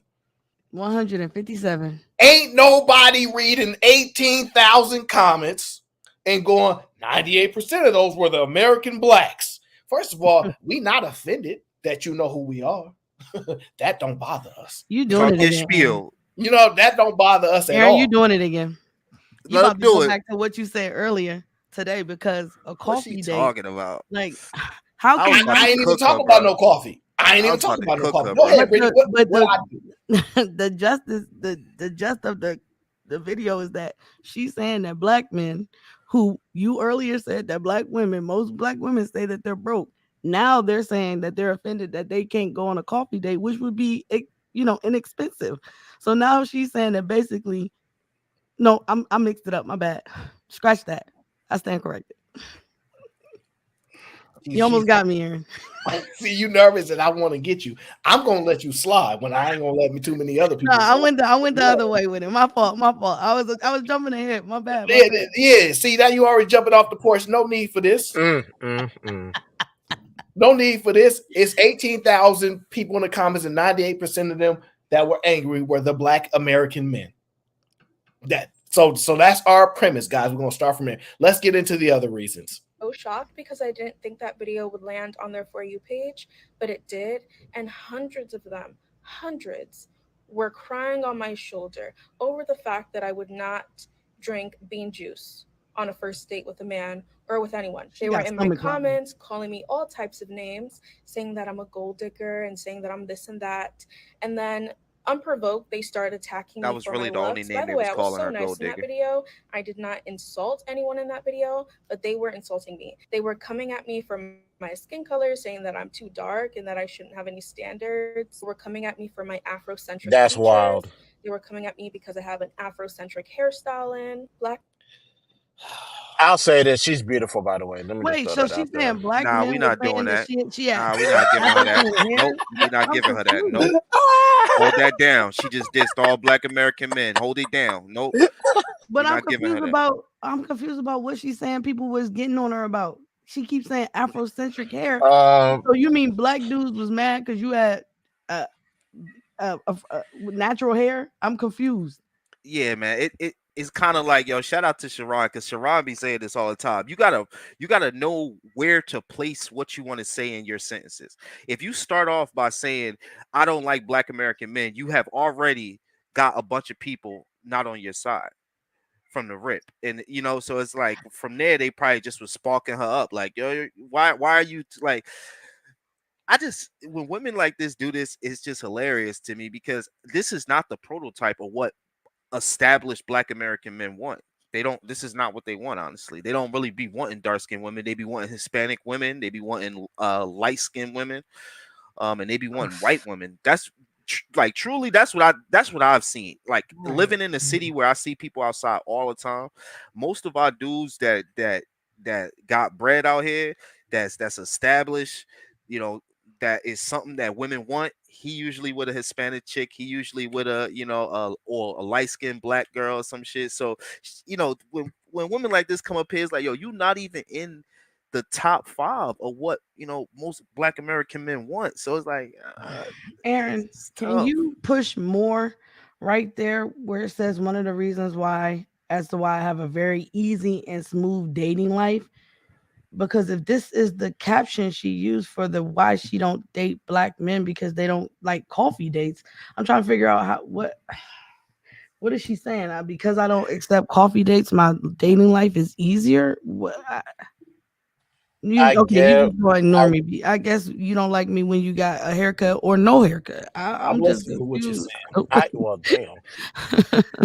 Yeah, Aaron don't talk to me when he get a haircut. When he become haircut Aaron, he'd be like, Brittany B. Who's Brittany B? I'm gonna have to send him a text message. Oops. No. I'm gonna read what she says. Okay, it says one of the reasons as to why I have a very easy and smooth dating life is because I do not feel as though I am restricted to only American Black men. No, absolutely not. That's what the statement is. Oh, okay. But you shouldn't be. Why do Black women always say that? Like, I never really hear Black dudes like always like vocalizing on social media how, oh, I'm not restricted, I can go where I want. We just do it. Like, yeah. That's a great point. I never heard nobody talk about how they restricted to Black people if they Black. I've never heard that. Black women hear that shit all the time, bro. Unfortunately, I hear that more times than I would like to. I know people grew up with don't bring no something in my house like Black. And y'all don't share the same cone. Don't bring her home. That goofy shit. Oh, okay. Well, you grow up with that. Okay, I guess. So that means you're taking your anger out on your parents on your dating life, I guess. Well, my mom never said that. Thank God. My mom was like light skinned as hell. She don't. I was about to say my grandmother was white. So. I'm just gonna say, when it comes to attacking people's looks and skin tone, the women are the culprits of that. They are the most vicious ever. I feel like I gotta say something because I'm the only female up here. That is not correct, Aaron. That is 100% correct. I'm not go back and forth. Let's go back and forth, Aaron. I'm not saying men don't attack them. I'm saying the most vicious proponents of this is women on women violence. There, you know why? It just is. They've been doing this since elementary school. Black women, think about it, bro. Yo, the truth is everybody really want Black dudes, right? Society had to dumb Black dudes down, take away the power and the money just to make it equal. The shit somehow still equal. You know what I'm saying? Or like we probably up 1% still. So just think about really think about a world where Black, like, because usually when I hear women talking, when they disdain Black men like what she about to do, she gonna make it a money thing. She gonna make it a status thing. She ain't gonna say I'm not attracted to Black men because they wouldn't dare say that bullshit, right? Most of these women be jaded because the dudes that actually like are established and got money and look good be with a different type of chick. That's why you usually hear Black women, they be the main ones. Black men, they just want white women. I'm gonna go get me a white man. They have to say it because they have been feeling it for a minute. Like, damn, all the ones we really want is with Becky or with Vanessa or whatever the fuck, some Spanish chick. That's all I be seeing out here. I rarely see a couple hopping out of something nice and it's a Black dude and then he got a Black woman with him. Nope, it's usually a Hispanic woman, and it's so many versions of them, and they got all different type of complexions. Yeah, she might be black, but then you look at her hair and you like, damn, her hair flowing. Well, who this? And she's speaking nothing but Spanish. So like, man, when you come out to these different places, like living in Miami has really changed my mindset of what it even means to be black. Because it's like, damn, Hispanics are, what the fuck are they? They from every shade, So I don't know, man. Well, let's hear somebody say she's Nigerian. I don't know. Do y'all make that determination just by looking at her? Chris? That was cute. She's definitely African now. I don't know if it was you or TL. I don't know. Somebody, I saw a Nigerian somewhere. I don't know who said it. He said I seen a Nigerian somewhere. What? I don't know. Hey, Sugar Bum. I don't know who said it. I don't know if it was in the chat or it was in the chat, Aaron. Gee whiz. I don't know. Jesus Christ. Just because, see, y'all be off screen paying attention to tablets and phones and reading chats. I don't be doing all. I be on. You was just looking and you just literally just looked at it. I wish I could show y'all how the screen looks. Yeah, I know you don't. You pull. You weird. You don't even look at the screen, the StreamYard chat. You pull up the YouTube chat and screen and put that to the side. And I'm like, what are you doing all that for? I mean, I don't know that, Aaron. My bad. I don't know that. I don't know what Aaron be doing, y'all. No, I'm saying when you do a screen share, right? To start the video, you have to click over to the next tab to do it. So I'll be only on that tab on my Oh visual. yeah, okay, I got you. But there's probably ways that other people know how to do it. I just don't. Yeah, you can make your StreamYard screen small. Like super condensed and things like that. Yeah, it looks weird to me. It just really does. Or you can just go get you another monitor, money man. Can't afford all that. See, that's the problem with y'all. See, y'all always trying to make a brother go broke before his retirement is right. Okay, let's get back to the video. You can easily write it off, Aaron. That's Never mind. crazy. Criminals online. All right, let's get back to it. I mean, you do have a business, don't you?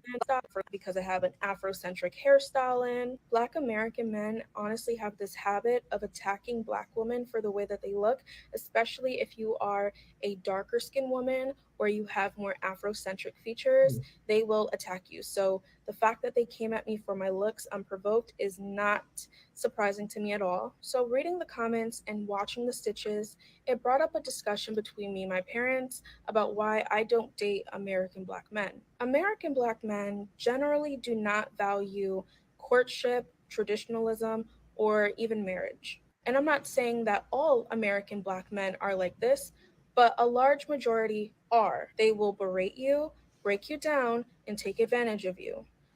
I just want to point out. She should come to the manosphere. I'm sure she'll find a traditional man in the manosphere. I just want to point out there's this false claim that when women like date out and all these things, they don't bash the other group that they no longer deal with. That is cap. That's the statement that be said, but it's clearly untrue. So what's the order?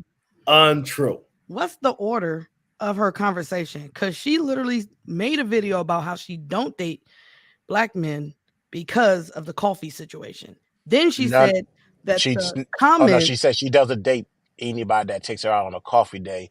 Then after that responded 98% of her comments to attack her, which are Black men. That's why Chris is my friend. I stand corrected. I'm going. You don't get to do that much. Oh Jesus! I don't know why Pink be going off so much. You know what? It's that whole colorist stuff, which I ain't even talking about. But you know, that's that Pink be going off every time. She said she's getting gaslit. Well, first of all, you own the internet. Reading comments of who you may assume is a guy or might not know as a bot, all these different things, right? And watching the stitches, sir, you can get infuriated by them. And you're talking to your parents about why you don't date Black American men. Yeah, why is that a conversation with your parents? Because look, let me. Why is that a conversation you brought back to the internet?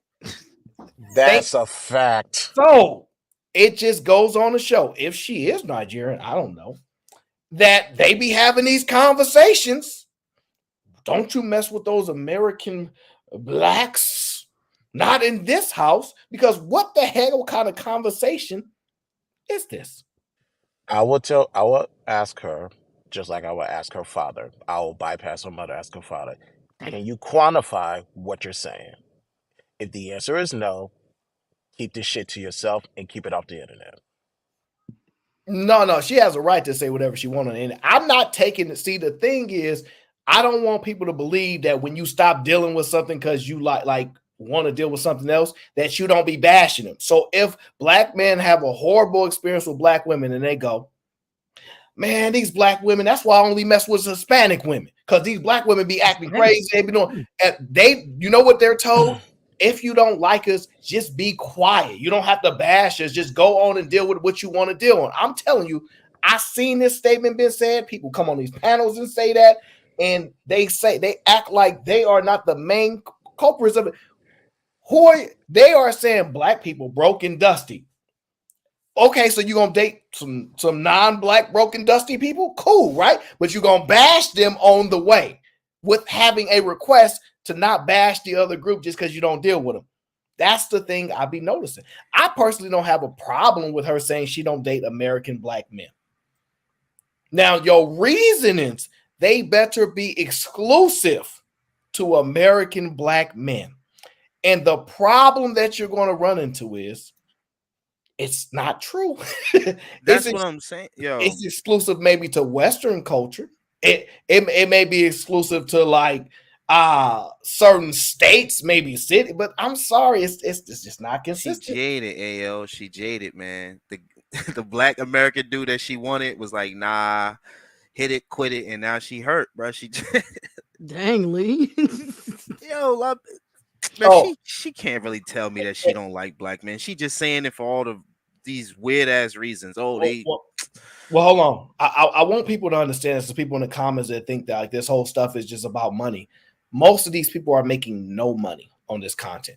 Most of these people are making no money on all those views that they got. TikTok payout is not like how y'all think it would be just because she had one. First of all, if she's not even part of, like, you know how YouTube has the partner group, if she's not even part of that prior, all these views are meaningless. Right, she has to have a business page. And most of these like viral little videos be people that are not part of the TikTok group and all that. So I don't think she's making any money off of saying this. I think she's giving her honest opinion.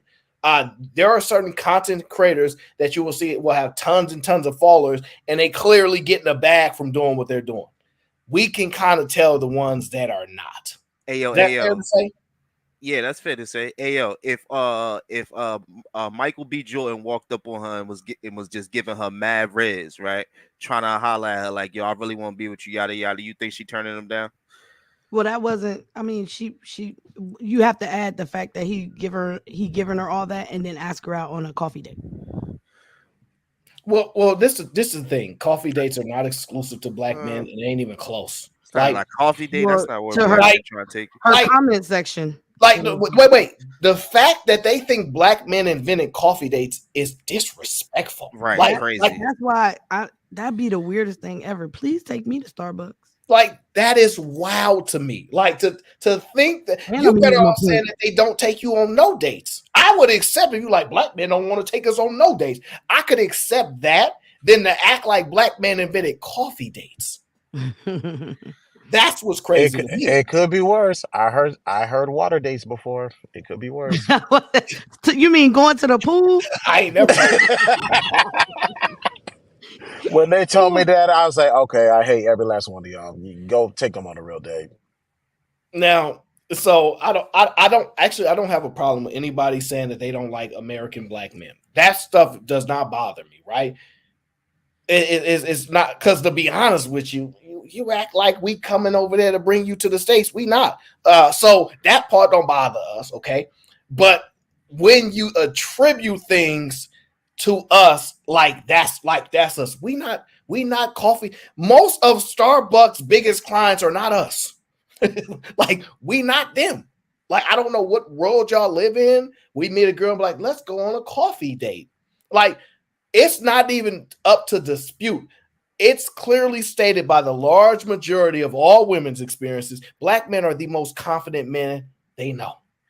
In a group wise, they are the most confident men they know. They're the ones with the most charisma and the most charm.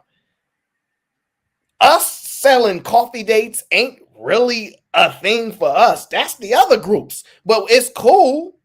Like, you know, like the sophisticated guy might come in and say, yeah, let's have coffee, but realistically, how it's presented, that's not really us. Y'all gotta stop this. I can understand a day lounge.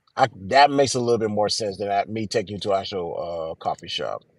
I can understand the day lounge and everybody go their separate ways, so ain't nobody feel like they being taken advantage of. You go home, I go home. We'll talk and text later. Most guys is Netflix and chilling, see, I don't smoke, but they say I'm gonna match you, or you let's match them, or pull up. Wait, I'm smoking. I don't smoke. Come on, I know how they talk. I don't smoke neither, so I wouldn't know. That's what a hood different you type talking of. about, That's Aaron? a different type. I don't even think she's in that space. Like I'm in that space. I don't think she's in that space. I'm not in that space, but I know. Look, I'm telling you, that's what they do.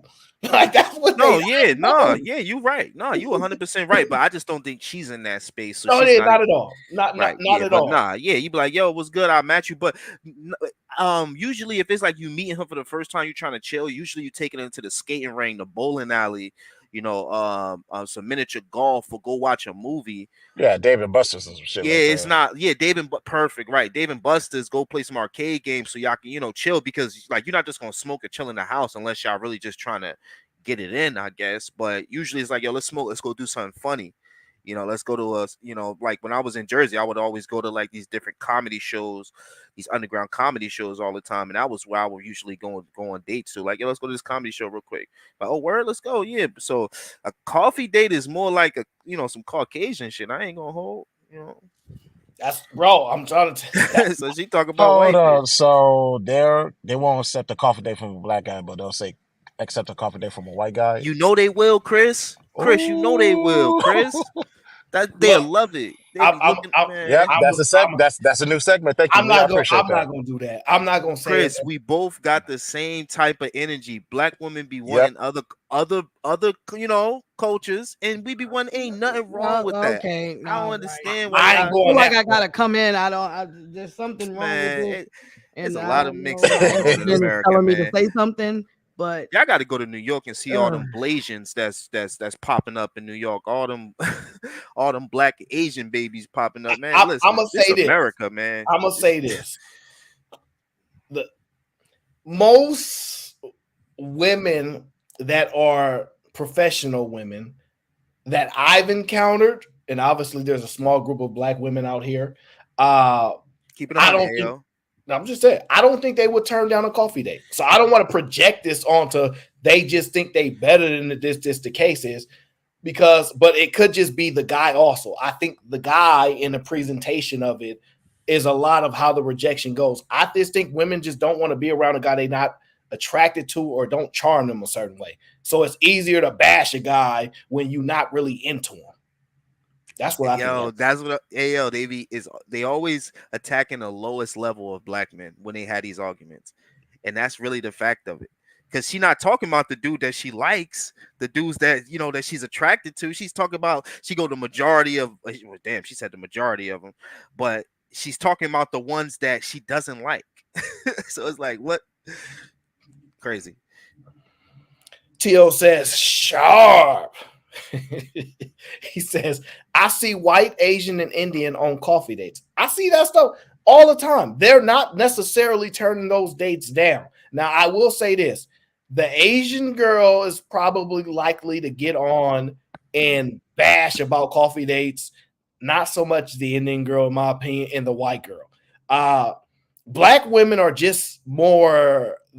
they're the cool group. The black males are the cool group. The black women are the cool group. So they make the disdain for something sound cooler. Like it's just more attractive to hear them step on somebody than to hear a white girl do it. Let's just be honest. They do it better. Just like I said, I don't know any black woman that could lose a disrespectful contest. If they want to disrespect you, they gonna win that contest. Ain't nobody out disrespecting no black woman. I ain't never seen it. If they are disrespectful black women, they are the best at it. and they're not losing to no other group of women. That's not to say that black women are that way. I'm saying when they're that way, they are the best at it. You ain't about to get into no capping contest, no disrespect contest, and beat no black woman that's in that field. It's just not going to happen. I've not seen it. I just don't know what to do. So I'm gonna just I don't worry. We're gonna finish the videos. Give you something else to listen to. You right. I don't know why, but the sight of seeing a black woman, a dark-skinned black woman, having standards really does bother them. Maybe it's because in their mind, nobody ever talks about this, but they believe black women, dark-skinned black women deserve crumbs. Colorism is real, and they think that we deserve crumbs and that we shouldn't have any standards. I mean, I was getting so many messages and comments saying, you're dark-skinned, why do you have all these standards? Oh my gosh. Now, that's offensive to intelligence, right? If I saw a comment, right, and somebody said that in one of my comment section, I would go, that's a stupid statement. Like, nobody's gonna say standards because of your darks. Like, that's wild. When we dealing with all issues from all different shades of all the women, they are not unique to dark-skinned women or light-skinned women. So that part is just sad. But what makes this even worse is, what type of American black people are you around? Because the way she speaks, it's like she isolated. She don't really know these people like that. I don't know.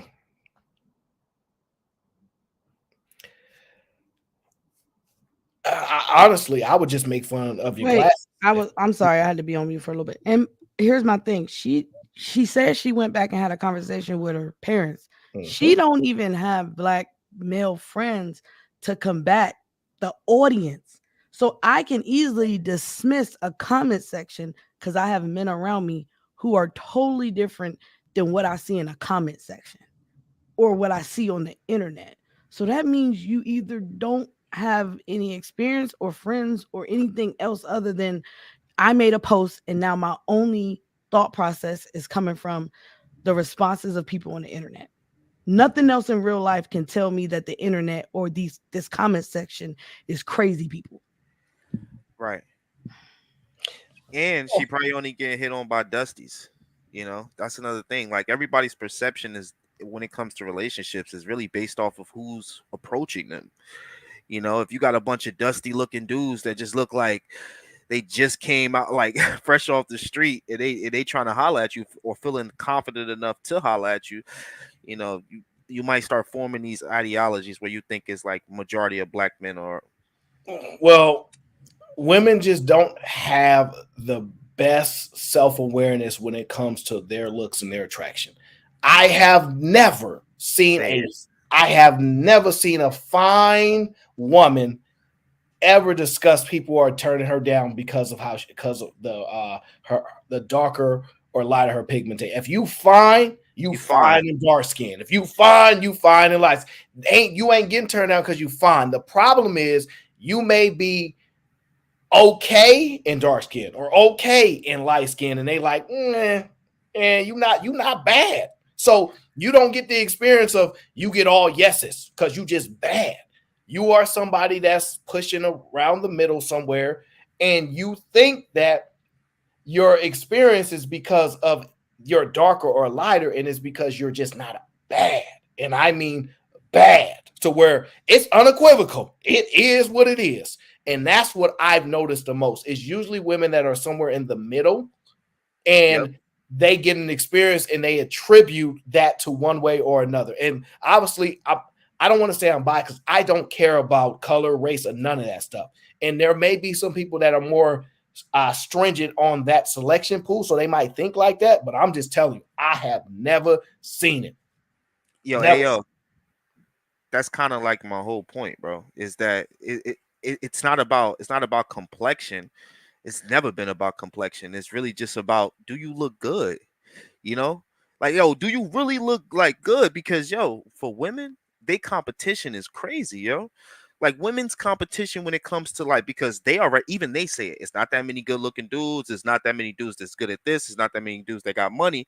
Okay, so that's a small majority, right? Now, in a way, y'all all gotta kind of fight for this small majority because a lot of y'all not going to be like, yo, I'm just gonna settle for this. I'm gonna settle for that. So in her mind, she thinks she a baddie, ayo. She thinks she a baddie. And a lot of women be making that same mistake. And it's like, it's no way we could tell her that. It's no way we could tell her, yo, you not that bad. We haters. Immediately, we haters. Yeah, I don't really like judging women like outright. Oh, she not a baddie or this and that. It's just you can clearly see when a woman has the experience of I'm really bad. They talk different. They move different. They don't think there is no man that they can't get. And I'm not trying to attribute this to her. I don't want to make I don't want to attribute this to her either. But I just listening to what she's describing, you do not hear that from the baddest dark-skinned woman. She never say she can't get a man. She say, I get any man I want. Even if she's delusional, she'll let you know I can get any man I want. Because I always do. She never hear. I ain't saying she don't look good, bro. I ain't saying that. Like those glasses is type wild though. But like, I'm gonna I ain't saying she don't look good. But the glasses are extra 2 points. I like the glasses. So you want to know what's funny? First of all, Lee said the small majority, but we're gonna let that bypass. Okay. Second, you know when I was in minority, my God, Jesus Christ, I always say that. I don't know. That's like a double, a small majority. I'm like, what? Okay. A small majority. What? Somebody else pointed that out, but I ain't gonna say on. nothing. Then, hey, Aaron, when I was in high school, when I was younger, we didn't grow up with a lot of money. Mm-hmm. I hated Jordans. I don't even like Jordans to this day. You wanna know why? Because I couldn't afford them. So I said, you know what? I can't afford Jordans anyway. I don't even like them. So I just took them out of my whole. Now I can afford any Jordan I want, but I still don't buy them. But that's a personal choice. But when I couldn't afford them, I could have liked Jordans and been like, oh man, I want Jordans so bad. But since I couldn't get the Jordans, I just say, you know what? Fuck Jordans. I don't even like Jordans. Whoo, that is an honest statement. Most people won't understand what I just said, but you do. Yeah, no, that's a good point. Great point. Some people burn those desires out differently, though. But you definitely say, I don't want it then. Like, I don't need a man. It's usually indicative of I don't have a man. And because I can't get the one I want, instead of saying I can't get a man I want, they'll say I don't need a man. Which you understand what I'm saying? Like, you don't say that if you can get the man you want. You know what I'm saying? Like, and that's kind of there. If I could get the J's I won't sit there and be like, I don't need no J's. Exactly. So listen, I don't want to get into that. That's why I can never say I don't like black women. I'd be so stupid because it'd be a complete lie. Lie. Like, even to say the majority of black women are this, you've never heard me say that. Yeah, no, it's crazy to hear. It's crazy to hear anybody say that they don't like black women. And like if they specify the attitude, I could be like, I could get with that. I'm not saying that that's a factual statement, but I can understand how your experience could be black women's attitude is this, that. And you encompassing all your family members, all the girls that you dealt with, and it's all anecdotal, but that's how we do it with life, through our experiences in most cases. But physically, how they look. I was gonna say my problem with that. My problem with that is that's why you don't like black women. That's fine. Just don't go date the white woman, the Mexican woman, or whatever woman that has the exact same attitude or has the exact same reason why you hate black women. That'd be my biggest issue. Yeah, I don't know. I'm just saying if that's the reasoning behind it, sure. But then don't go get you a soft woman. Okay, I get it, but I don't even think that. Go get you a soft woman. You think, okay, now I'm about to, what that mean? Was that? Yeah, what was that? Yeah, I let everything else slide. My estrogen was kicking in. I didn't know whether to jump in or not, but right now, go get you a what? So yeah. Chris J said, keep me out of this, nigga. Wait, hold on. Somebody told me to read the super chat, so I'm gonna read the super chat. Jack says, Yeah, do that. FYI, women not accepting coffee dates, Brittany fault. I knew it. Wow. I knew it. Some people think they're above people. Okay. Jack says, I bet her baby Zaddy ain't pay no dates. Kidding. He definitely didn't pay. Okay. Jack says, I'm joking. Dark chicks with glasses can't get laid. That's not true. She clearly getting men. She said it. Okay. Jack says, I'm playing. Skinny chicks with flat bums are femcells. Whoa. That's not true. Don't you do skinny chicks like that, okay? I don't like when y'all do the skinny chicks like that, okay? It's not right.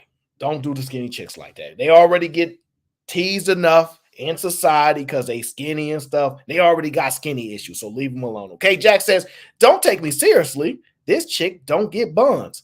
What kind of statement is that? What kind of statement is that? That is wild. Yo, Jack be really living in this world out there and taking us there. That's wild. Okay. He says also, this skinny chick with glasses, I'd probably hit. How can you tell if she's skinny? I can't even tell. I can tell something and I ain't gonna say it. Okay, I'm gonna leave that one alone. Jack says, I'm out, but drop my IG. This chick DMs, yo. I'm not dropping your IG in her DMs. What's wrong with you? Are you an American blackjack? Are you an American blackjack? Y'all catch that later. But no, absolutely not. You're not going to be in there. Shout out to See Through You for the super sticker. Says, keep it up. Pump it up. Why is that song stuck in my head? Anyway. That's Joe Budden. Yeah, I figured lyrics all in your head. Gotcha. So. Oh, look at you. Look at you, Aaron. Because you ain't let it go. You ain't let it go. All that time, you ain't let it go. Okay, let's get back to the video because you won't let things go. The only reason why that video got them really upset was because it basically told them to do better. And they do not take well at all to being told to do better, as you can clearly see. And it's because they are not required to. They are used to giving women nothing, giving women crumbs, but then receiving the world back. So when they were watching my video, they were so upset. They were like, oh, no. You want me to take you on a proper date? A proper date when all I'm used to is inviting women back to my house, or inviting women on a nature walk as a first date, or inviting What's women wrong with a to nature? my car Stop the and video. Stop the video. Stop the video. You Stop want the me to video. actually put Aaron, in I just for clarify, on her first video that she's talking about, did she actually tell men what to expect, or did she just say these are my expectations for a first date? Because if that's the case, all you did was tell me what your preferences, what your bar is. You're not telling me to reach those bars because, truth be told, I can say you're not the chick for me. I can go somewhere else. That means she's automatically comparing something in her head to something else. And then now she's saying, you guys just, whatever she just said, that was crazy because take me on a date. What the heck is wrong?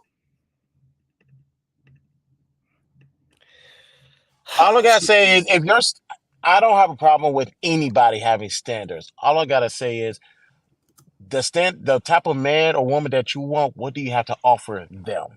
That's all I ask. That's a good question. I think that, do you guys think that it's really because of the walk, right? Like let's say you walk in and through like a nice park or whatever, right? Do you think it's the walk, or you think it's the guy that she's with? Like is she going on dates with men that she just doesn't find attractive? That's what it sounds like to me. Yeah, because you It's like, can why do. are you? Come on, you really think like if the dude was like an attractive dude, that she was attractive, she wouldn't want to take the walk and hold his hand and have the cup of coffee? That sounds like bullshit, man. Absolute bullshit. It is bullshit because if she's really feeling him, she would do whatever he wants. If he wants to go to the movies, he wants to go to the park, he wants to go do something boring, she'll do that because she wants to be in her presence. So she full of shit. I don't want to say she full of shit, but I just feel like women get like so caught up and again, I use jaded so much. It's like my favorite word in 2024, man. People are so jaded. They think they use that to like express the future of what could happen. And it's like, this kind of hurts you. This doesn't help. But go ahead, AO.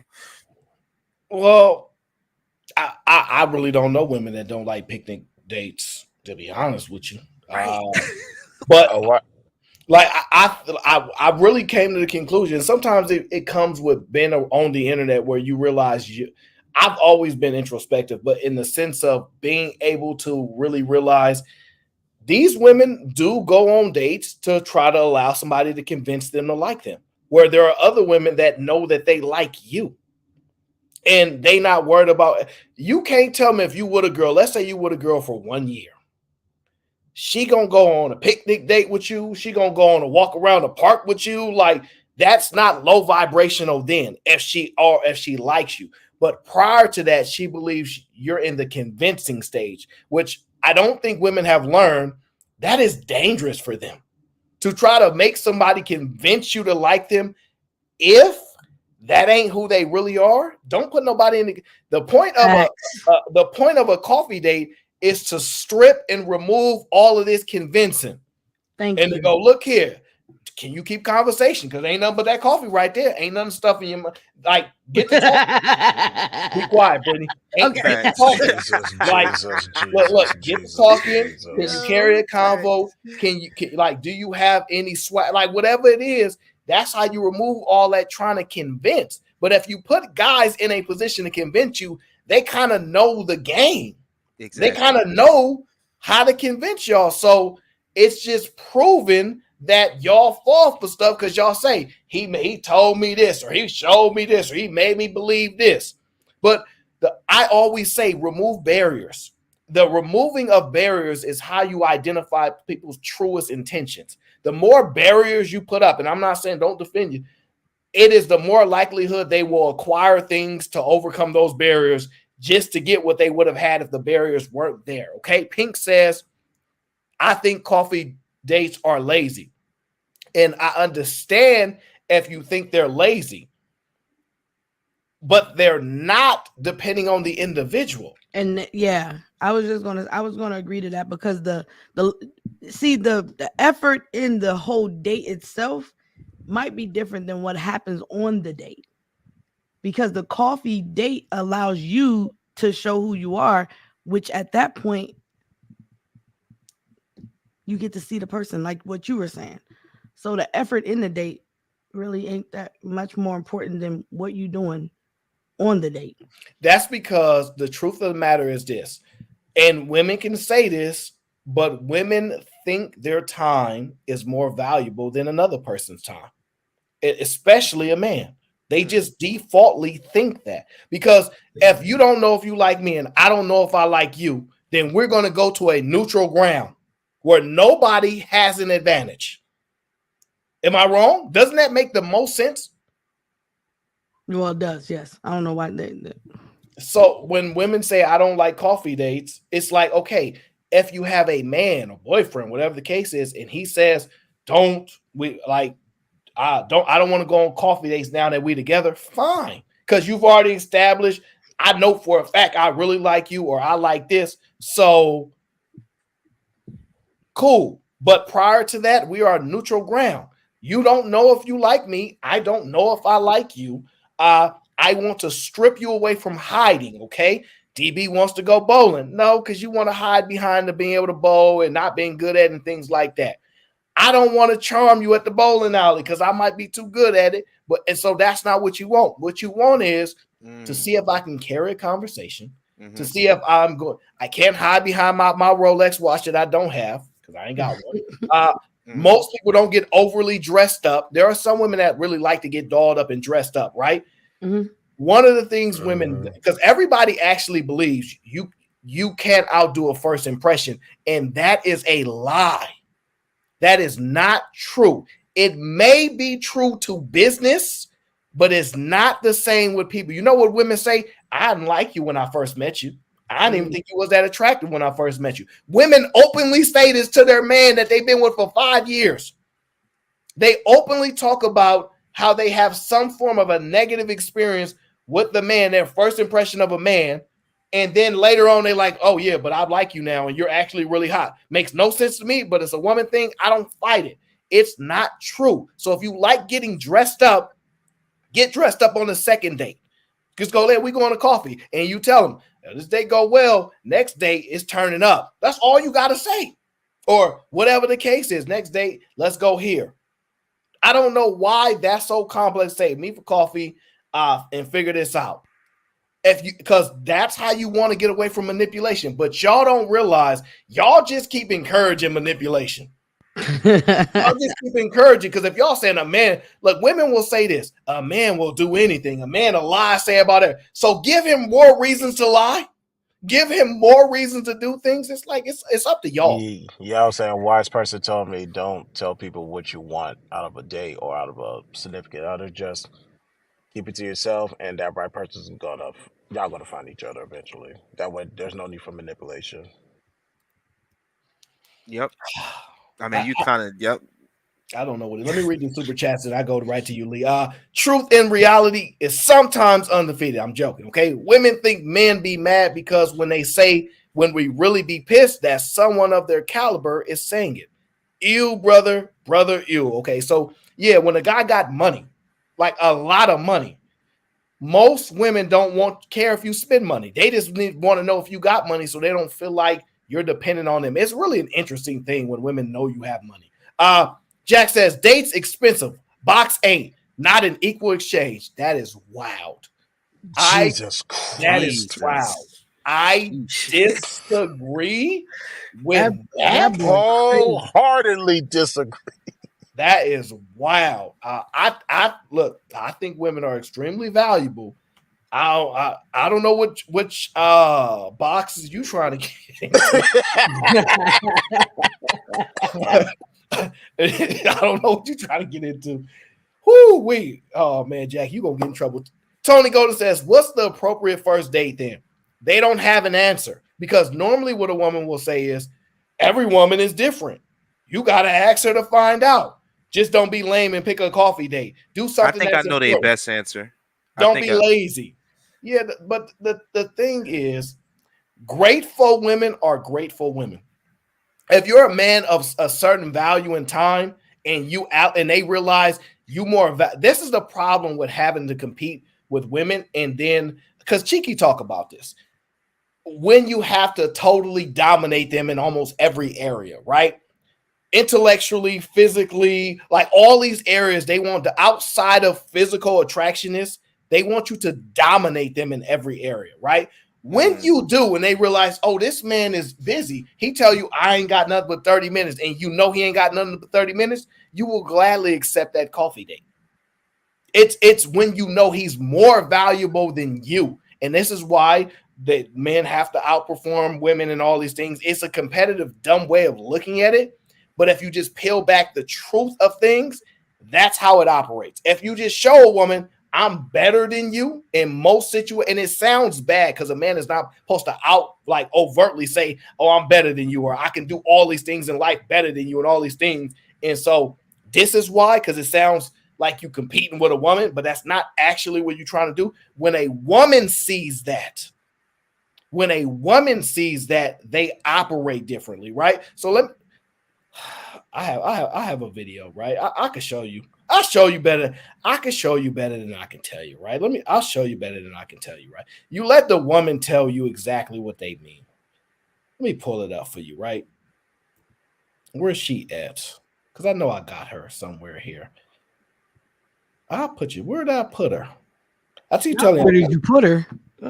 Yeah, that's crazy, huh? Yeah. So let me pull it up. I think this is the one. Let's pull it up. Let's try. Let me see. I'm not sure if this is the one, but we'll see. We'll see. Okay. Jack says, women time more valuable. They could be on a yacht. You out your mind. Most women will go their whole life and never even see what a yacht look like, except for Google images. You out your mind. Google images. Miami.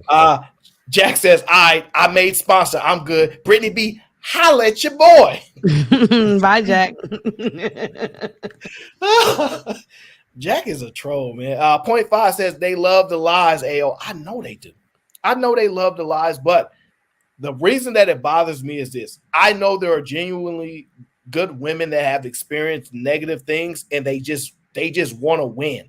They just like, I didn't try this and I didn't try that, and they just want to win. And I feel bad for those women. I do. But unfortunately, it's a cold game. It's a cold game out here, and you got to figure out how to win. And those women that win, you deserve all of the everything that comes with being the champion of the game. Okay, let's play the video. I think this is the one. I thought my husband was the enemy because I had to change so much. And I also felt like spiritually that when we got married, all this stuff was coming out of me that was ugly. And instead of like, oh, maybe I'm ugly, instead I was like, you're making me ugly. It's you. Like I was hearing stuff differently. Like when he would say certain things, it would take me back to my childhood, which is why I had to touch on it a little bit. I was used to like explosive moods, right? Because you had a parent who, both parents are like this actually, but it's either a 10 or like, depression, right? So it was explosive reactions. No, that's not the one. Her hair is pretty. This is not the one. This is video for a different day. We'll break that down a different day. That's not the one. This is the one. I think this is the one. Let me see. I want to explain what the word raise means. It's the same female. Okay. It means elevated to a higher level or position. It means lifted. So if we're going to look at a husband and a wife in a biblical context, and on the fact that a husband should help elevate his wife. But in order to do that, they do need to be at a higher level or position than you. They need to be thinking a little bit more logically than you do. You need to feel inspired by the man you are with. When I was, and like I broke it down in the caption, my husband was someone who did intimidate me because I didn't even speak like him, right? He articulated himself very well. He said big words I didn't understand.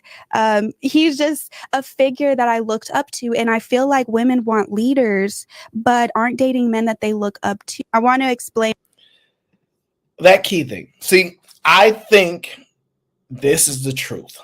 Women are not dealing with men that they think are leaders, they look up to, inspired by all these different things. When you hear women complain, he don't do nothing, he don't want to have no job, no inspiration, no, nothing looking up to, nothing that that unfortunately he shouldn't have to do these things. But this is kind of true of what women tend to respond to. I've seen that. Like this is my honest answer.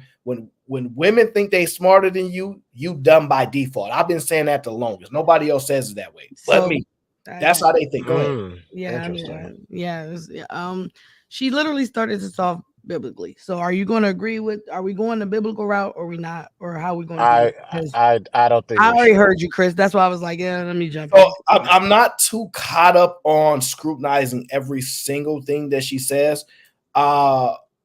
I don't really care about the biblical aspect in the sense of that. Does it say that a husband is supposed to raise a woman up? I don't know if that does that. But what her indication is that when it comes to leaders and it comes to inspiration and those things, that is true of how women tend to respond to those men. When you hear those characteristics or men that exhibit those things, women tend to respond that way. Oh, and God, he's so intelligent. Oh, that's why the biblical part needs. If we're not gonna go that route, then I'll just leave it alone. You can give me both. You can give me both if you want. Yeah, I can't. Well, like I said, that's not the battle for me. Because everybody's gonna claim that they can interpret it differently, and it means something. No, it wasn't even that. It's just because if we're gonna go the spiritual route, if she's a spiritual woman, then what she's saying, she's speaking from a different point of view, and you're using that point of view to speak on something different, which in my opinion takes a different type of foundational thought process to articulate. When you are a spiritual woman and you're following those principles, then it's a different thought process that comes with that and different responsibilities. But since this is just a snippet and it's not really a full context, and I don't know how much of a woman of God she is, then I'm gonna leave it alone. So I'm gonna just stay with the whole women do something in general. But if we go that route, then that's why Chris is saying no, and I will say no. So it's all good. Yeah, we know how it goes when it comes to that Bible. That's why I don't really give. Yeah, that's why I was like, well, she started off that way, and I'm like, you picked this, and so this has different foundational structures. So if you're just saying women want to look at men and want them to be leaders, then okay, cool, all right. But if we're talking about a woman of God and a man of God and how she behaves, how he behaves, that's different. Yeah, so even then she didn't say that. So I know she didn't. But she started off that way. Once you introduce the Bible, everything about the conversation has to change. So I think it'd be best if we just don't talk about it at all, because I don't know this girl from a can of paint. Yeah. Yeah. So yeah, that's boy, I tell you. So I like I said, I know how to compartmentalize, right? And so I'm not limited to that first part because I know that first part is actually different for a lot of people. Even people that agree about some things in the Bible, they disagree about other things. So Yeah, and that's there's not a strong consensus around a lot of things, but also this is a woman expressing her view and how she already determined how she looked at her husband as the enemy initially. So that's why I think you played that other one on purpose, didn't you? No, I actually didn't mean to play that one. That's for a different day, a different show. A shrewd operator you are. Aaron, he be boy, think he. Oh, Aaron, you was a slickster, buddy. Just slicking in the slicking. I need him to bail me out. No, I didn't do it intentionally. It's just that I'm saying when women look up to men that speak better than them, right? Men that show that they think better than, make better decisions than them. Like, unfortunately, not equal, just better than them. And a woman can recognize it.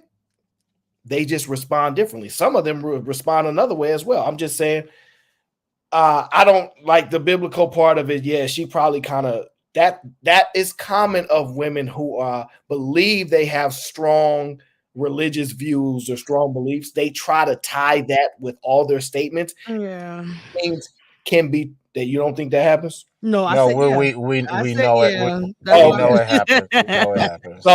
So just because some things are tied to one thing, it doesn't disprove it existing outside of something else, right? And that's why it's not in totality. And that's why when you said you wanted to see if there's more and more context, you don't want to make a decision. That is smart, because even things that are segregated, there are moments where they overlap. And so that's why I can correlate some of the things she's saying it kind of permeating in society outside of that. But I digress. I just wanted you guys to notice the difference there. But I forgot I had. Notice what difference, Aaron, if you wasn't trying to play both of the videos. You know? Hey, I'm going to put a bounty on your head. No. I'm sorry. You're right. And Billy ain't here, so it wouldn't even matter. Nobody would do it. Oh, Billy Goat? Oh, yeah, you're right. He be popping up sometimes when I be trying to pop up and show me, but look, sometimes out of nowhere, like, oh, Billy's here. Don't forget, I got a bank account. I'm like, what the? Why ain't even doing that? You're antagonizing. No, Billy Goat's not here because Billy Goat always say something. It's just because Billy Goat always had the biggest issue. Like, don't forget, don't play with me. Yeah, he thought he was the only one that was snipe me off the panel, and I'm the host. And I'm like, what did I do? I ain't even do nothing. So he just made it his mission to snipe me. They just wanted to get it out. JJ says, about time to stream when I got some free time. So let me write this down. So JJ get free time around 8 p.m. Pacific time. Okay, let me note that down. Yeah, I got to keep track of that because I don't know. JJ don't send me a schedule. I don't know when he's available. JJ Kavev. Yeah, I don't be knowing when he's available. Shoot, he don't know. Like, he pull up and we streaming towards the 5th hour. You know what I'm saying? Like he forget that human beings need carbs and sugar and water. You know, I'm still never mind. Yeah, I know what you're about to say, but we got to get you be on the panel. I know, huh? We still got to take care of that thing, but we'll do that later. So this lady is discussing her disliking of her intentions of never dating American black men. Okay. So you mean her video is not over yet? No, she got more to say. Oh my gosh. I thought it was Your TikTok videos could be 10 minutes long. She probably only got another 30 seconds. It ain't the thing is 30 seconds on a stream feel like 3 minutes sometimes. It's like football, but I can't talk about it because I'm a girl.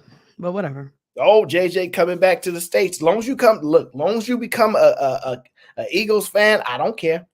Just don't be trying to come a Cowboys fan. Don't do it. Don't do Aaron, it. look what someone said in the chat. Hold on, I might have missed it. See, I can pull it up. Yes, you can. You better pull it up because I didn't miss it. Whatever it is, I didn't miss it. Oh, interesting. Well, hey, Jesus Christ, Red Pill. That's what she's talking about. Well, sorry, I tried. Thanks a lot. Yeah, I missed that one for sure. Poor baby. So she can't. She must be true. There must be some truth to what she was saying, Aaron. Nah. He already saw the video and he's trolling. He already saw the video. Nah, she must. It's a cold world for her then. Nah, that's J. Cole. All right, let's get back to the video. It's 30 more seconds. That's J. Cole. All right, let me get through these 30 seconds, man. Y'all gonna hurt my feelings.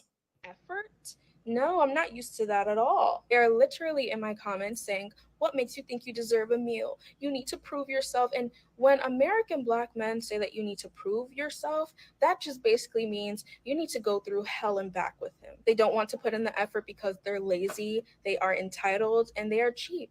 And don't get me wrong, it's not all American black men that are like this. It's just the large majority.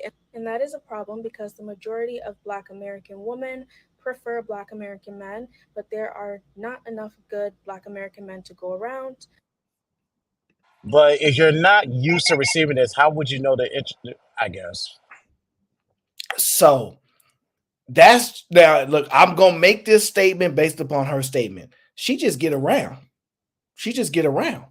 Because for you to that's say, wild. Yeah, she just get around. She obviously been dating because she said the majority of these men.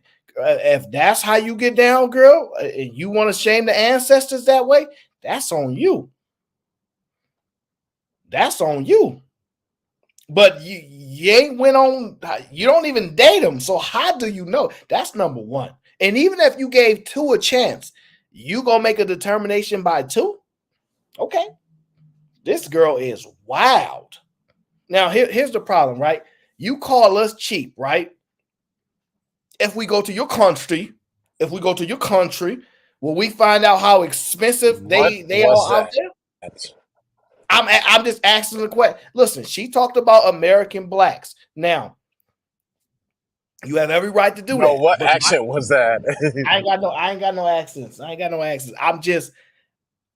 I'm just wondering if I was to go to her country, is it possible?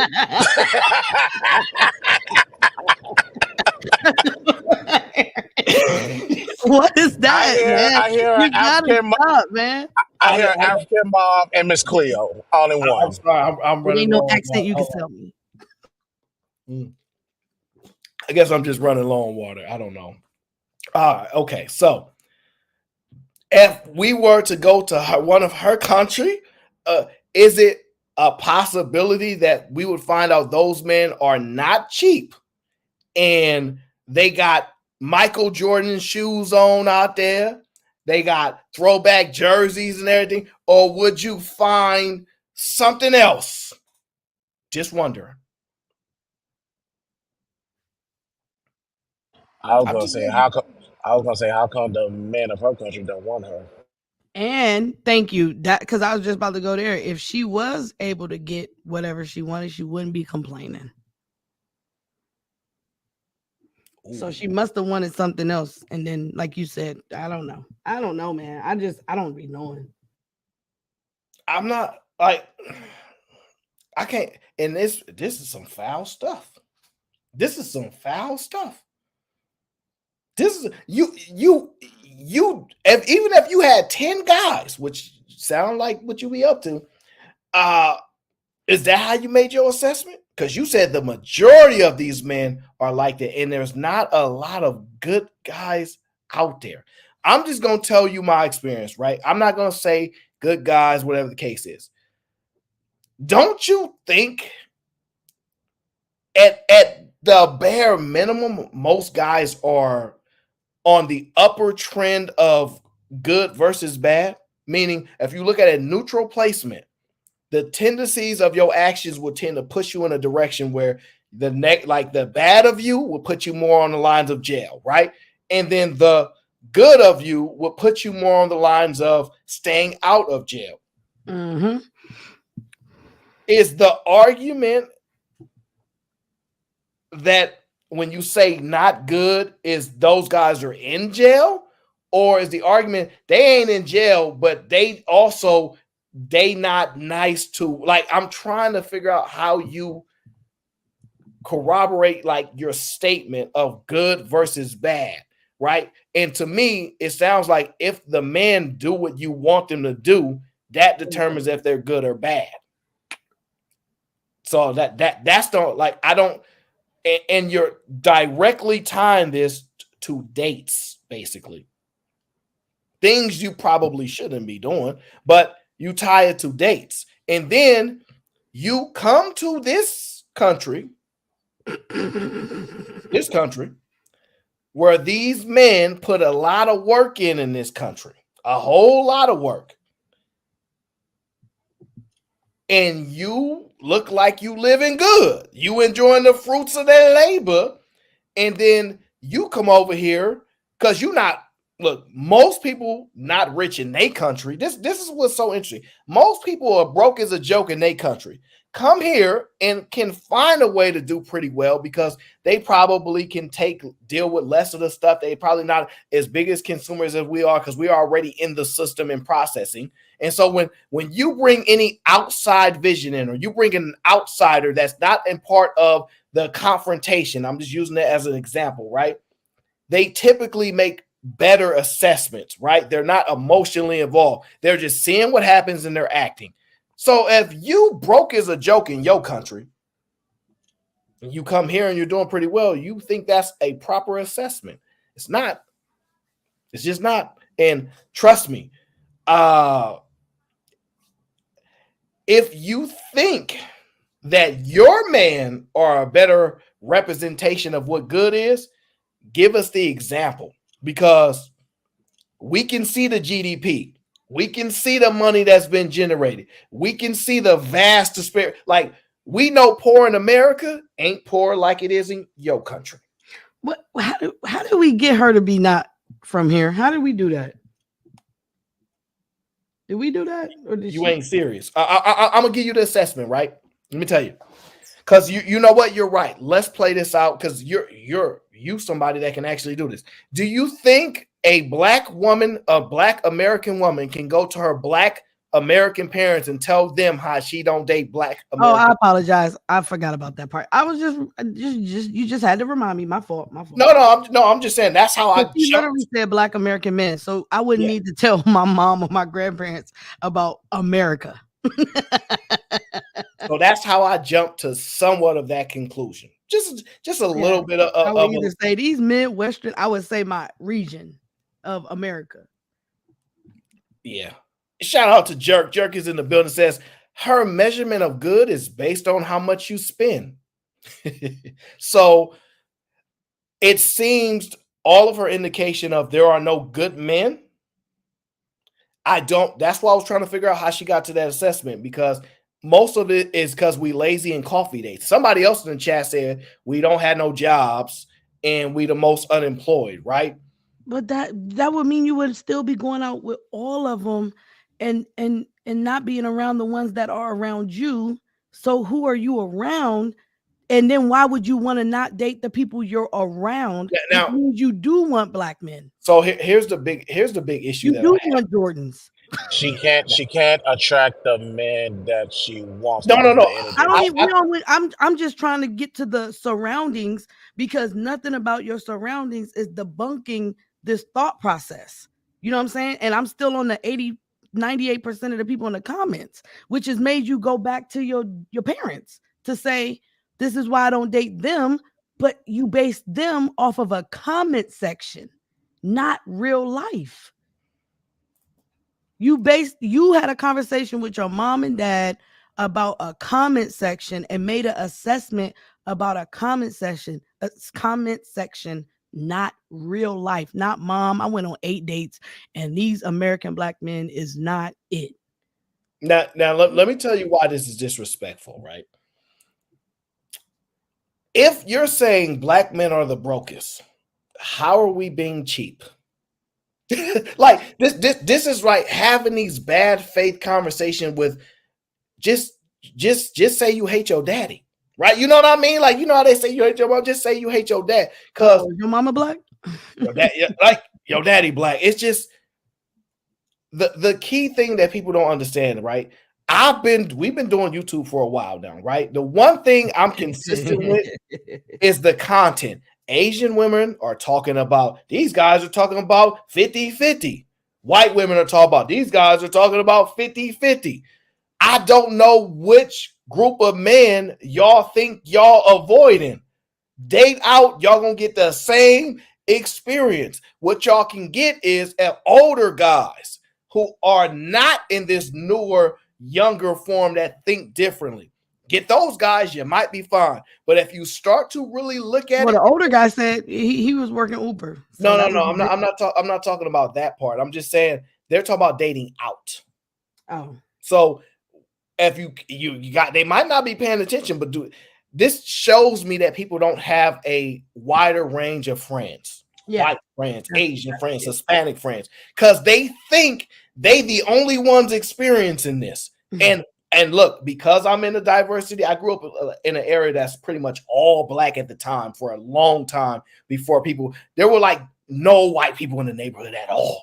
They was terrified to be over there. Okay. Like it was just all. So I grew up around tons of black people at the time. Right. But as time went on and it expanded and you go to school and you get to meet, and I'm somebody that is relatively, I don't want to say friendly, but I have a welcoming demeanor. So some people have a turn off, stay away from demeanor. I just never had that. So I gravitated towards people. I wasn't too cool for school, right? So I'm just saying, so some of the nerds I'd be cool with, some of the sports, you know what I'm saying? So I have a nice wide range. And when I look at those groups, those women ain't getting rings either. Those women having babies out of wedlock.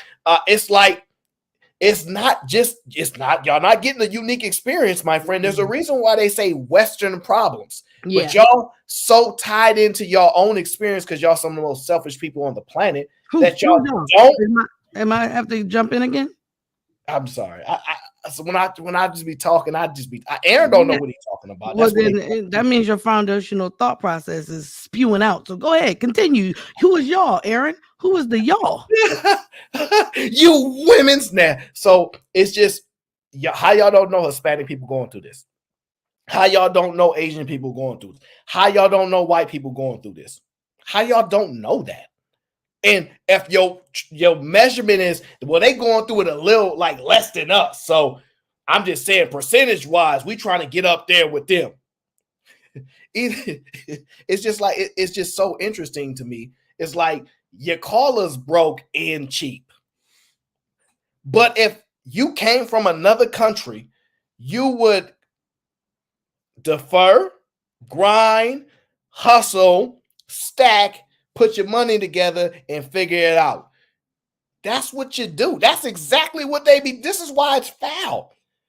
If you go to another country, listen, they finesse game might be crazy. Because how are we cheap and they not cheap? Yeah. That's the only thing. Like, what man you talk about? So any parts of your motherland in Africa, are you telling me those men are not cheap? If they broke? Because if you telling me they not broke, we might have a problem. If that's your argument. I'm sorry. So according to you in this spiel you just did, she just wants Black American men and then complain after wanting them when you could have just got your not broke African or whatever country she's from man in the first place? Well, I'm just saying, I listen, right? I'm not, if a woman called me broke, I don't fight her about it. I'll be like, oh, you got me. It's cool. I respect. And she's like, I'm not messing with no broke dudes. I don't convince her to do it. But to come to this country and act like, oh, you guys are lazy because in my country, oh my God, like that's telling us that y'all broke over there. Like what people living La Vida Loca and then flooding over here? Not living La Vida Loca. I'm sorry, I'm just being honest. I'm just being honest. So if you know that they struggling over there, are they? I'm just genuinely wondering, are they cheap too? Because they making babies. Don't try to convince us they got to get me a goat and stuff and give my family some land. Oh, Aaron. What that is stuff still wrong with you? No, that stuff still be happening. So I'm just like, this one girl was talking about it. So I'm just saying, if they don't have money, right? Sugar, you didn't do nothing. If they don't have money, how are they being cheap is my argument. That's the only thing I want to understand, because I would assume anybody that's living in another country, most of them that want to come here, not all, but the large majority of them that want to come here don't got money back home. They not getting money. They not. So are they cheap because they're making babies? Unless they don't go on dates out over there, which is totally fine, then don't make no argument about dates at all. If your standard is the standard over there and they don't go on dates over there, I don't know what you want us to do. I completely agree. The standard you have over there, it needs to transition to over here as well. You are absolutely correct. I personally think they take the best opportunity to try to step on black men as often as they can. That's what I think. Hey, it just seems like that's the case. That's what you get for wanting something that you can't have. Somebody gonna have to meet me with this logic somewhere, okay? GBGville's in the building, says B-dubs love dating racist white man. That's facts. I don't agree with that. That's not facts. They don't. Look, most women want to be taken care of and be kind to, in my opinion, but they also want to be the boss. Just telling you. They don't want you to tell them what to do. I believe that women have their own trajectory for their own life prior to meeting you. And when you show up, they don't think, well, put all my dreams aside and listen to you and let you lead. They be thinking like, yo, I got dreams and stuff and things I want to do. And you got I heard that, Aaron. Sorry. I was away from the mic, but I heard that trajectory. But go ahead. Yeah, I'm gonna get somebody to boot you off. Stan Autry says, Aaron, make this make sense. I heard a conversation that money doesn't matter. They say I don't date a broke man and a broke guy clowns people with money. The default setting is character and morals. That's not the default setting. The default setting should be character and morals, but it's not. Because what I hear is this. The men are supposed to be the leaders. The women are just doing what the men allow them to do. Do what the men, they're following the men. This is the claims, right? These are not traditional men. These are not the men of old. You are not like my grandfathers. And then at the same breath, right? I don't hear women talking about, I'm a woman and this is my standard as a woman. They attach their standards to men. Men and women, completely different standards. They don't go, well, because a man did it, I'm doing it too. So at some point, the standards for what is ladylike and ladies like character, before they got to, I'm getting my lick back, before they was getting my lick back, they had their own characters. They didn't do what a man did just because they're a man. They had their own standards. That has evaporated. And nobody really want to talk about that part. What is ladylike these days? What is a woman's character these days? How does she stand on that in lieu of a guy at all? Does she exist prior to a man existing with his. It just seemed like everything's tied to, well, men are not doing with it and they just fall on the men. So I don't know.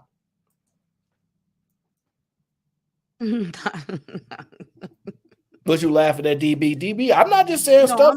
I'm laughing at you, Aaron, but I'm laughing because I was about to say something and then you just keep going. So I didn't say anything because you can tell me. Go ahead. No. Because you asked what is a lady like? And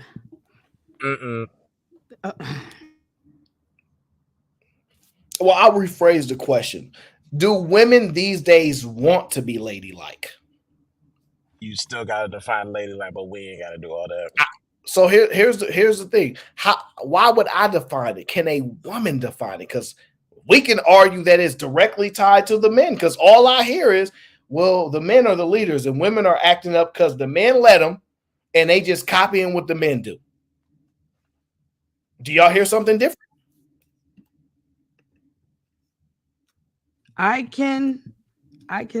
Okay, Jack. Is that Jack? Pull him up. I don't know what that is. I don't know. You got the thing. I don't. You're saying. Repeat your question, Aaron, please, for the record. All right. Let me bring up Jack. Jack, is that you?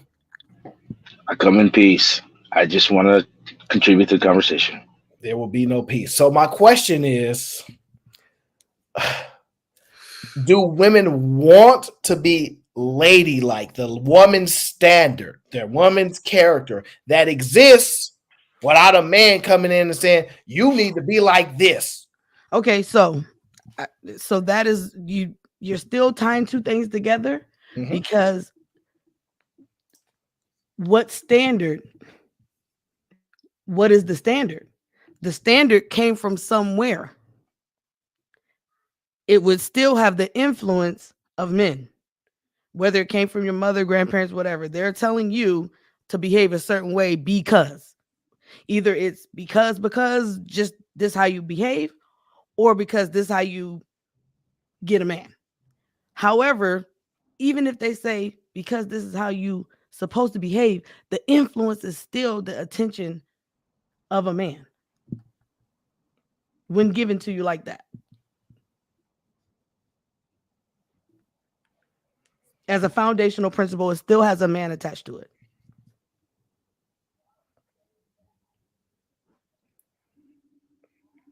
Other than how to behave because you're the holder and protector of a vagina. What? You guys, everybody laughs when I say vagina. Even my baby girl, she laughed. I'm like, it's just a word. There's so much innocence in the word vagina. I don't know. I see. I have a grandmother. I have a big mama. I just don't ever recall them saying, "Well, the men do it too." I just don't recall, and I'm not saying that they even didn't think like that or felt like they just did not conduct themselves that way. The standard was, "Well, I am a woman, and women don't do that." And so now my question is, what is the things that women just don't do because they're a woman? And there's a because behind that. See, as a man, I'm fine with that. Yeah, And that's what I'm saying. As a man, you're saying Big Mama said women don't do that. But when she was teaching, there was a because that you didn't hear that was given to your niece, to the girl cousins and the aunties. You're not privy to the because part, and the because can be subjective to the family. That's what I'm saying. So the because on the second half, men don't know because that's a conversation of teaching and grooming. Oh, no, they exist. Different women can have a different because that they're instilling into their little girls. So, I mean, we all know what they are. At this point, they've been depicted in a lot of movies and all these type of things, and women have gone on to express those things. So they exist. It's just I wasn't inserting those things for women. I want to allow women to do that themselves. You know, it's not like I don't remember. It's not like I wasn't there and seen a girl get scolded for why a guy, like a boy, did something, whatever the case is, and why she can't do it. It's not like I don't remember. Yeah, and there is a big difference. Yes, There's a lot of people who grew up like that. Yes, and I'm saying they're boys. They go and do what boys do, and you don't do that. And it's like, oh, okay. And the because might not come till later, and the because is different for different people in different generations. That's all I'm saying. Sometimes when we have these conversations, I personally believe that some of the becauses should stay inside the house.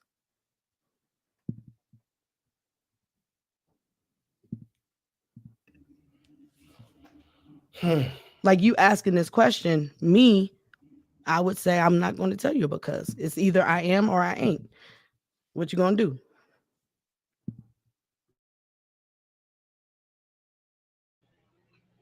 I'm lost. Nope, you just came up here to derail. We get it, Jack. We love you too. It's literally in the name. Not here to derail. Come on, man. Don't slander me. I'm trying to change. I'm trying to be more solution focused. Oh my God, I did not see it say not here to derail. I'm so sorry. That is so funny.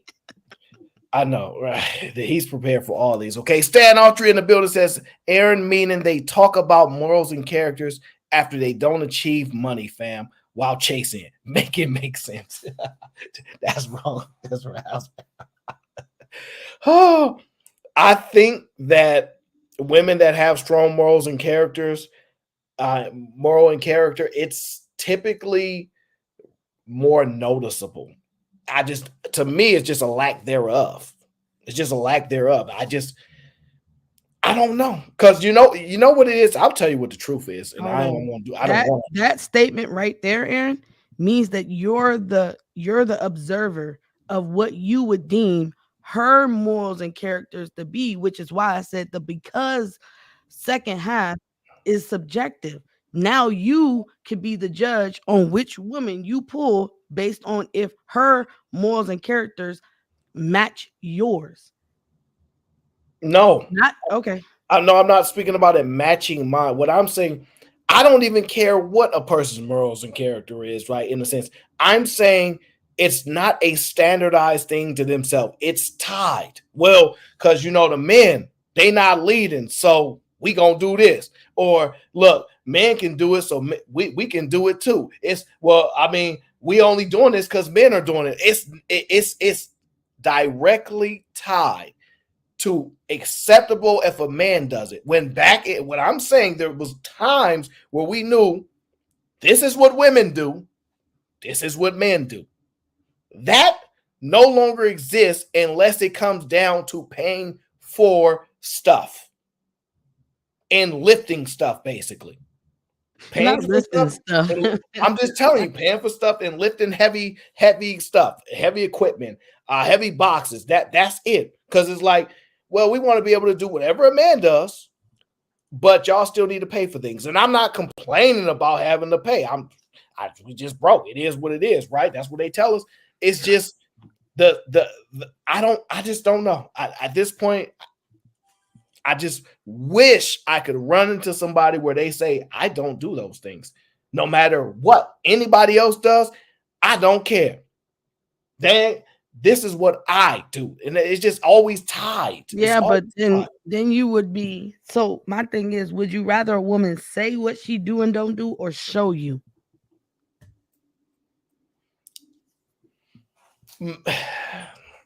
She has a point. She don't have no point because she said what I rather, right? And so what I would rather is women show it. But the thing is, you can't let them get close enough to burn you. Because if you let them get close enough to start showing you stuff, they're gonna burn you at this point. Right. But if you have one just speaking, and then she's actually behaving differently, then that's a still way of tricking you as well. So instead, you should just be able to watch and just see. Yeah, I get that. Right. And what I actually say is a lot of guys be like, don't mess with a girl without no daddy. I say meet her mother. I don't know why men don't realize that's like almost more important than knowing if she has a dad or not. Meet her mother. Thank you. Like that's what I look for. I'm like, oh, let me meet your moms.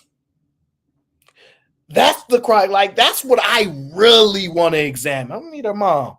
Because that for most women that I've seen is the bigger focal point than a dad being present or not there. I'm not saying this erodes the going to prison and gangs and all these on the stripper poles and all that. I'm just saying if you meet a woman, a woman's mother, and hear how she talk and hear how she conduct herself and how this and this that going, you go, well, we know your first representative was this. And how close are y'all? How often y'all talk to each other? So it's like, I think it's better to do some studyings there, but that's just me.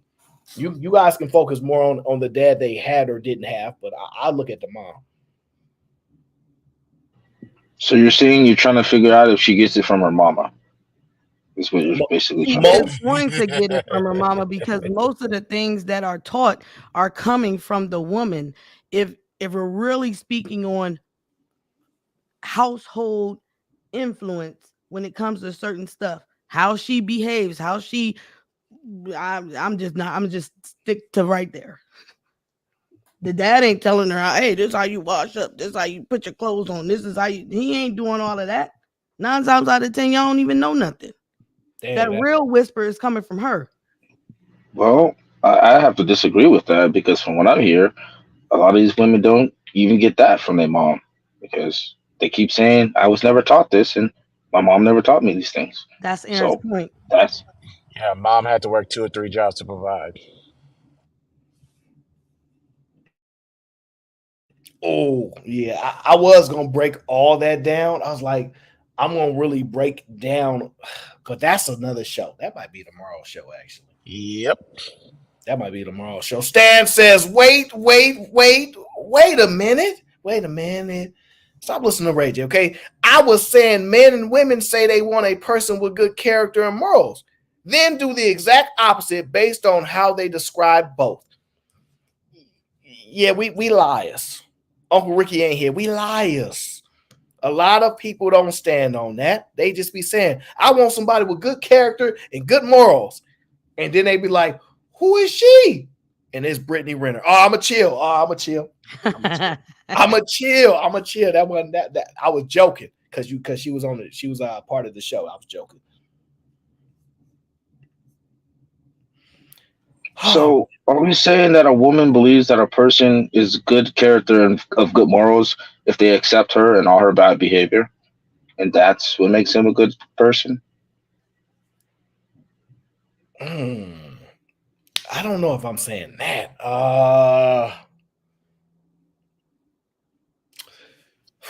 Because you got to hear all the women talk about how they don't need to be held accountable. Who's going to check them? If you're trying to check her or hold her accountable, then you're probably not a good man.